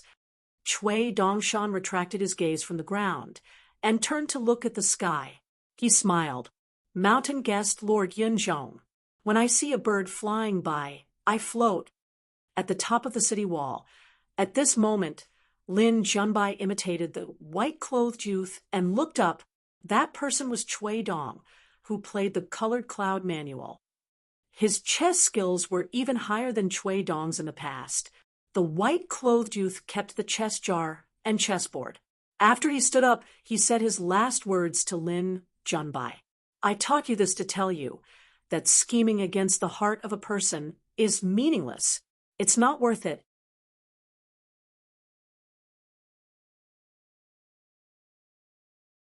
Chun Pingon did not directly return to Ning residence. Instead, he went to the wine shop. The shop was not closed, but there were no guests. The two young workers, Zhang Jiajin and Zhang Chu, had secretly gone to the inverted hanging mountain, like the gold course or cultivator Chui Wei. Zhong Qiu, Pei Qian, and Chao Qinglang would travel to the South Whirlpool continent. The two young men would follow Cui Dongshan to the Aquarius continent. Of the three people who were helping at the wine shop, the young man was called Qiu Long, the young lady was called Lu Yi, and the youngest child was called Tao Ban. They were all shop assistants selected from the stacked mountain range, and they were all familiar neighbors. Tao Ban was different from his peers Fong Kangle. Fong Kangle, who had started saving money at a young age to prepare for marriage, was truly fearless. He was good at reading people's expressions and knew how to steer according to the wind. Tao Ban, on the other hand, was fearless and one-track-minded. Qiu Long and Lu Yi, who were chatting at the table, immediately stood up nervously when they saw the amiable second manager. It was as if they were slacking off by sitting at the table. Chun Pingon smiled and gestured for them to sit down. "We don't have any guests. You can relax." Ooh.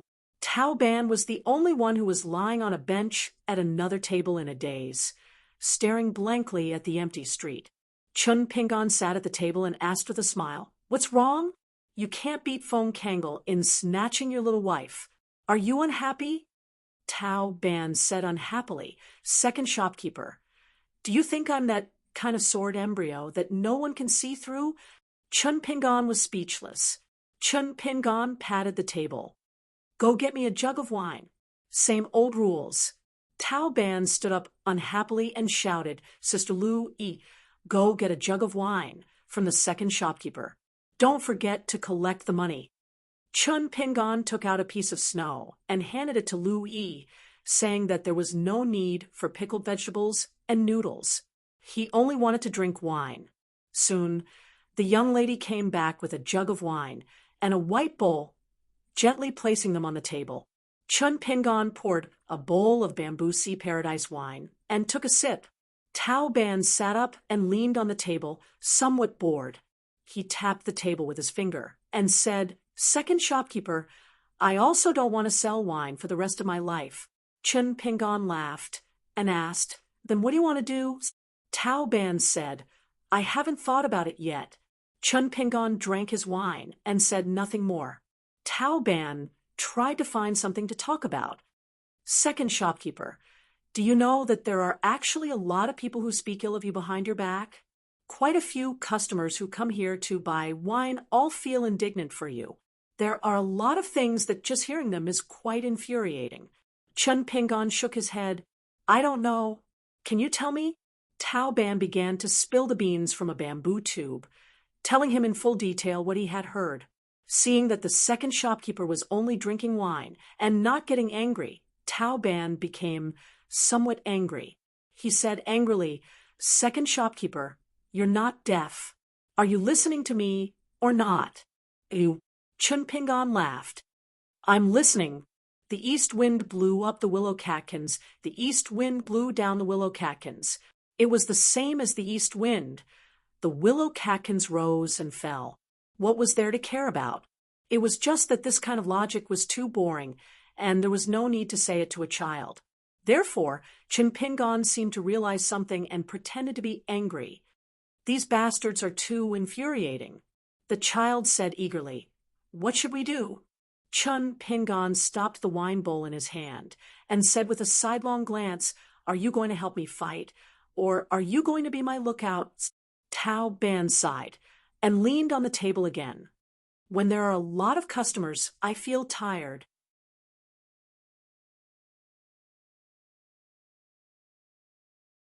When there are no customers, I feel bored.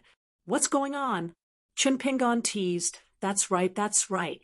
What's going on?" Tao Ban glared. "You're really boring. You're not a storyteller anymore, and you don't like to manage the shop. I don't know what you're busy with all day." Chun Pingon waved his hand and said, "I spent money to buy wine. There should be a plate of pickled vegetables and a bowl of Yangchun noodles. I'll give them to you. Tao Ban was grinning from ear to ear. Lu Yi, who had been listening to the conversation, immediately went to greet Uncle Feng and made a bowl of Yangchun noodles for the second shopkeeper. Chun Pingon drank his wine leisurely. For some reason, he thought of the disaster of old Assistant Minister Lu in Qingwan Country's Lion Garden. Scholars who cherished their reputation valued reputation the most, so they were most afraid of losing their integrity in their later years. Cui Dongshan's insidious methods were all the ideas of the old assistant minister's eldest son, Lu Qingfeng. His fellow villager, Li Baojin, only followed his instructions.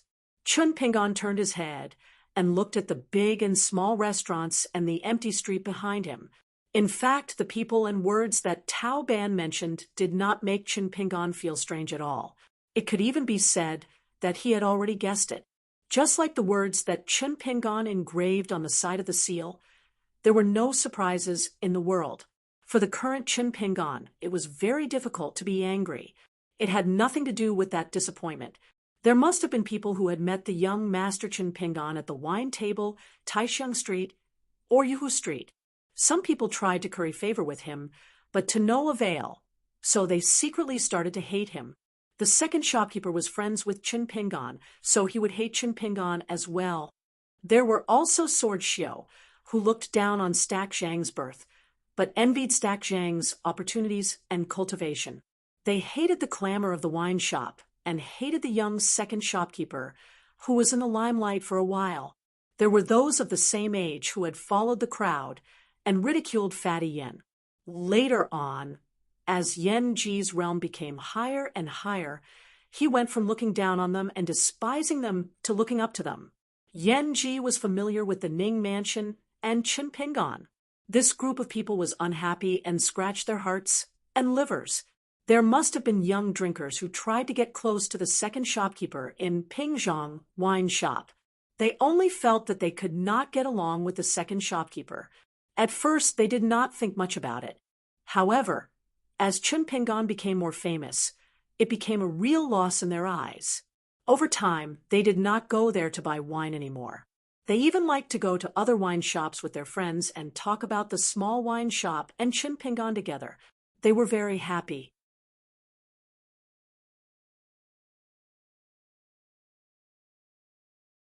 The more people agreed, the better the wine tasted. These people, especially when they thought about how they had pretended to drink wine and eat pickled vegetables with those sword cultivators by the roadside, suddenly felt uncomfortable in their hearts. Therefore, they became more and more enthusiastic when they talked about the wine shop with their friends. The more lively the wine shop was, the better the business. Those who drank wine and spoke with sarcasm looked around. Even if there were not many people around them, they had many reasons to comfort themselves. They even felt that they were sober when everyone else was drunk. They huddled together in twos and threes to warm themselves up. They became close friends and were sincere. The Buddhist scriptures said that rain moistened the plants and trees, and there were differences. There was an old saying that the same rice could feed 100 different kinds of people. In fact, it had a similar meaning. Negating anyone was an easy thing to do, whether it was the big boss of the Great Wall of Sword Qi, the sage of Confucianism who ruled the world, or the sages of the 100 schools of thought. Anyone in the world could be easily denied, as long as others wanted to find fault with them. Things that anyone could do could be done. Otherwise, they would be left behind. One could not just do it. Otherwise, one would be mediocre and suffer in the end. If one truly approved of someone, it would be very difficult. Chun Pingon's joy now was not to compete with them. Instead, he had gained some leisure time. As long as he had the chance, he would try his best to see the complicated lives of these people. He would try his best to see the people's hearts. Chun Pingon drank a big mouthful of wine. The wine in his bowl was already finished. He poured another bowl. Looking at Tao Ban, who was engrossed in eating, Chun Pingon laughed and said, "Eat slowly. No one will snatch it from you." Tao Ban ignored him. Chun Pingon drank his wine and missed his hometown. When he was young in a small town, a child once climbed a tree to retrieve a broken kite hanging on a high branch. In the end, he was called a thief. There was once when he saw his peers playing from afar in the immortal graveyard. Someone was bitten by a snake. That child hurriedly asked, secretly learned, and eavesdropped on the herbal prescription from the Yang family's shop. He helped the bitten child apply medicine. After that, when they saw the black charcoal kid from Clay Bottle Alley who was always alone and watching them play from afar, the ones who scolded him the most fiercely and threw mud at him the most fiercely were the peers who had been in contact with the orphans of Clay Bottle Alley. At that time, Chun Pingon did not understand why it was like this. As he gradually grew up, he gradually understood that if he did not do this, he would lose his friends. But this did not stop those children from being filial to their parents when they grew up. They helped the elderly in the neighborhood carry water and snatched water in the middle of the night. There were also young people who were not stingy with their money. Some were even lucky enough to become the lackeys of the rich kids in Faloo Street and Peachleaf Alley. They would glare angrily and act fierce whenever they found an opportunity. Even so, it did not stop some of these people from returning home after receiving a reward. They would lead their younger brothers and sisters whose clothes were shabby and whose toes stood outside the door all year round to the shops in the small town. They would spend lavishly and buy a lot of New Year's goods. Then they would ask their parents to cook a sumptuous New Year's Eve dinner. It was a lively reunion. They would make small items such as bamboo dragonflies, bamboo knives, and bamboo swords for their younger brothers and sisters.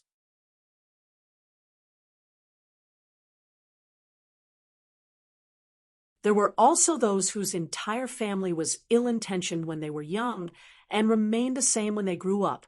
Then they would get married and have children. Their lives would not be too good. The family would never quarrel over right and wrong. All the knowledge of the family seemed to have a kind of harmony that was similar to a small world. Even though Chun Pingon had become an apprentice of a kiln worker, he still did not understand why at that time.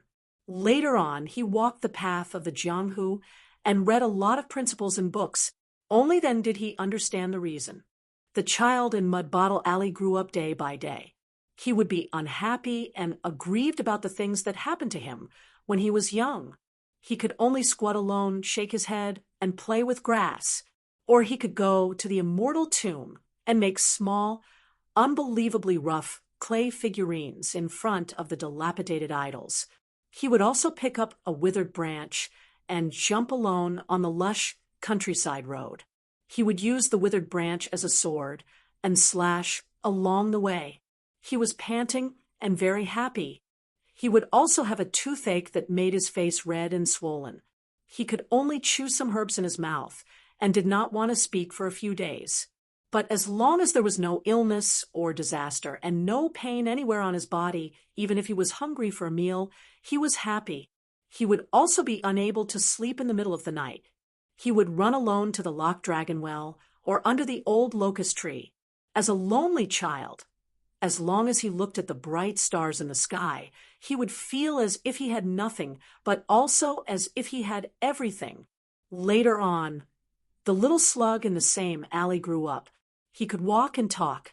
The straw sandals youth in Mud Bottle Alley also met Lu Xianyang.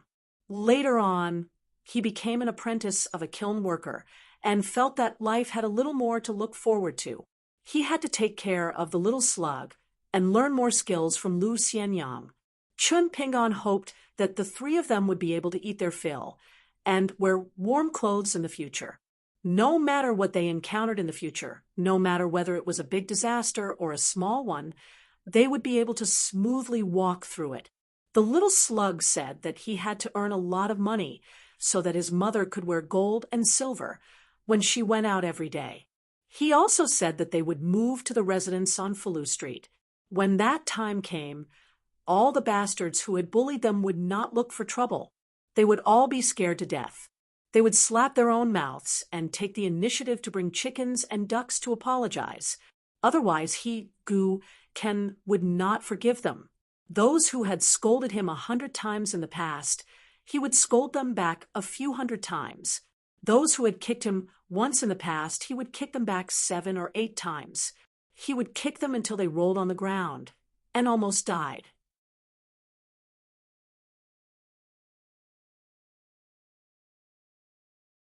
Lu Xianyang said that he wanted to become the person with the best craftsmanship in all of the dragon kills.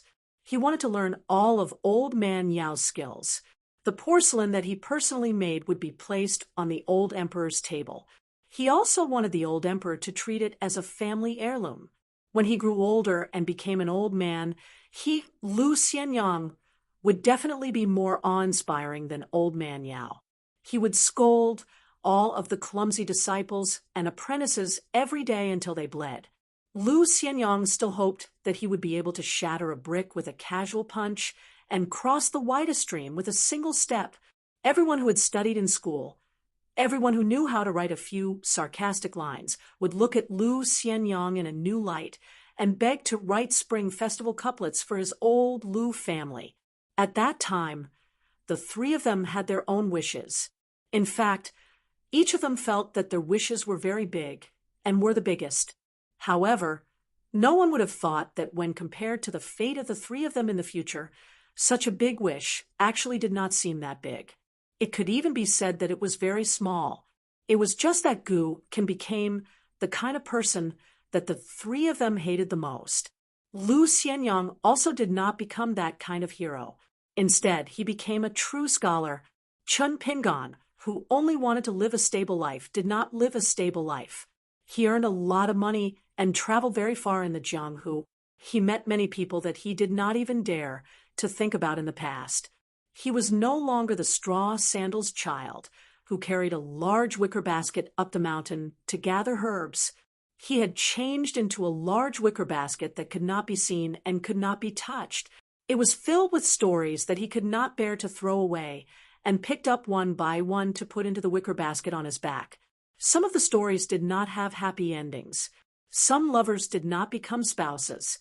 It seemed that good people did not have good karma. Some parted without sadness at the time, but in reality, there was no chance for them to meet again. Some of the stories had happy endings, but at the same time, there were flaws. Some of the stories did not have an ending. However, Chun Pingan had always believed that seeing the light in the dark and giving birth to hope in desperate times was not wrong. Chun Pingan put down his wine bowl and was in a daze. He thought of Old Man Yao, who liked to be alone with his hands in his sleeves. He remembered the first time he followed the old man into the mountains to find soil suitable for making porcelain. It suddenly snowed heavily. The cold wind was bone-chilling, and the snow was knee-deep. The thin straw sandals youth almost froze to death. The silent old man continued to walk in front of him. He only slowed down his pace and said a few words, which was rare for him. Walking on the mountain road in the middle of winter, the weather is cold, and the ground is frozen. It was not easy to earn some money, but you are not willing to spend a single cent just to freeze yourself to death. The weather is cold, and the road is long. You should wear more clothes. Can't you understand this? If your parents don't teach you, can't you think for yourself? On the seemingly endless snowy road, the suffering youth listened to the words that were even worse. He could not cry even if he wanted to. The old man did not care about Chun Pingan's life or death. However, when Chun Pingan once again felt that kind of despair, a person caught up with him. Not only did he bring Chun Pingan a big bag filled with thick cotton-padded clothes and dry food, the tall youth also scolded him for being an old man who had kowtowed to his master and was not a good person. Chun Pingan was not paying attention, and his neck was strangled by the person. His body was pulled backward.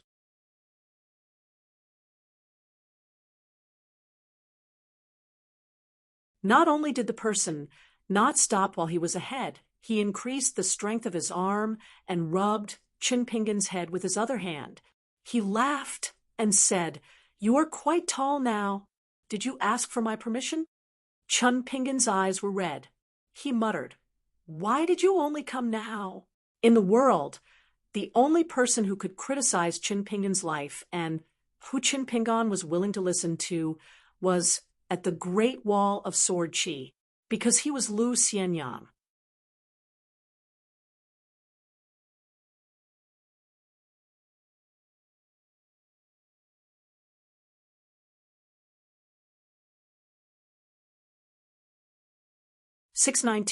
Qiu Long and Lu Yi were both shocked.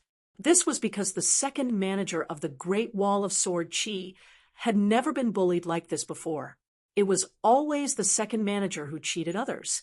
Tao Ban was such a stubborn child, protecting the wine shop's business so that his elder sister and the second manager could earn money every day was Tao Ban's greatest wish. But at this moment, Tao Ban gave up the opportunity to speak up for justice. He silently left the table with his bowl and plate. He could not help but look back. The child felt that the tall young man in green robes was really amazing. In the future, he wanted to become such a person, and not a person like the second manager. Even if he often laughed and chatted with others in the wine shop, even if he earned so much money every day, and was famous on the Great Wall of Sword Chi when there were not many people, he would still be like today. He was worried and unhappy. Lu Xianyang let go of Qin Pingan and sat beside Qin Pingan, who had already given up some space on the bench. He waved at Tao Ban and said, "Young man, bring another jug of good wine and a wine bowl. Put the bill on Qin Pingan's head." Tao Ban looked at the second manager. The second manager nodded slightly. Tao Ban then went to bring the cheapest jug of Bamboo Sea Paradise wine. Although he did not want to become the second manager's business skills were the best. Whether it was selling wine, acting as a banker, or asking the sword, Tao Ban felt that he could still learn these things. Otherwise, how could he compete with Feng Kangle for a wife in the future? Qin Pingan still had wine in his jug. He poured a bowl for Lu Xianyang and asked, "Why are you here?" Lu Xianyang was not in a hurry to give an answer. He took a sip of wine and shuddered. He said sorrowfully, "As expected, I can't get used to these so-called immortal wines. My life is cheap. I only think that glutinous rice wine tastes good." Chun Pingan smiled and said, "Dong Shui Jing's glutinous rice wine. Actually, I brought some, but I drank it all." Lu Xianyang elbowed Qin Pingan's shoulder and said, "Then what the hell are you talking about?" Chun Pingan rubbed his shoulder and continued drinking. Lu Xianyang took a big gulp of wine and wiped the corner of his mouth with the back of his hand. He raised his thumb and pointed to the street behind him. "I came here with my classmates to travel. On the way here, I found out that the Great Wall of Sword Chi was at war again. I was scared to death. I was afraid that the teachers would be hot-blooded and show us some righteous energy from their stomachs and then take us to the city wall to kill demons. I wanted to hide in one of the 4 private residences on the inverted hanging mountain, 4 private residences. But my classmates and teachers were all righteous. But my teachers and classmates were all righteous. Could have been but they were all righteous. So, of course, I've heard a lot about you in Chunban's High. That's the most important reason. I have to advise you not to let you do whatever you want." Ban Lu Xianyang was the most talkative person in the world. Chun Pingan had experienced it for many years. Back then, when the 3 of them got along, Lu Xianyang and Gu Kan would quarrel and scold each other whenever they had a disagreement. Chun Pingan didn't even bother to stop them and just listened to them. After all, they were both adults and children, so they couldn't argue too much. Lu Xianyang seemed to have never lost an argument because he didn't care about winning or losing at all. He was always smiling happily.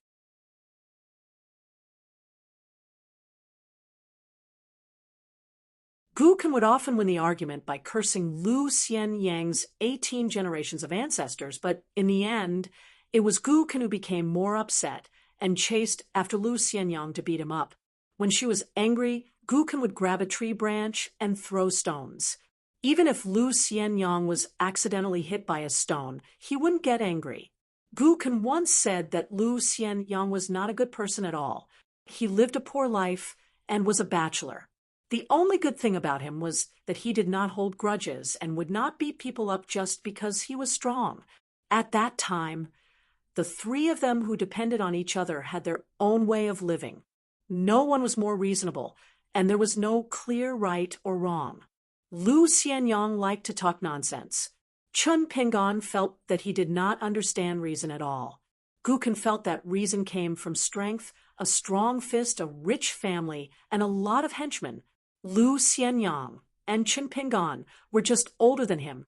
They were two poor men who might not even be able to get married in this life. How could they be reasonable? But at that time, the three of them always had more fun when they climbed the trees to catch birds, went down the river to catch fish, planted rice seedlings together to fight for water, and picked bean sprouts from the gaps of the grain-drying field. Chun Pingon asked while Lu Xianyang was drinking, "How was your study at Mellow Scholar Chen's?" Lu Xianyang smiled and said, "How was it? Haven't I lived for more than 10 years? How could it be worse than the small town?" Lu Xianyang did not seem to be used to the wine of the Bamboo Sea Paradise. He took small sips of the wine and said, "So, I don't regret leaving the small town at all. At most, when I'm bored, I think about my hometown. The crops, the messy dragon kiln residents, the chicken and dog feces in the alleys. I think about it, but it's just a casual thought. I don't feel anything else. If it wasn't for some old debts that I have to settle and someone that I want to meet, I wouldn't feel the need to return to the Aquarius continent." Lu Xianyang shook his head and repeated, "It's really boring." Chun Pingon suddenly said a name and did not say anything else. Gu Kan Lu Xianyang sneered and said, "The little snot bug has always wanted you to be his father. You really think you're his father? Is there something wrong with your head? If you don't kill him, then don't kill him. You asked for it, so bear with it. If you kill him, then kill him. If you feel regret, then bear with it. What's going on now? Haven't you always been like this since you were young? What? Now that you're capable, you're a gentleman and sage after studying. You're an immortal after learning martial arts and cultivating the Tao." Lu Xianyang became angry and slapped Chun Pingon's head. "Gu Kan, you're not even willing to call him the little snot bug?" Lu Xianyang became angrier and angrier. He poured the wine, but did not drink it. He scolded, "You're the only one who likes to look for trouble. If it were me, Gu Kan would have left the town. He's so capable."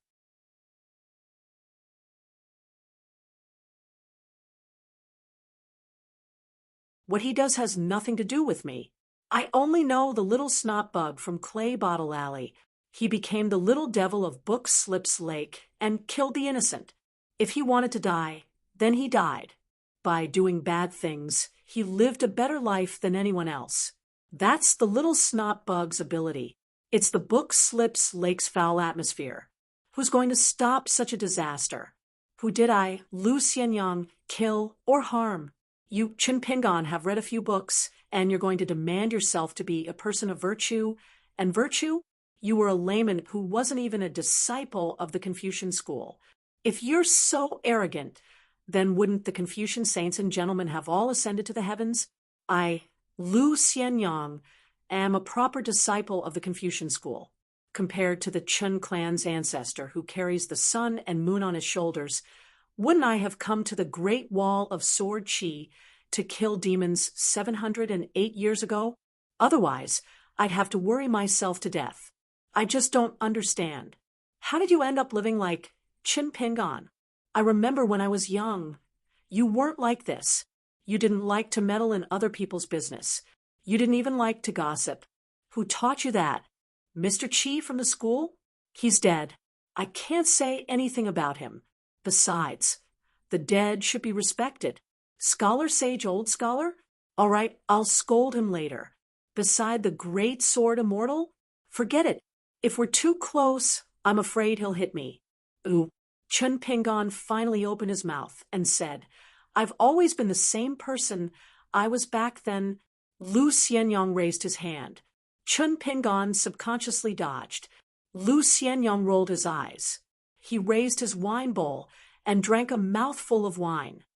Do you know what I couldn't imagine the most? It's not that you're rich and have become one of the most promising people in our group.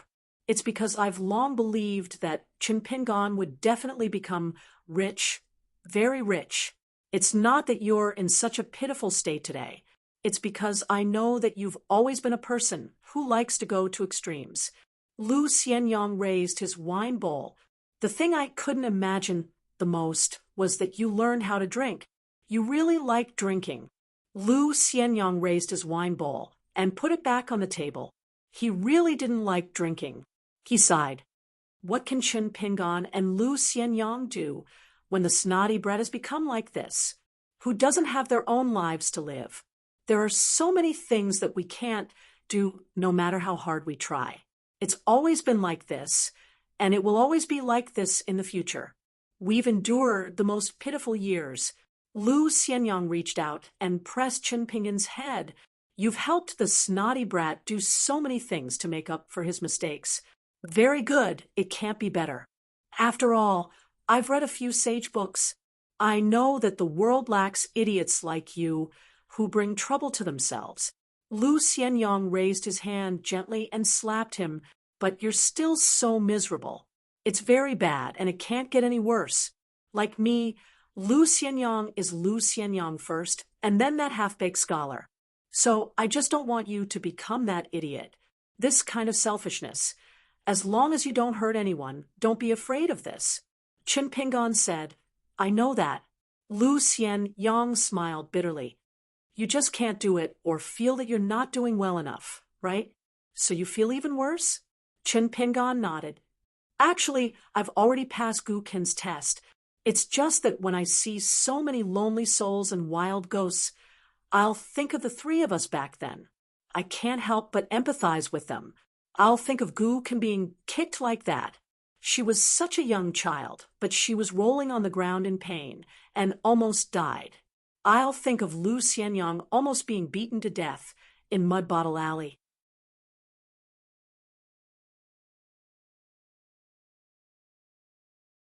I'll also think of myself almost starving to death, and it was only because I relied on the hundreds of meals provided by my neighbors that I managed to survive.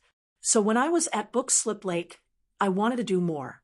I didn't hurt anyone, and I can try my best to protect myself. Lu Xianyang also felt terrible. He slowly said, if I knew this would happen, I wouldn't have left my hometown. Sure enough, it's impossible without me. When a person has a dream, they often have to leave their hometown. It wasn't easy to achieve one's dream, but it was inevitable that they would miss their hometown in their dreams. However, as Lu Xianyang said, he didn't miss his hometown too much, and there was nothing that he couldn't let go of. At most, he was worried about Chinpingan and the little slug.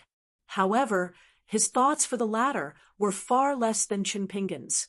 For Lu Xianyang, living a good life was actually the best way to explain to the old Lu family.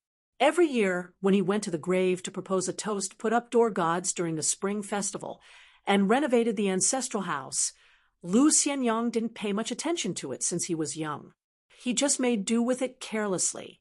Every time he went to the grave during the first lunar month and the Qingming festival, he liked to get some ready-made paper money from Chinpingan.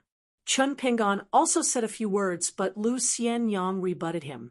He said that he was the only son of the old Lu family, and that he could help the old Lu family expand in the future.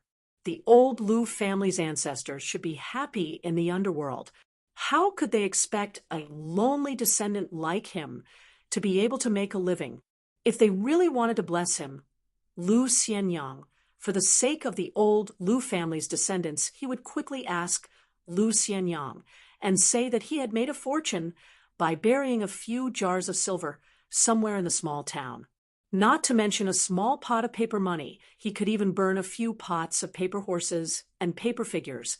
Lu Xianyang had always been very magnanimous. He was so magnanimous that he could even joke about the incident where he was almost beaten to death. Even if the little slug brought it up, he really didn't care at all. The little slug's heart had always been smaller than the eye of a needle. Many people who held grudges would eventually forget about it, and forget about it. However, some people who held grudges would stare at the account book for the rest of their lives. They would flip it over and over for no reason, and they would feel happy from the bottom of their hearts. They wouldn't feel the slightest bit of uneasiness. On the contrary, this was the real fulfillment. Lu Xianyang said, "As long as you are harsh on yourself, the world will be more and more harsh on you. As time goes on, there will be more and more idle people who have nothing better to do and are picky about good people. The better the world is, the more gossip there will be. Because when the world is good, people will have the strength to make irresponsible remarks."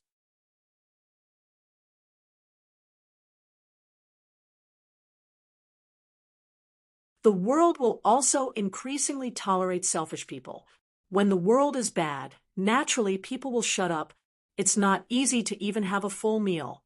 In the chaos of war, who has the time to care about the good and bad of others? They can't even care about their own life and death. This is the truth, understand? Chen Pingan nodded. Lu Xianyang continued, "If you think that the matter of Shindu is the most important thing and that Chen Pingan should become a better person, I won't bother to persuade you. Anyway, he didn't die, so it's fine.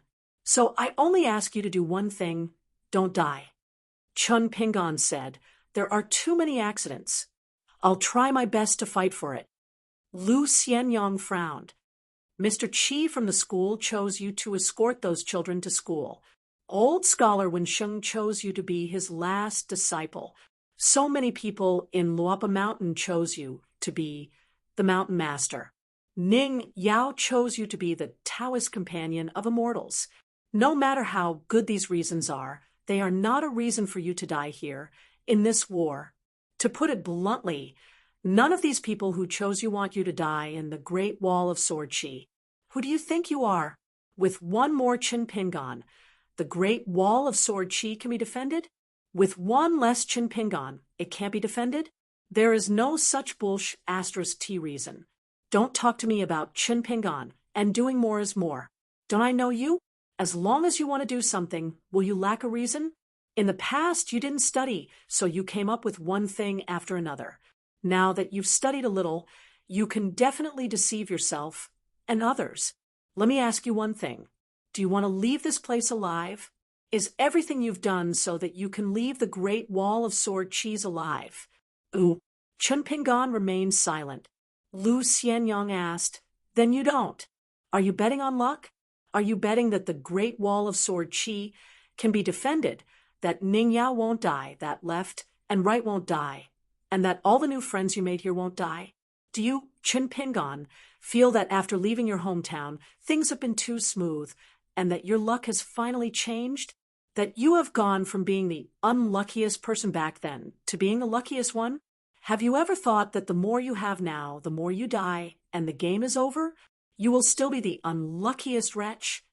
Chun Pingan said angrily for the first time. "Then what should I do? If you were me, what would you do?" Lu Xianyang said calmly, "It's simple. First, tell Ning Yao that even if the Great Wall of Sword Chi can't be defended, both of them have to survive. During this time, they can do everything they can and don't hold back. Therefore, we have to ask Ning Yao what she thinks. Does she want Chin Pingan to die here with her and become a pair of lovebirds? Or does she want one to die and one to leave?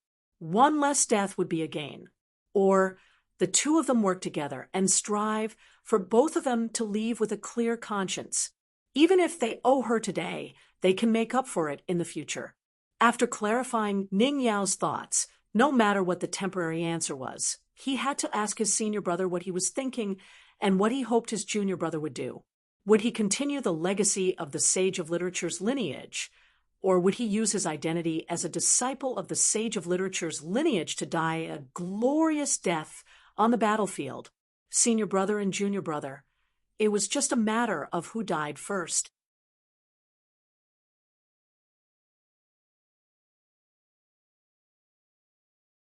Finally, we have to ask boss, Sword Immortal Chin Pingan, if I, Chin Pingan, want to live, will he stop me?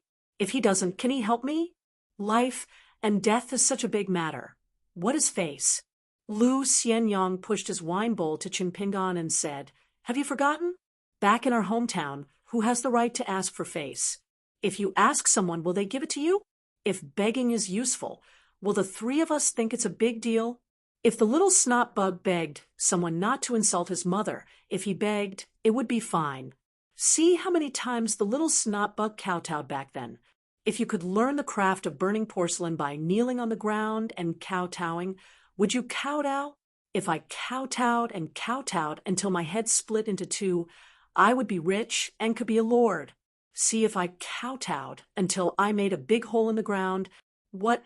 Now that you've made a name for yourself, that pitiful bug from Mud Bottle Alley has become the young mountain lord of Luo Pa Mountain, the second shopkeeper of the Great Wall of Sword Chi, and you don't care about your life and face anymore. I can't afford to drink this kind of wine. I, Lu Xianyang, have studied many books, but I'm still too shameless. I'm ashamed of my inferiority. I can't match up to Chinpingan. Chinpingan looked absent-minded. He stretched out his hand and pushed the wine bowl back to its original place. It seemed that this was the only thing he could do. Lu Xianyang grabbed the white bowl and threw it on the ground beside him. The white bowl shattered into pieces. He sneered, Bullsh, *T, I won't die here. When I go back to my hometown, don't worry.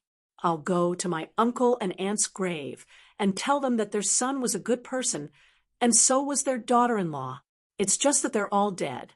Chinpingan, do you think they'll be happy if they hear that? Chinpingan's entire body collapsed.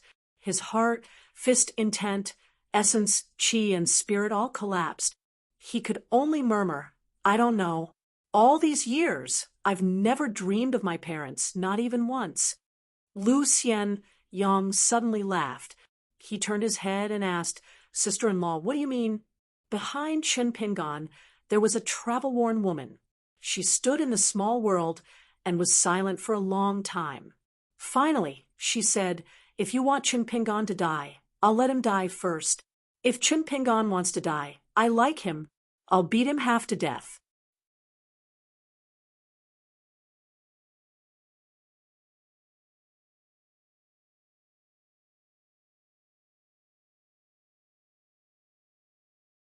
"6:20. After Ning Yao sat down, Lu Yi hurriedly brought over a flask of the best Green Mountain Divine wine. The girl left after putting down the flask and bowl. She did not forget to help the bad-tempered young man get another bowl. The girl did not dare to stay any longer. As for the cost of the wine, even Taoban, who was most concerned about the store's business, did not dare to say a word, let alone Lu Yi. The young man, the young woman, and the peach board hid in the shop together. The conversation between the second shopkeeper and the outsider had been in a foreign accent, so no one could understand. However, everyone could tell that the second shopkeeper was acting a little strange today. After Ning Yao sat down, the three of them could no longer hear the conversation. Ning Yao poured a bowl of wine and said straightforwardly, Boss, the sword immortal did say that no one can't die, but he didn't say that anyone has to die. Even I don't feel that I have to die here to be worthy of the Ning residence and the Great Wall of Sword Chi. So no matter what, it won't be your turn, Chinpingan. Chinpingan, I like you, not the future great sword immortal Chinpingan.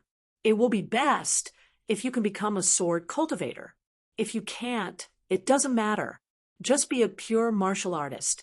Also, if you want to be a scholar, just be a scholar. Chinpingan nodded. I understand. Lu Xianyang shook his head and lowered his voice, as though he was talking to himself. You don't understand at all. Ning Yao frowned and turned to look at the Great Wall of Sword Chi. However, Boss, the Sword Immortal, did not allow me to say more. He said that he would take care of you and wanted you to think more. Otherwise, you would have wasted this trip. Finding life in death and relying on yourself to survive is the best way to sharpen your Tao heart and nurture a sword embryo. Otherwise, it would be less meaningful for others to help you. even if it's just to give you a hand or give you some pointers. Lu Xianyang still shook his head. It's not fun. It's not fun at all. I knew it. Everyone seems to have no requests, but it's actually the people around him who like to ask for my little Pingon the most. Ning Yao ignored Lu Xianyang and said, "Don't think that you're the only one with such treatment. You should feel burdened. The number of young sword cultivators who have been taken care of by Boss Sword Immortal over the past 10,000 years is not a small number. However, there were some things that could be said, but most of them were not mentioned at all. The sword cultivator himself was completely unaware of it. In fact, I didn't find it meaningful in the beginning, so I didn't agree to the Old Sword Immortal's request. However, the Old Sword Immortal persuaded me again, saying that he wanted to see if you were worthy of him returning the scholar with sword case." Chun Pingon smiled and said, "I thought Boss Sword Immortal had forgotten about this. It's just like a marriage proposal." Lu Xianyang stretched out his finger and gently rotated the white bowl on the table. He muttered, "Since his swordsmanship is so high, I might as well give him more. At the very least, it has to match my status and swordsmanship." Under the table, Chun Pingon stomped hard on Lu Xianyang's foot. Lu Xianyang stretched out two fingers as though he was conjuring a sword art. He held them vertically in front of him. "It doesn't hurt. It doesn't hurt at all. You're a bastard." In fact, Ning Yao did not like to talk about such things. Many thoughts just swirled in her mind, and the past was the past. Just like washing and refining a sword, what was not needed did not exist. What was needed would naturally be linked to the next idea, eventually becoming something that needed to be done. Ultimately, it would manifest in the sword technique, sword intent, and sword Dao. That was all. There was no need to speak of it. However, today was an exception.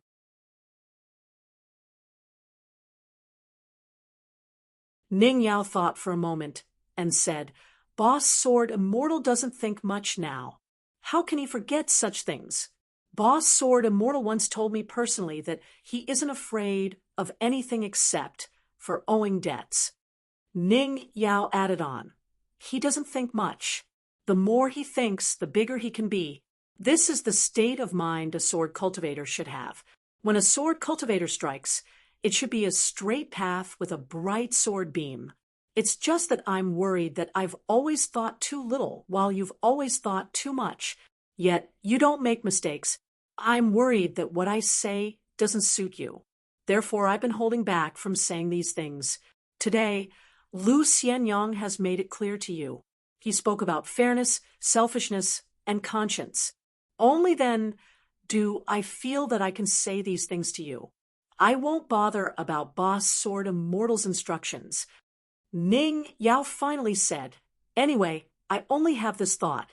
Regardless of whether the Great Wall of Sword Qi can be defended or not, we have to live together. Neither of us can die. In the future, whether it's the sword or the fist, it will only increase. This is because you and I are not forgetful people. You don't have to prove this to anyone. Even Boss Sword Immortal and left and right. You don't have to prove it to them. It's fine as long as I know. So what are you feeling guilty about? In the future, if anyone dares to say anything about this matter, I've always disliked your reasoning. As long as I hear it, it's equivalent to questioning my sword." Chun Pingon smiled brightly and said, "This time, I really know." Lu Xianyang slapped the table and said, "Sister-in-law, your words are so straightforward. As expected of the Ning Yao who said the great Tao moves naturally, the sword beam is bright. As expected of the Ning Yao who I knew would be my sister-in-law the moment I saw her.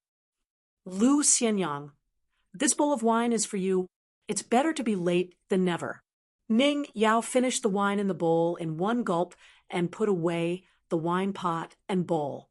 She stood up and said to Chun Pingon, "Accompany Lu Xianyang to continue drinking. After you recover, you can go to the city wall to kill demons." Lu Xianyang and Chun Pingon stood up together and said with a smile, "I'm relieved that sister-in-law said so. It's all my fault for leaving my hometown too early. Otherwise, it's hard to say who would call me sister-in-law. Chun Pingon elbowed Lu Xianyang in the chest. Ning Yao smiled and asked, "How's the girl in Mud Bottle Alley who likes to look at people askance and say strange things?" Lu Xianyang grimaced and rubbed his chest. He said with a bitter face, "Don't expose people's shortcomings and don't scratch people's faces. This is the most important principle of our hometowns, Jianghu." Ning Yao left on her sword. Her sword chi was like a rainbow.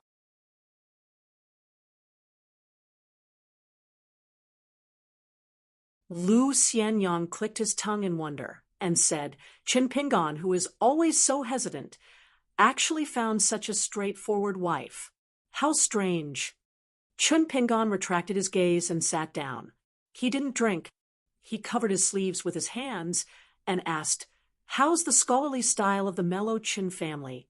Regarding the Mellow Chin family, other than the old almanac of Pearl Grotto Heaven and the world-renowned Chin Chun and of South Swirl Continent, the only other disciple of the Yingyin Chin family that he really came into contact with was the young girl named Chin Dui. Back then, Chun Pingon and Ning Yao went into the mountains with Chin Dui, the grandson of the Chin family from Dragon Tail Creek, Chin Song Fong, and the sword cultivator Lu Baqiao from the Wind and Thunder Garden. They went to find the tombstone tree that was of great significance to a scholarly family. Chun Pingon's impression of the girl from outside the village was neither good nor bad. Lu Xianyang didn't like drinking, so he ordered a bowl of Yang Chun noodles and a plate of pickled vegetables. He mixed them together and put one foot on the bench. He finished the noodles in a few mouthfuls. Then he stood there in a daze and looked at the empty bowl. After a while, he turned his head and asked, "Do you charge for this Yang Chun noodles?" Chun Pingon shook his head and said, "Other than the wine, I don't charge anything." Lu Xianyang suddenly understood and said, "I knew it. If you did business like this, you would have been hacked to death long ago." Lu Xianyang remembered Chun Pingon's previous question and said, "Studying there was very stable. When I first arrived there, I received several valuable gifts such as flipping the book and the ink fish. Later, I sent them all to you, and the little slug. There was nothing bumpy at Mellow Scholar Chen's place. Every day, I would listen to the teachers and teachers teach me and clear my doubts. Occasionally, I would go out to study. Everything was very smooth. I would often go to a big stone cliff by the river to enjoy the scenery. There was no other way. Mellow Scholar Chen was known as the master of the world's memorial arches. None of the places looked like our hometown. Only that stone cliff by the river looked a bit like the back of the green ox that the three of us used to play. Even if I wanted to complain to you and pretend to be pitiful, I didn't have the chance. Compared to you, my luck is indeed better. I hope it will continue in the future." Chun Pingon breathed a sigh of relief. Lu Xianyang smiled and said, "Even if there was a grievance like that of a little wife, do I, Lu Xianyang, need you to stand up for me? Touch your conscience. Ever since we became friends, who was the one taking care of who?" Chun Pingon raised his wine bowl and said with a smile, "You were almost beaten to death by that old bastard at Mount Xinyang. Later, wasn't it me who helped you vent a little of your anger?" When talking to Lu Xianyang, there was really no need to care about face. When it came to being shameless, Chun Pingon felt that he was at most half as good as Lu Xianyang. Lu Xianyang still had one foot on the bench. He knocked on the table with his chopsticks and pretended to be profound as he said, "You don't know about this, do you? That was all part of my plan. If it wasn't for this trick, how could a little bumpkin from Clay Bottle Alley like you have a chance to get close to Ning Yao? You weren't even half as handsome as me. Tell me, who is the biggest matchmaker between the two of you?" Chun Pingon chuckled. Lu Xianyang was a little worried. "I never thought that other than the glutinous rice wine in my hometown, this would be the first time in my life that I would drink properly. It wouldn't be a cross-cupped wine with my future wife. As a brother, I'm really loyal to my friends. I don't know if my wife has been born yet.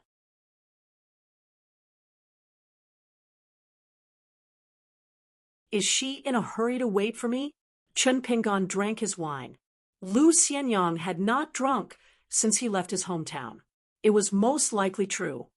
There are many good people in the mellow Chen family. It's just that some of the bad habits that young people should have, big and small, are inevitable.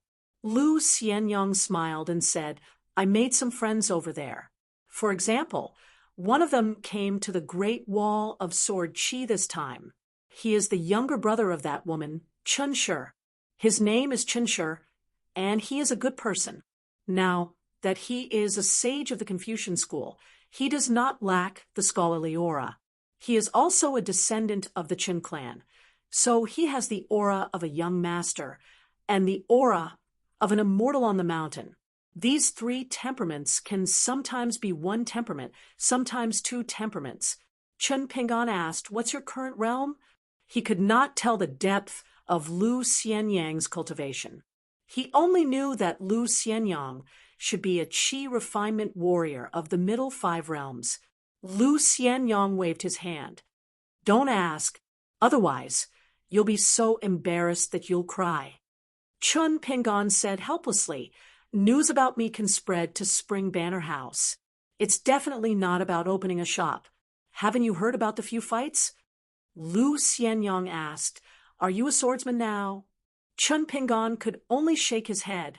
Lu Xianyang asked again, Which realm are you, a Qi refinement warrior? Chen Pinggan didn't want to talk. Lu Xianyang pointed to the ground. Then why aren't you squatting down and talking to Uncle Lu? Chen Pinggan said angrily, I'm a 7th realm martial artist after all.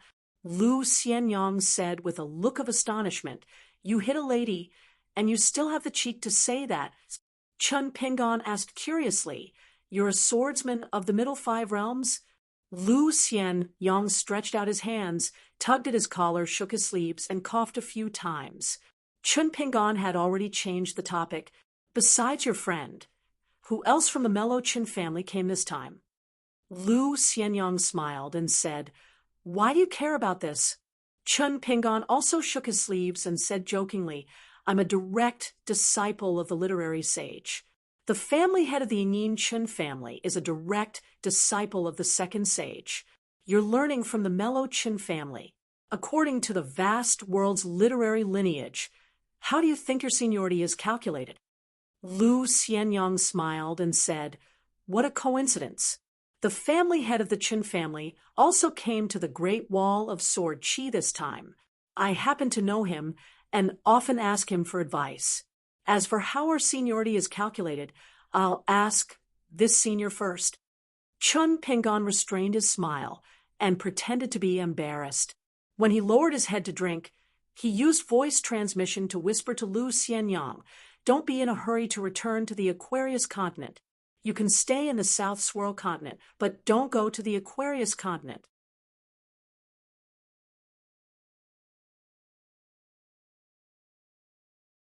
Especially the Tongye continent and Fuyao continent. We'll talk about the old scores between Xinjiang Mountain and Qingfeng City after a few years. Wait until you become a sword immortal. If you're not a sword immortal in the upper 5 realms, how can you break Xinjiang Mountain's mountain guarding formation? I've calculated, if we don't use schemes and tricks, even if we're sword immortals in the Jade Raw realm, we won't be able to gain any advantage over Xinjiang Mountain. Xinjiang Mountain sword formation is not to be underestimated. Now, there's another nascent soul sword immortal who has been in seclusion for 9 years. Looking at all the signs, the possibility of him successfully breaking through is not small. Otherwise, the tables will turn. With the death of Li Tuanjing, the previous owner of the Wind and Thunder Garden, Xinjiang Mountain can finally hold its head high. With the temperament of most of the patriarchs in Xinjiang Mountain, they would have already taken revenge on Wind and Thunder Garden. They would never tolerate Huang He's seclusion and Lu Baqiao's growth. Wind and Thunder Garden is not Xinjiang Mountain. Xinjiang Mountain has a close relationship with the Dali imperial court. Huang He and Lu Baqiao have inherited their master Li Tuanjing's style of living. When they leave the mountain, they only wander the Jianghu and never meddle in the court. Therefore, in terms of their relationship with the Song clan, Wind and Thunder Garden is far inferior to Xinjiang Mountain. Although Master Wan is Dali's chief consecrator, Dali will respect and rope him in both public and private matters. So later on, he allocated a large piece of land in the old mountain area to the Dragon Spring Sword sect. However, with the emperor's temperament, how can the young emperor tolerate the Dragon Spring Sword sect gradually growing and eventually monopolize it? How can he allow Master Wan to recruit most of the sword cultivators in the continent? At most, he will use Lakeview Academy as the boundary between the Dragon Spring Sword sect and Xinjiang Mountain, one in the north and the other in the south. Therefore, as long as there is a chance for a sword cultivator in the upper 5 realms to appear in Xinjiang Mountain, Dali will spare no effort to help Xinjiang Mountain, and Dali will be able to suppress the fate of the Zhuiying dynasty and restrict the Dragon Spring Sword sect. For a sect like Xinjiang Mountain, even if it has a grudge with you and me, it's undeniable that the cultivators of Xinjiang Mountain are extremely skillful, whether it's as a person or an immortal on the mountain. Let's not talk about other things. Just take that poor woman as an example. She was able to trap Li Tuanjing with her love and prevent him from ascending to the upper 5 realms in his lifetime. In this process, the ancestral hall of Xinjiang Mountain must have said many harsh words to that woman, and it's definitely not as simple as that woman's character being unworthy of his love. With Li Tuanjing's vision and breadth of mind, he definitely wouldn't be depressed because of this. Therefore, it's very likely that Xinjiang Mountain made Li Tuanjing discover the truth. That woman was infatuated with Li Tuanjing, and it's not fake at all.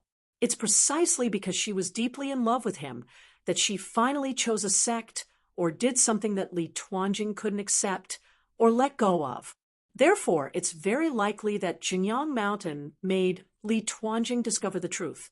That woman was infatuated with Li Tuanjing, and it was precisely because she was deeply in love with him that she finally chose a sect or did something that Li Tuanjing couldn't accept or let go of. Therefore, it's very likely that Xinjiang Mountain made Li Tuanjing discover the truth.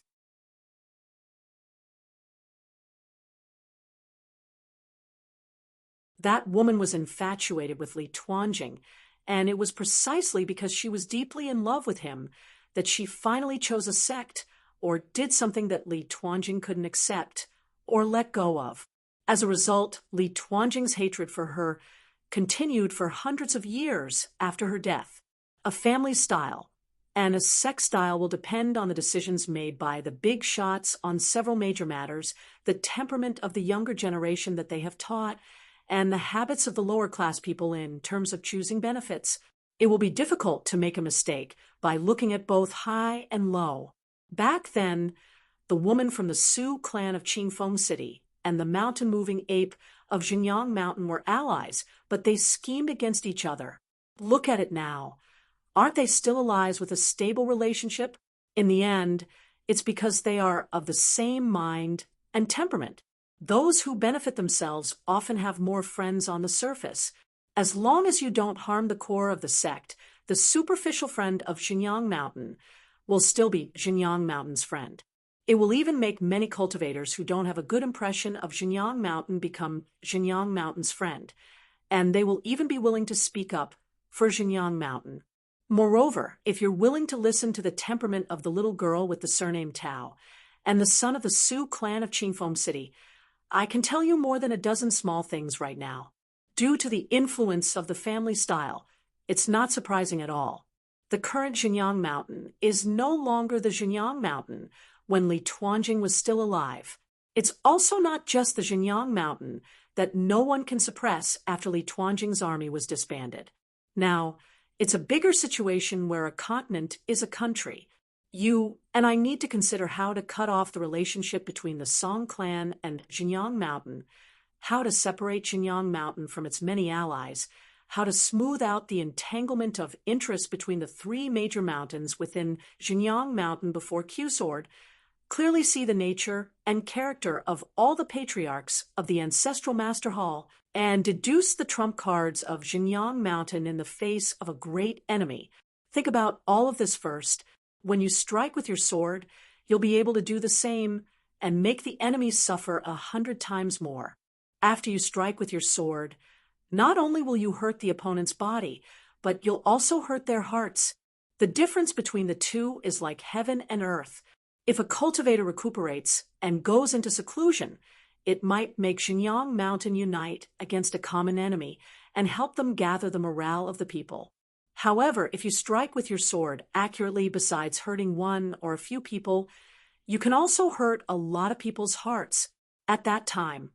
Even if you and I strike with our sword happily and sheath our sword happily, the people of Xinjiang Mountain will continue to worry for 10 or 100 years.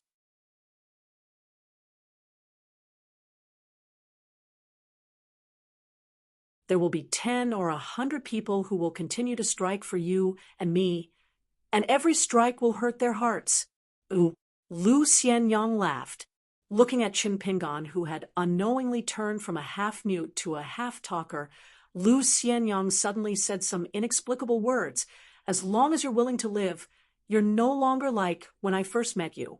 You never thought that death was a big deal.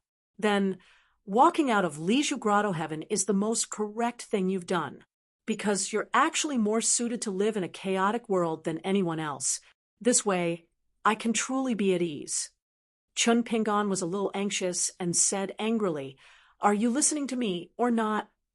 Lu Xianyang smiled and nodded. "I've heard you. I'm not deaf." Chun Pingan drank a mouthful of wine to drown his sorrows. Lu Xianyang asked jokingly, "You've been thinking about this all these years?" Chun Pingan said angrily, "I haven't been idle when I'm practicing my fist techniques and cultivating. Then as long as I have nothing to do, I'll think about this." Lu Xianyang pointed at the wine bowl. "After talking so much, you must be thirsty." Ooh. Chun Pingan only covered his hands with his sleeves. Unknowingly, he had lost the desire to drink. Lu Xianyang smiled and said, "Do you really understand why Xinjiang Mountain and Qingfeng City are like this?" Chun Pingan was puzzled. "What do you mean?" Lu Xianyang asked in return, "Why harm others for oneself? Or harm others? Or perhaps the temporary altruism is just an elaborate disguise to benefit oneself in the long run?" Lu Xianyang asked again, "Why are some people willing to benefit others for themselves and for others?" Lu Xianyang answered his own question. "Because these are two completely different kinds of people. One rejects the ways of the world, while the other is close to the ways of the world. The former pursues fame and fortune and all tangible benefits. They are very pragmatic. Even if many of the things they pursue are unattainable in the eyes of ordinary people, they are still inferior in reality. It's a kind of innate human nature, but it's precisely because it's inferior that it's practical and firm. The latter is willing to benefit others while being self-centered. Because they're vain. Toward the ways of the world, they have an innate closeness to it. They're willing to give up material objects, benefits, and material losses in exchange for inner peace. Of course, there's also a deeper sense of belonging. It's precisely because they're vain that they're the most likely to be disappointed. In a battle between the vain and the real, it's always the former who bleeds.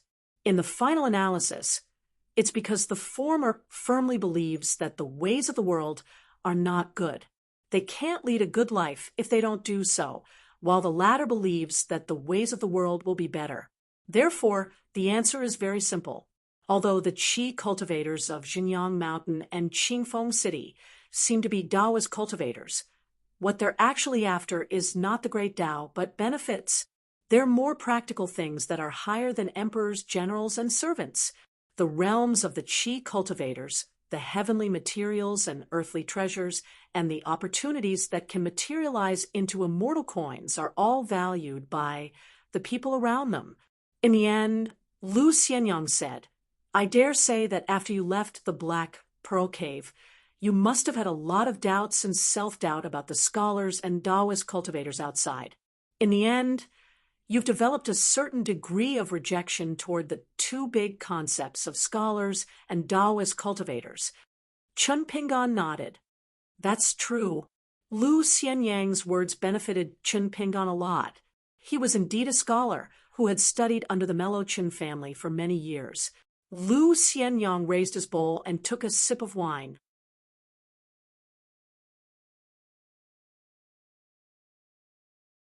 He put down the bowl and couldn't help but complain. No, I can't pretend anymore. Chun Pingan was confused. Lu Xianyang continued to speak in his mind. Someone asked me to pass on these words to you. Why would I think about these things myself? That person said that after you've heard it, your state of mind will be more relaxed, and you'll have more hope for the ways of the world. You'll also understand the two kinds of people better. As for who that person is, old Mr. Chen didn't say, and he didn't ask me to tell you this either. He asked me to take it as my own reading experience and tell it to you. I reckon that the only person who misses you so much and can ask old Mr. Chen to pass on a message should be that old Mr. Wensheng. This old man is also a wonderful person. Once when he went on a trip to the Melochin family, he secretly met me and deliberately said that he was a foreigner who had come here to pay homage to the Chin family's ancestral hall. Then we went to the stone cliff by the river and chatted for more than 2 hours. He said that he was chatting, but in fact, it was just him talking to himself. Other than some trivial pleasantries, he just sat there and scolded old Mr. Chin for more than an hour about how he wasn't knowledgeable enough and how the school of the secondary saint wasn't good enough. His saliva flew everywhere, and he was so enthusiastic. He even advised me to change schools and go to the school of the Sage of Rites to study. I almost had my fill of punches. At this point, Lu Xianyang raised one hand and then gently pressed it down with the other. He smiled and said, "At that time, I hit it off very well with old Mr. Wensheng." After seeing me raise my hand, old Mr. Wen chuckled and pressed my hand down. He said, "Don't be like this. Let's talk nicely. We're all scholars. Give me some face." Chun Pingan rubbed his forehead. That teacher of his was really capable of doing such a thing. He reckoned that when the swordsmen of the northern continent crossed continents to study the sword, Snow Continent, teacher also convinced them with reason. Fortunately, the school of the Sage of Rites had eldest senior brother by his side. Mr. Qi and even that imperial tutor Cui Dong were not like this. Chun Pingan naturally thought of his own student Cui Dongshan. This time, the Melochin family went on a study trip, and Qin Chunan personally came to the Great Wall of Sword Qi. Chun Pingan believed that Cui Dongshan must have done something. However, there was no need to say much about such things to Lu Xianyang. Just being able to meet Lu Xianyang in a foreign land was already the happiest thing. Chun Pingan raised his wine bowl. "Shall we?" Lu Xianyang shook his head and said, "No." He looked up at the sky. "Our group of people who are studying abroad are all staying at Sword Immortal Sun Jiyuan's residence. I have to hurry over. I put down my things earlier and hurried to the Ning residence to look for you.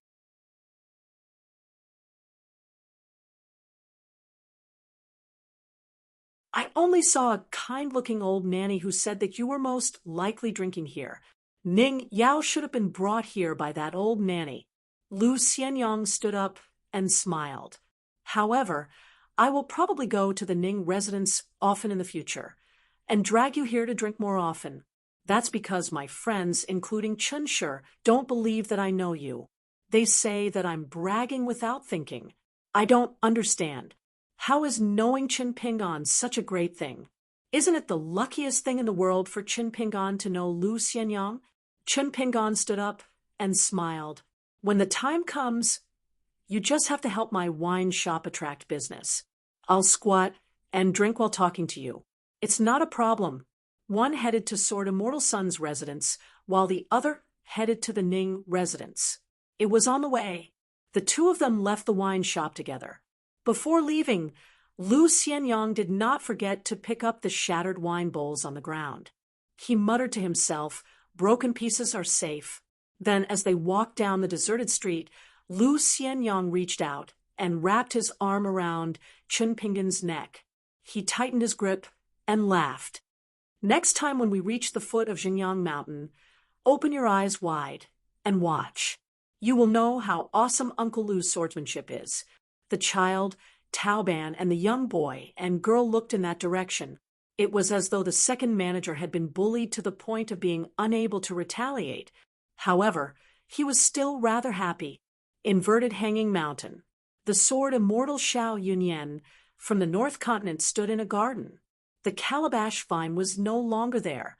This was because Lu Sui and Lu Jinglong from the Great Wall of Sword Qi had returned from the Great Wall of Sword Qi at the Water Classic Mountain. Xiao Yunyan had given this treasure to Lu Sui, and even called for the young sword immortal Lu Jinglong to send the blade-strengthening calabash vine that was about to ripen out of the Water Classic Mountain. He had also told Lu Sui about the buyers of each blade-strengthening calabash and asked Lu Jinglong to escort them all the way. Lu Sui naturally refused. Even though Xiao Yunyan and her teacher were not immortal Dao companions, they were still from different sections. Lu Sui was also a junior, and did not dare to accept such a precious treasure. However, Xiao Yunyan insisted, and did not allow Lu Sui to refuse. Lu Sui had no choice but to agree in fear, if not for Lu Jinglong beside her. Even if Lu Sui agreed, she did not think that she would be able to return to the North Continent alive.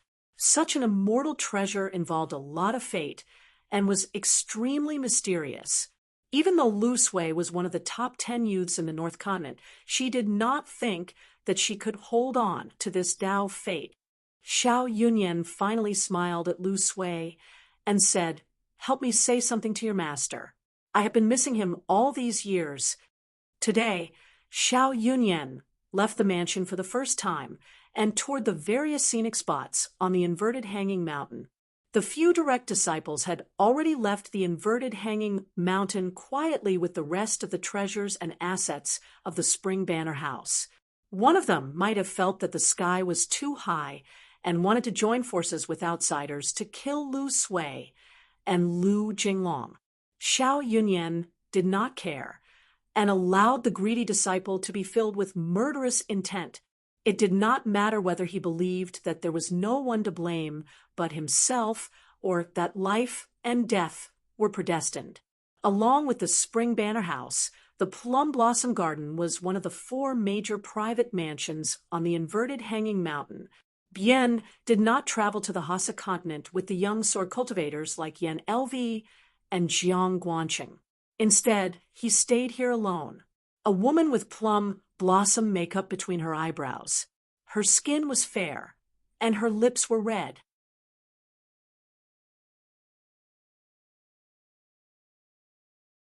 She wore a dress that was intricately woven and was extremely beautiful. She was the real owner of the Plum Blossom Garden. However, she lived in seclusion and almost never showed her face. Bien called her Madame Xianyan. Xianyan was a beautiful name and a beautiful face. They lived up to both. Although Bien was never interested in the affairs of men and women, he had to admit that just looking at Madame Xianyan was pleasing to the eye. Madame Xianyan of the Green Immortal Mountain from the Bamboo Sea Cave, and Madame Xianyan of the Plum Blossom Garden. There were a total of 10 madams in the world. They were enough to make the immortals on the mountain daydream and fall for them. There was something strange about these madams. They were all deities of mountains and rivers, demons and spirits. Madame Xianyan and Bien sat opposite each other in a waterside pavilion. She was playing with a sea of bamboo brushes that the Plum Blossom Garden had just given to her.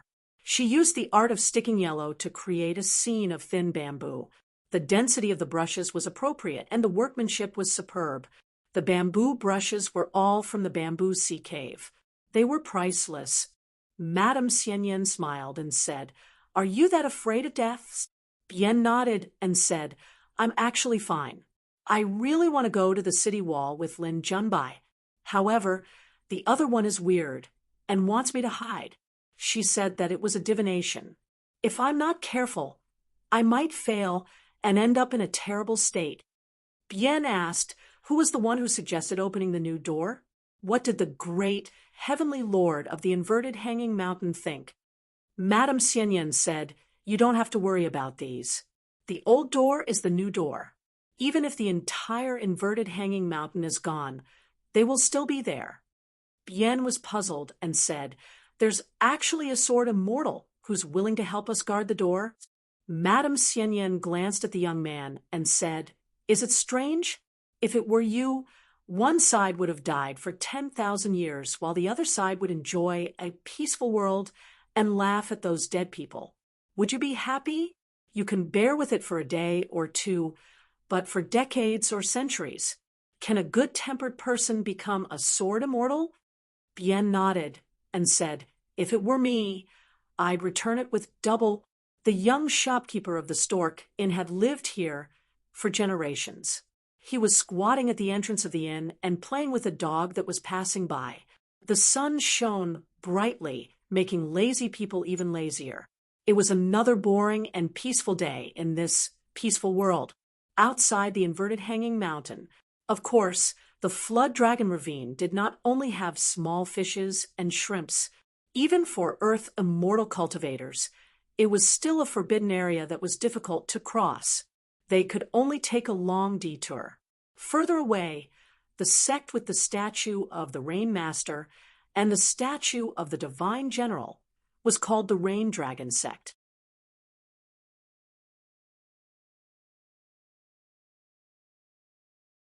The Water Essence Palace on top of the inverted hanging mountain was its private residence, other than the colossal Rain Dragon sect on the vast and boundless ocean. There were also immortal sects of various sizes that occupied islands. Each of them had their own glory and disgrace on the route of the cross-continent ferry from Osmanthus Island. The fourth sight on the ocean was the opening under the feet of the two golden statues of the Rain Dragon sect that were more than 1,000 feet tall. It was said that the golden statue of the Divine General that held a sword with both hands was an ancient deity that guarded the southern gate of the heavenly court. The other statue with a blurry face and colorful ribbons was the first of the many rain masters in the heavens. In name, it was in charge of the clouds and rain of all the true dragons in the world. After the Rain Dragon sect's ancestral master reconstructed its Dharma idol, it still seemed to be in charge of a portion of the water flow in the south. The Rain Dragon sect, where the two deities faced each other, had a long and ancient tradition. When female cultivators chose immortal Tao companions, everything depended on the embroidered ball that they threw out. Upper Five Realms cultivators could snatch it by force, and Earth immortals could not use their abilities to snatch it by force. However, if an Upper Five Realms cultivator made a move, it would be a challenge to the entire Rain Dragon sect.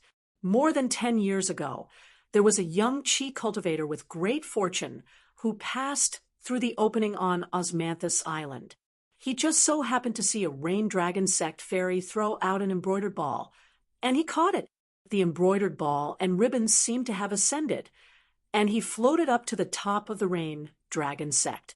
Not only that, this man had even greater fortune in cultivation. He actually became Tao companions with a fairy on the mountain. This was such a great opportunity, such great fortune. Even the faraway old dragon city of the Aquarius continent had heard of it. This young man, called Fu Ku, was indeed someone who had fate with the Rain Dragon sect. He was originally a nameless cultivator, but after cultivating the Rain Dragon sect's ancestral immortal method, he ascended to the heavens step by step. Not only did he obtain a beauty, but he also smoothly entered the Golden Core realm, becoming the fastest Earth immortal in the history of the Rain Dragon sect. In the end, this young man was a cultivator who had climbed and gone through hardships at the foot of the mountain After ascending to the top, he treated people very differently from the cultivators of the Rain Dragon sect, and was valued even more. Today, Fu Ku came to the foot of a divine statue. He climbed up and looked into the distance, his eyebrows flying. In just a short dozen years, he was able to make a young man, who was embarrassingly short on money to be reborn, and become an immortal. There were cultivators who had gone through thick and thin with him, who came because of his reputation. The Rain Dragon sect did not allow outsiders to set foot on the island, so Fu Ku would take the initiative to receive them. He would arrange for them to be placed in a vassal force of the Rain Dragon sect. If they returned home, he would give them a generous sum of money. If they were unwilling to leave, Fu Ku would help them find a job or a status in a sect on another island. There were senior brothers of the Rain Dragon sect who wanted to travel to the Great Wall of Sword Chi, but they were stopped by their teachers. When they drank to drown their sorrows, Fu Ku would also accompany them. They did not speak much, only drinking. In these years, Fu Ku, who had limitless glory, would occasionally feel as if a lifetime had passed. From time to time, he would think about the bleak circumstances of the past. He would think about the passengers on the same boat on Osmanthus Island.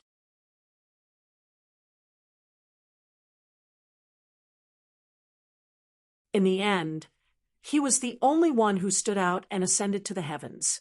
However, Fu Ku always had a small knot in his heart. He had long heard that on Osmanthus Island, after he left the ferry, there was a young man who was also from the Aquarius continent who was able to use a divine ability in the Flood Dragon Gully. In the end, he did not die and earned a great reputation. Not only that young man surnamed Chen was even luckier than Fu Ku. Now, not only did he reach the Great Wall of Sword Chi, even the inverted mountain river Essence Palace had sent many stories about this person to the Rain Dragon sect. This made Fu Ku smile at ease.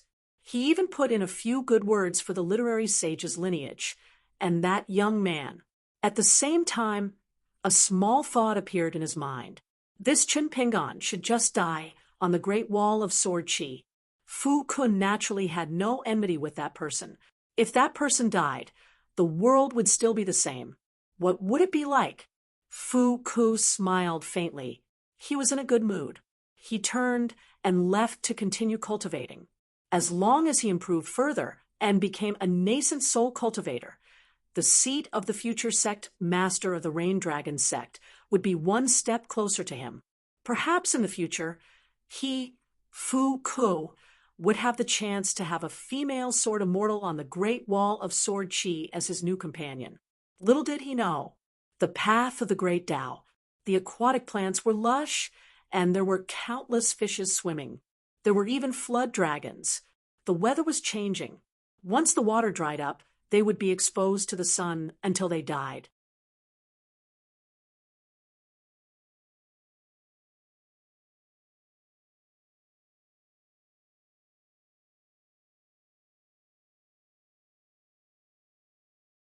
"621. When Chen Pingan returned to the Great Wall of Sword Chi, he chose a secluded spot on the wall and was responsible for guarding the wall that was about a mile long. Generally speaking, only nascent soul sword cultivators below the jade unpolished realm would receive such treatment. They were able to wield their swords alone and guard an area. For example, Qisho, who had just broken through to the nascent soul realm. Qisho also became the first sword cultivator to reach the nascent soul realm among his peers in the Great Wall of Sword Chi.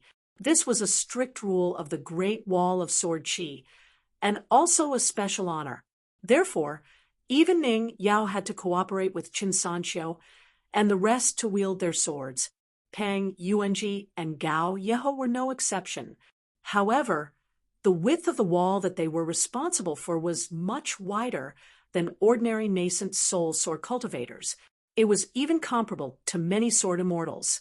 The reason why Chen Pingan was an exception and did not attract any criticism was because Chen Pingan did not break the rule. He was not a sword cultivator now, but a pure martial artist who reared a few flying swords. In addition, Chun Pingan was willing to take the risk and be the bait to attract the attention of some hidden great demons. Ning Yao did not speak. The Yao family's elder sword immortal, Yao Lianyan, did not speak. The other sword immortals on the Great Wall of Sword Qi naturally did not stop them. Coincidentally, Chun Pingan and Qi Shou became neighbors. Qi Shou did not stop wielding his sword. He was only distracted for a moment as he glanced at Chun Pingan. This guy did not cover his face with a messy mask today. He wore a green robe from his family and a robe from the clothing workshop. He placed a sword workshop's standard long sword horizontally on his knees. The two immortal weapons that had contributed greatly to Chun Pingan by killing Li Jun had not shown up yet. This was only the beginning of the offensive and defensive battles. The sword immortals' natal flying swords were like a tidal wave at the forefront of the battlefield, obstructing the demon army of the wildlands. Then came the demons that slipped through the net, requiring the earth immortal sword immortals to wield their swords to kill them. After that, if there were any demons that were lucky enough to survive, they would charge through the second sword formation, only to be greeted by a swarm of flying swords from the middle 5 realms. This was a form of sword practice in the Great Wall of Sword Qi. From the Cave Abode realm to the Dragon Gate realm, sword cultivators of the 3 realms, even if their realms weren't high, would become more familiar with the battlefield and become more connected with their natal flying swords. Naturally, their attacks would become faster and faster. Qi Shou shifted his gaze and looked at Chun Pingan's sword. When Chun Pingan went out of the city to fight Li Jun, Qi Shou was in seclusion and did not have the chance to witness it. He could only hear about it afterward. Even a proud sword immortal like Qi Shou had to admit that it was a matter of great regret. Chun Pingan did not hold back when he attacked today. All 4 flying swords flew out at the same time, as if he was clinging to Buddha's feet at the last minute. It was unknown who he had learned a camouflage technique from.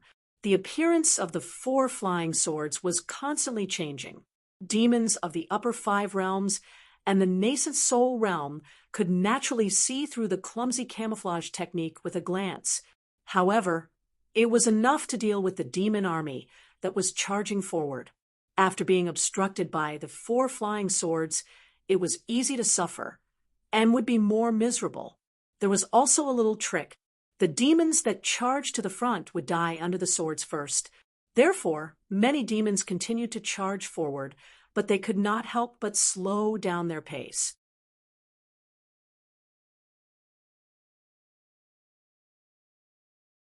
Compared to Chun Pingan's concentration, it was easier for Qi Shou to block the enemy. He was distracted and did not affect the direction of his own battle. The demon army in the wasteland could be said to have suffered heavy casualties. However, they were still far from the city. For a sword immortal like Qi Shou, who had experienced 3 great battles, it was easy to deal with them. Moreover, Qi Shou had 3 natal flying swords.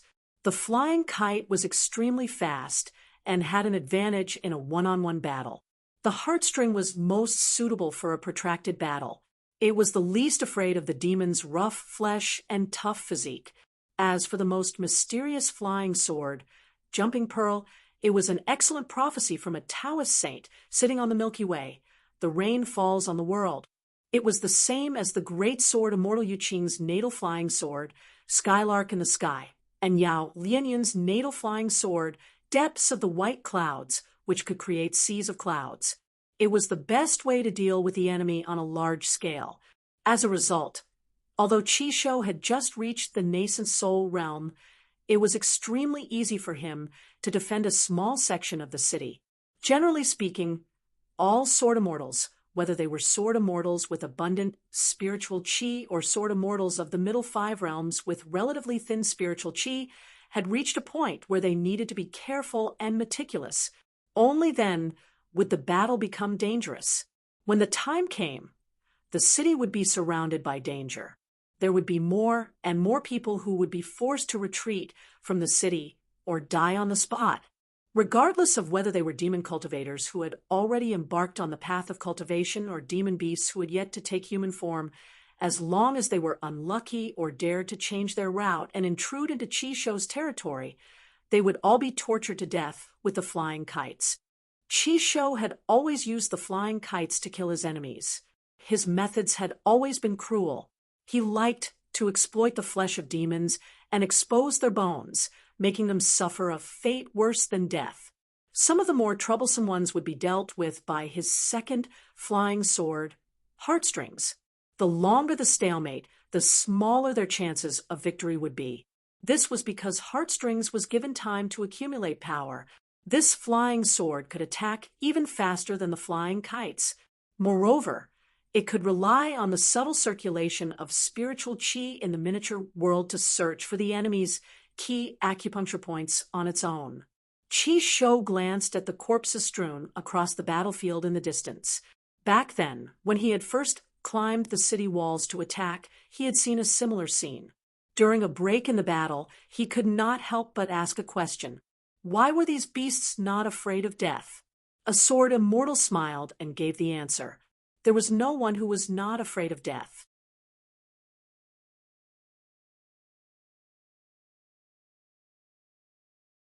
However, in the wilderness, life was the most worthless. This was the same for cultivators.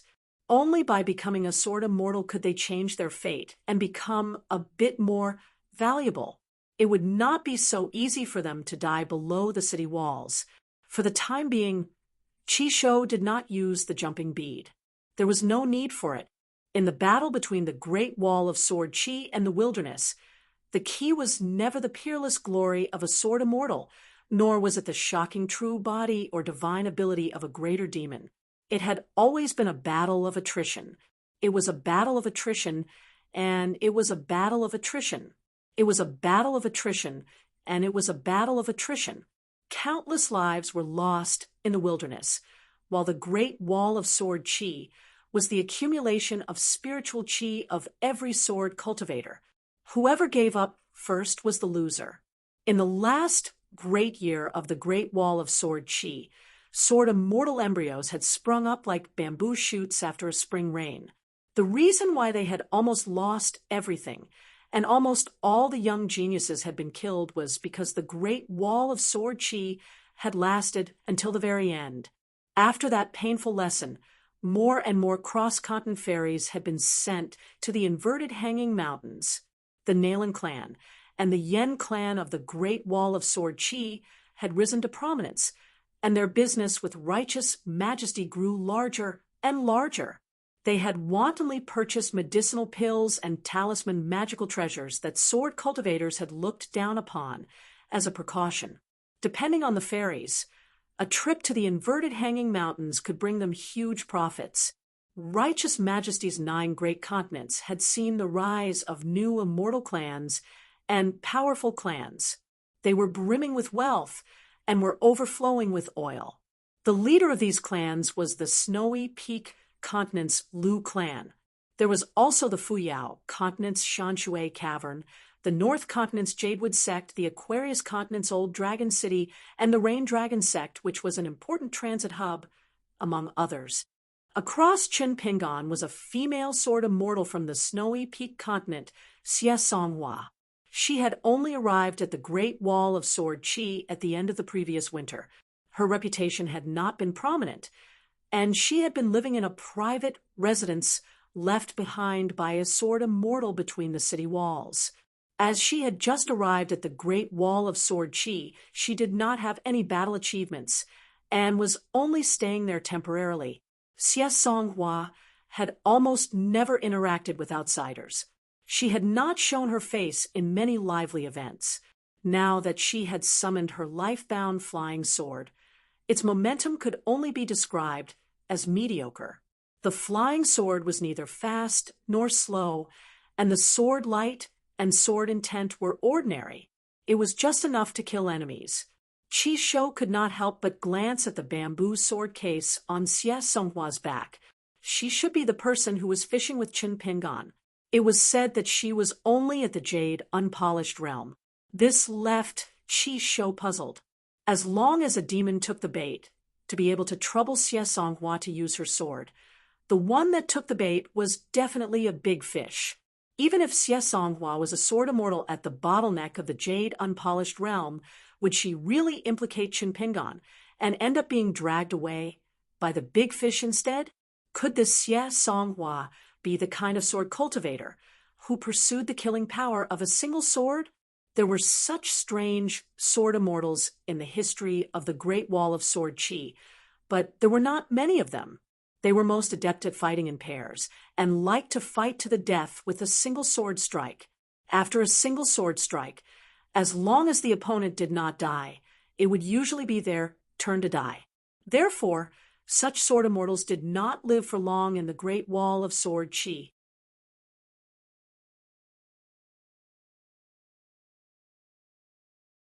From right to left, it was Qi Shou, Qin Pingan, and Xie Songhua. They each guarded a spot. There were no substitute sword cultivators behind the three of them. During this period, Fan sneaked over once but did not dare to stay any longer. He left a flask of wine and ran off. Qin Pingan opened the flask and took small sips of wine. He had been paying attention to the movements of the demons on the battlefield all along.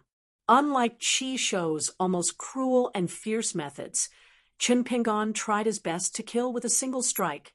At the very least, he should be able to injure the foundation of the demon's physical body with every strike of his sword, or make it difficult for him to move.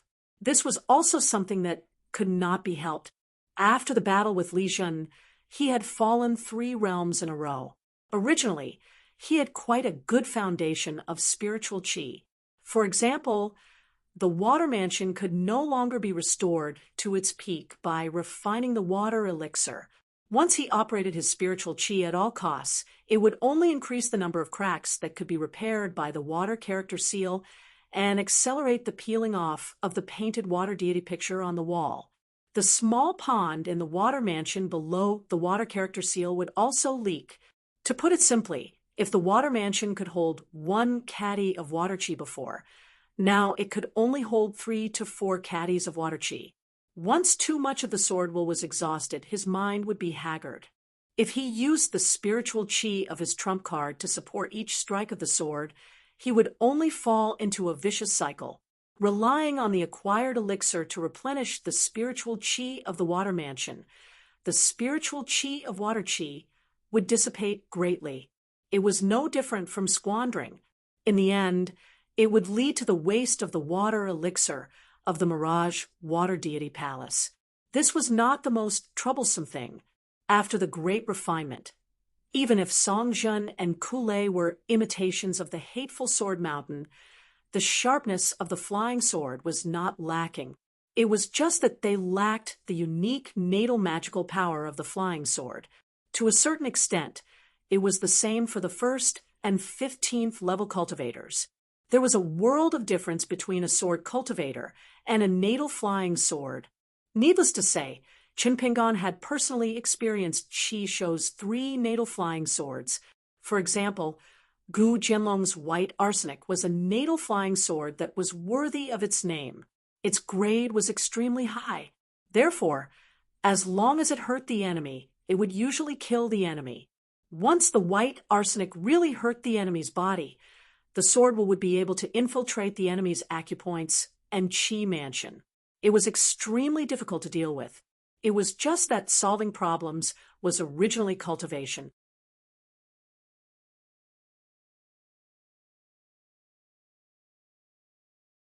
Carefully controlling the loss of spiritual qi in the 4 key acupoints, he repaired the foundations of the water mansion, the mountain temple, and the wooden house.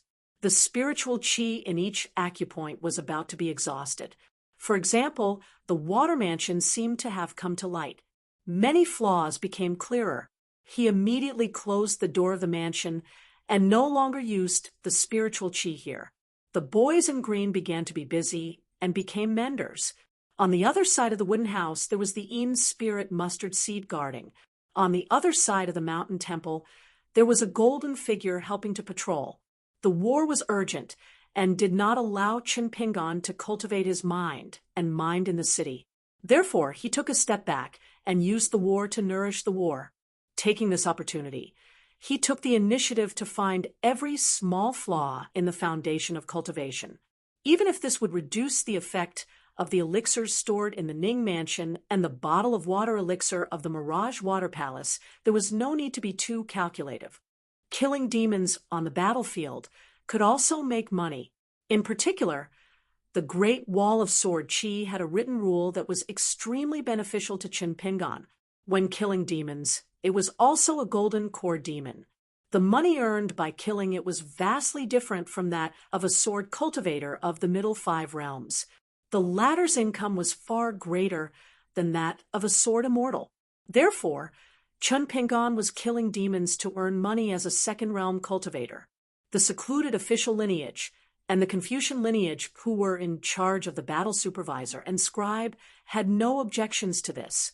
Both sides felt that Qin Pingan deserved additional benefits by lowering his cultivation level through his own ability and acting as bait. Qin Pingan seemed to be focused on controlling the 4 swords to kill enemies on the battlefield, but in fact, he was also distracted to observe the battle from both sides. Qi Shou, who was already at the nascent soul realm, attacked with his sword. It was completely different from the battle on the street. As for sword immortal Xie Songhua's attack, it was even more simple and unadorned. She relied on her unknown intrinsic flying sword. Just the sharpness of her attack was enough to allow Qin Pingan to gain more insights. Qin Pingan was ultimately not a pure sword cultivator. The mental and spiritual energy he expended while controlling a flying sword was far more exaggerated than a sword cultivator's. The golden body realm's tough physique naturally had its benefits. It could strengthen one's soul and intent, but it was ultimately incomparable to a sword cultivator's attack. As for the demon army's flood of death, it would not stop for even a moment. Therefore, Qin Pingan often needed to drink wine. There was a lot of knowledge in the wine. By the side, Qi Shou was somewhat amused. It was truly difficult for this second manager, who was puffing himself up at his own cost. It was best if the person holding the pole could not hold on before the big fish took the bait. However, the slightly pale young man's eyes turned brighter. Ignoring the fact that it was somewhat difficult to sustain a flying sword for a long period of time to kill demons, just Qin Pingan's tenacity and the way he handled many details left Qi Shou in a different light. Although they were opponents who had nearly exchanged their lives, Qi Shou was not so petty as to wish for Qin Pingan to be injured again and again on the city walls, ultimately damaging his great Tao foundation.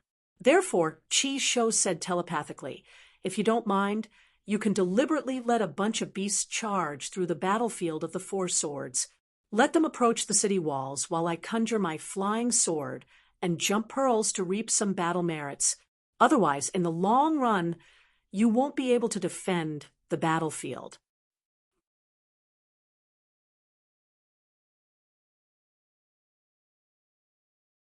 Qin Pingan was now a second realm cultivator and could not even use telepathic ripples. He could only rely on the martial arts method of condensing his voice into a line, and said to Qi Shou, "I appreciate your kindness, but I don't need it for the time being. I have to be more miserable before I have a chance to catch a big fish. After that, even if you don't ask, I will ask for your help." Wasting 1 or 2 water cores for nothing, and even implicating the 4 key aperture points, making it harder for him to use his sword. However, as long as he could successfully catch a demon of the upper 5 realms, it would be a huge profit. This was how things should be settled. The female sword immortal Xie Songhua of the Snow White Continent was just as Qi Shou had guessed. She was indeed the kind of sword cultivator who pursued the extreme sword intent. She practiced the sword all her life and had always been committed to clearing the sky and clearing the earth after using her sword. Xie Songhua was very honest. After the sword immortal boss chose her to help Qin Pingan copy the net, Xie Songhua and Qin Pingan had a heart-to-heart talk. The female sword immortal went straight to the point. and said that she came to the Great Wall of Sword Chi to obtain 1 or 2 great demons as a sacrifice to her sword. After the matter was done, she would immediately return to the snow-white continent after obtaining the benefits and fame. Chun Pingon felt somewhat relieved. Chi Shou smiled and asked, "Why not ask your ally, Sword Immortal Xie Songhua, for help?" Chun Pingon said, "I don't dare to not repay a favor owed to a sword immortal. How much to repay is a big problem, but the favor owed to you is much easier to repay. This war is destined to be long. Between us, it's hard to say who owes who a favor in the end." Chi Shou felt that this guy was still as annoying as before. After a moment of silence, he tacitly agreed to Chun Pingon's request. Then he asked curiously, "How much of your difficult situation is real and fake?" Chun Pingon smiled and said, "You won't believe anything I say. Why are you still asking?" Chi Shou pretended to be helpless and said, "I'm not idle. As a nascent soul sword cultivator, I'm temporarily invincible. It's so lonely." Chun Pingon smiled and said, "I can have a nascent soul sword cultivator and a sword immortal as my gatekeepers. It's even lonelier." Chi Shou raised his middle finger. Chun Pingon took the time to drink a mouthful of wine. The wine pot was the style of the bamboo Sea Paradise wine from his shop. It concealed a profound principle. The wine in the blade's strengthening gourd at his waist had melted a water core. Unless it was a critical moment, he did not need to drink this wine. From time to time, Fan Dash would send over a wine pot to replenish his spiritual chi. There was no need to worry for now. As for the few precious pills among the 15 square-inch items, they were even more targeted.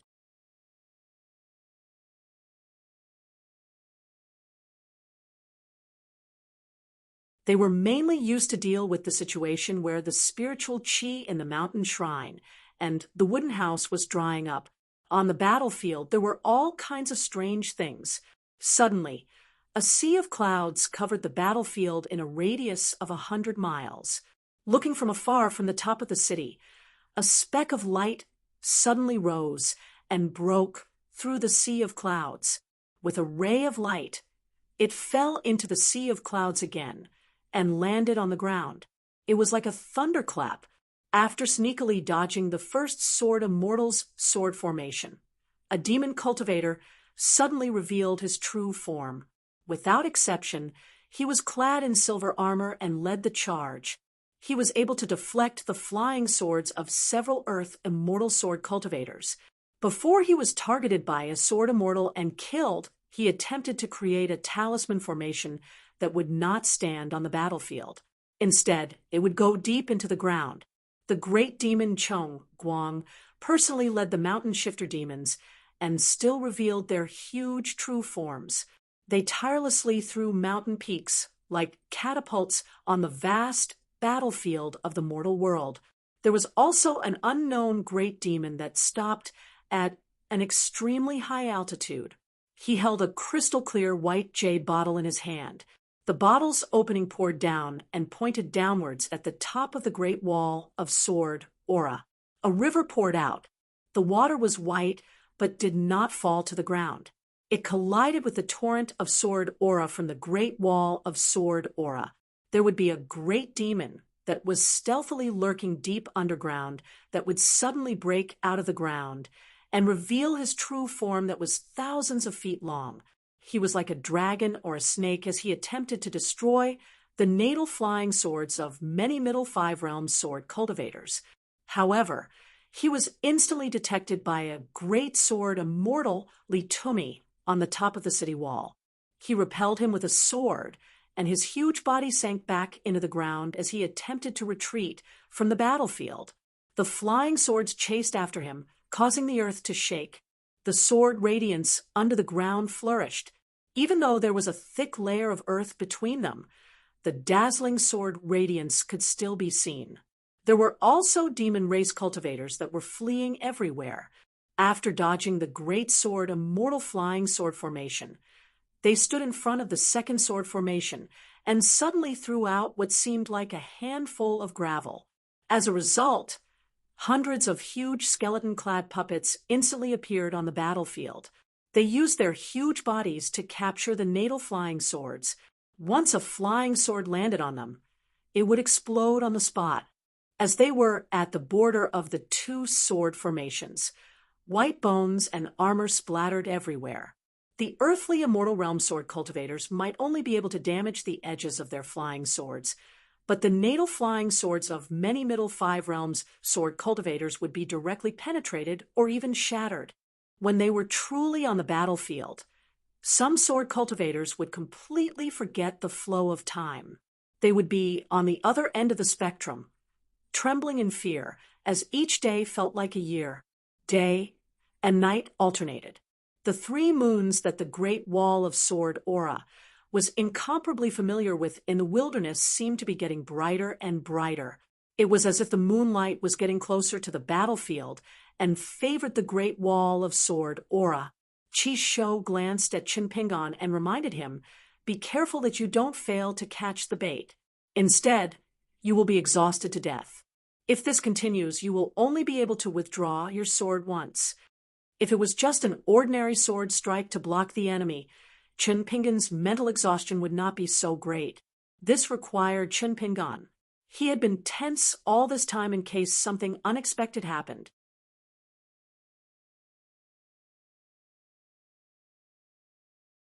After all, he did not know where a certain great demon was hiding or when he would strike.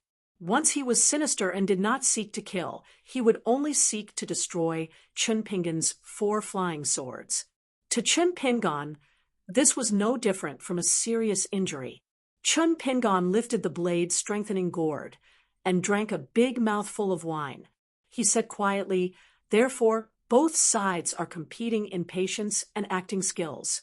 If the other party does not dare to bet on a big win and really forces me into a corner, I might as well withdraw my flying swords and call for a substitute. At most, I won't be the bait." The battlefield was filled with incomplete and wandering souls, and they were ceaselessly minced into pieces by the sword lights. It was another type of tragic scene that covered the entire battlefield, invisibly, as the corpses piled up into mountains and the sword immortals struck the ground repeatedly. The battlefield shattered. It was not as if the formation masters of the wilderness of wasteland were allowed to stabilize the ground and build up the battlefield at will. However, the bloody stench and the evil aura of the demon race grew thicker and thicker, even though the sword immortals and their natal flying swords had long prepared a countermeasure. They used the unique abilities of their flying swords to wander around the battlefield and do their best to wash away the evil aura. As time passed, it was still difficult to stop some kind of momentum from gathering. This caused the sword cultivators' originally clear vision of the battlefield to gradually become blurry. This was the time to fight for the heavens.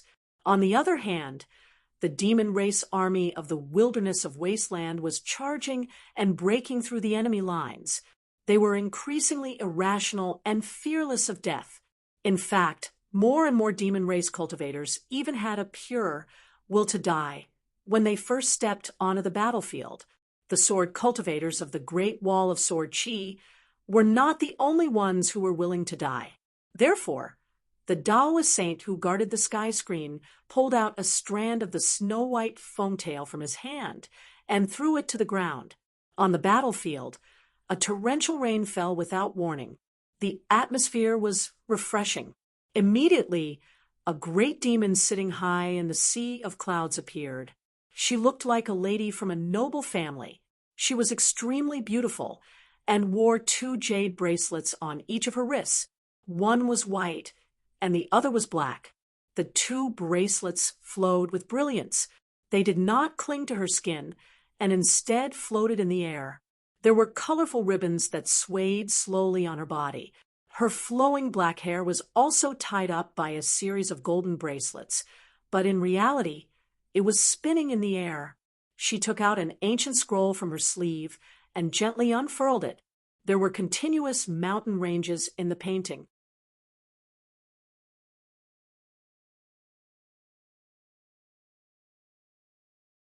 The mountains were surrounded by mountains, and the sound of flowing water could be heard. It was as if the mountains and rivers had been moved and imprisoned in the painting by an immortal's divine ability. It was not a simple painting. The great demon, who was wearing a robe of red clouds, smiled and took out a seal. She breathed out her primordial true chi on the seal and gently imprinted it on the painting. The seal bloomed with rays of light, but the painting that was originally in the style of green mountains and rivers gradually dimmed. She gently pushed the painting. Except for the seal and the words that were left on the ground, the entire painting instantly disappeared. In the sky above the battlefield, a magnificent painting that was thousands of miles long and hundreds of miles wide appeared. Not only that, the painting's spiritual chi spread out in an attempt to stop the torrential rain. The heavy rain fell on the green landscape painting. Not a single drop of rain fell on the battlefield. However, at the real mountain range of the desolate world depicted in the painting, a rain filled with spiritual chi began to fall. The old Taoist waved his horsetail whisk and shattered the painting. The painting condensed again. Therefore, the rainwater that was formed by the tail of the bird fell on the battlefield again and was blocked by the painting. Then the old Taoist smashed the painting again with his horsetail whisk. When the seal in front of the woman became dimmer and dimmer and finally shattered with a bang, she smiled sweetly. "Old immortal, you've given me a generous gift. I won't be polite." When the woman took out the seal again, a sword light that cut through the sky came crashing down. The two black and white bracelets on the woman's wrist and the golden ring that bound her hair flew out of their own accord and collided with the sword light. Dazzling sparks burst out, and a fiery rain fell from the sky. Although the woman blocked the sword light, she had to retreat more than 100 miles. She lowered her head and looked at the bracelets on her wrist. Fortunately, they were only slightly damaged. She no longer used the painting to block the rain and continued to watch the battle from afar. The person who attacked from the great wall of sword chi was Lu Ji. She remembered it. Once a woman held a grudge against another woman, she would often be even more ruthless. When Chun Pingan had to withdraw all his flying swords in one breath, no great demon took the bait in the end. It was unexpected, but reasonable. Xie Songhua and Qi Shou didn't need to communicate at all. They immediately joined forces to help Chun Pingan kill the demons. Each of them shared half of the battlefield, so that Chun Pingan could rest a little and be ready to attack again. The battle had just begun. Now, most of the demon army was like ants that were sacrificing their lives to fill the battlefield. There weren't many cultivators. In fact, compared to the previous 3 battles, the wilderness was even more patient this time. The sword cultivators' sword formations were interlocked, and each had their own duties. As for the demon army, there seemed to be an indescribable sense of hierarchy. It was no longer incomparably rough. However, there were still occasional connection problems in various parts of the battlefield. It seemed that the people in charge of commanding and dispatching were still inexperienced. The sword cultivators practiced the sword, and the demons practiced martial arts. 3 moons were in the sky. On the scholarly sage's side, an unfamiliar old man in a scholarly robe appeared. He was looking up at the 3 moons. The old man was the number 1 person in the South Swirling Continent, the mellow scholar Chun Chunan. Chun Chunan retracted his gaze and smiled at the students in the distance. "Go and help. Remember to do as the Romans do." The group of young people dispersed.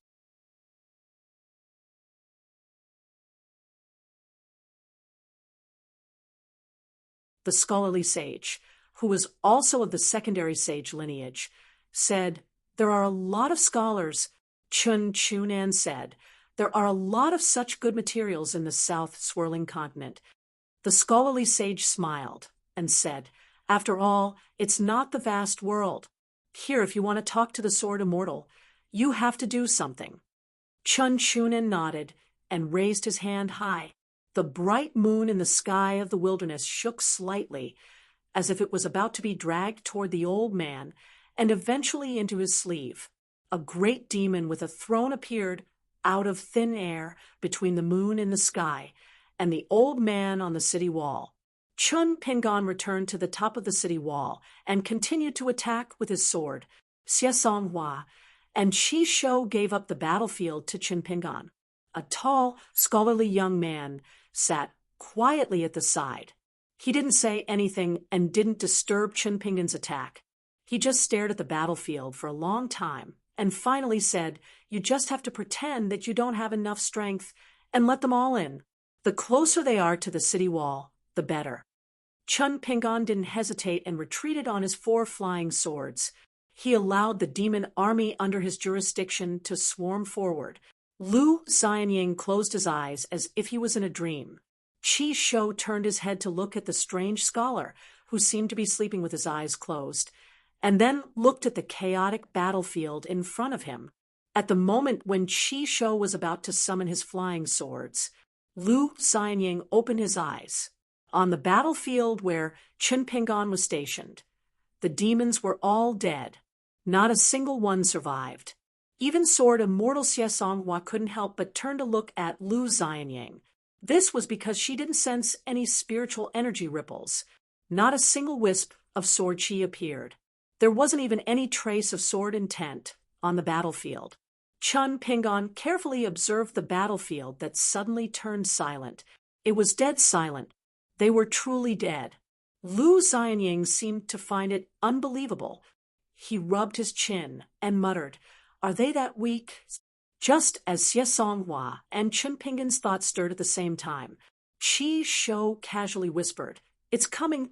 Lu Xianyang, who only carried a standard long sword of the sword workshop on his back, replied with a no. The long sword on his back unsheathed by itself and drew an arc in the air. Then a golden celestial being of unknown origin appeared in the air, holding an ordinary long sword in his hand. On the way to the ground, the ancient sword, Will of the Great Way, kept gathering around him. The celestial being with the sword finally chopped down with his sword, hitting a slender sword light that bloomed from the corpse and headed straight for Chun Pingan. The sword light that was not far from the city wall was smashed to the ground, and the golden celestial being and the long sword of the sword workshop also dissipated in the air.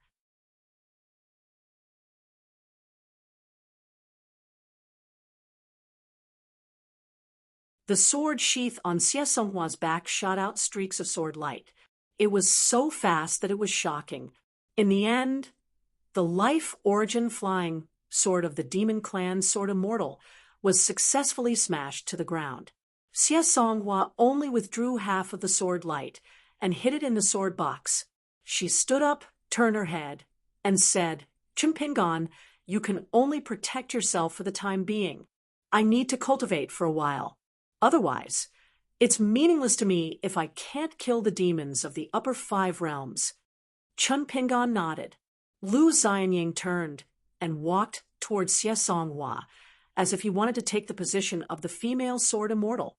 Chun Pingan wanted to say something but hesitated. When Lu Xianying walked past Chun Pingan, he bent down and patted Chun Pingan's head, smiled, and said, "Old rules, learn a bit."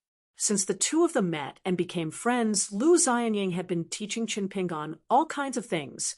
The two of them left their hometown and parted for more than 10 years. You're tuning in to the Mystic Fist YouTube channel. Don't forget to subscribe and join us on this journey to catch the most captivating stories.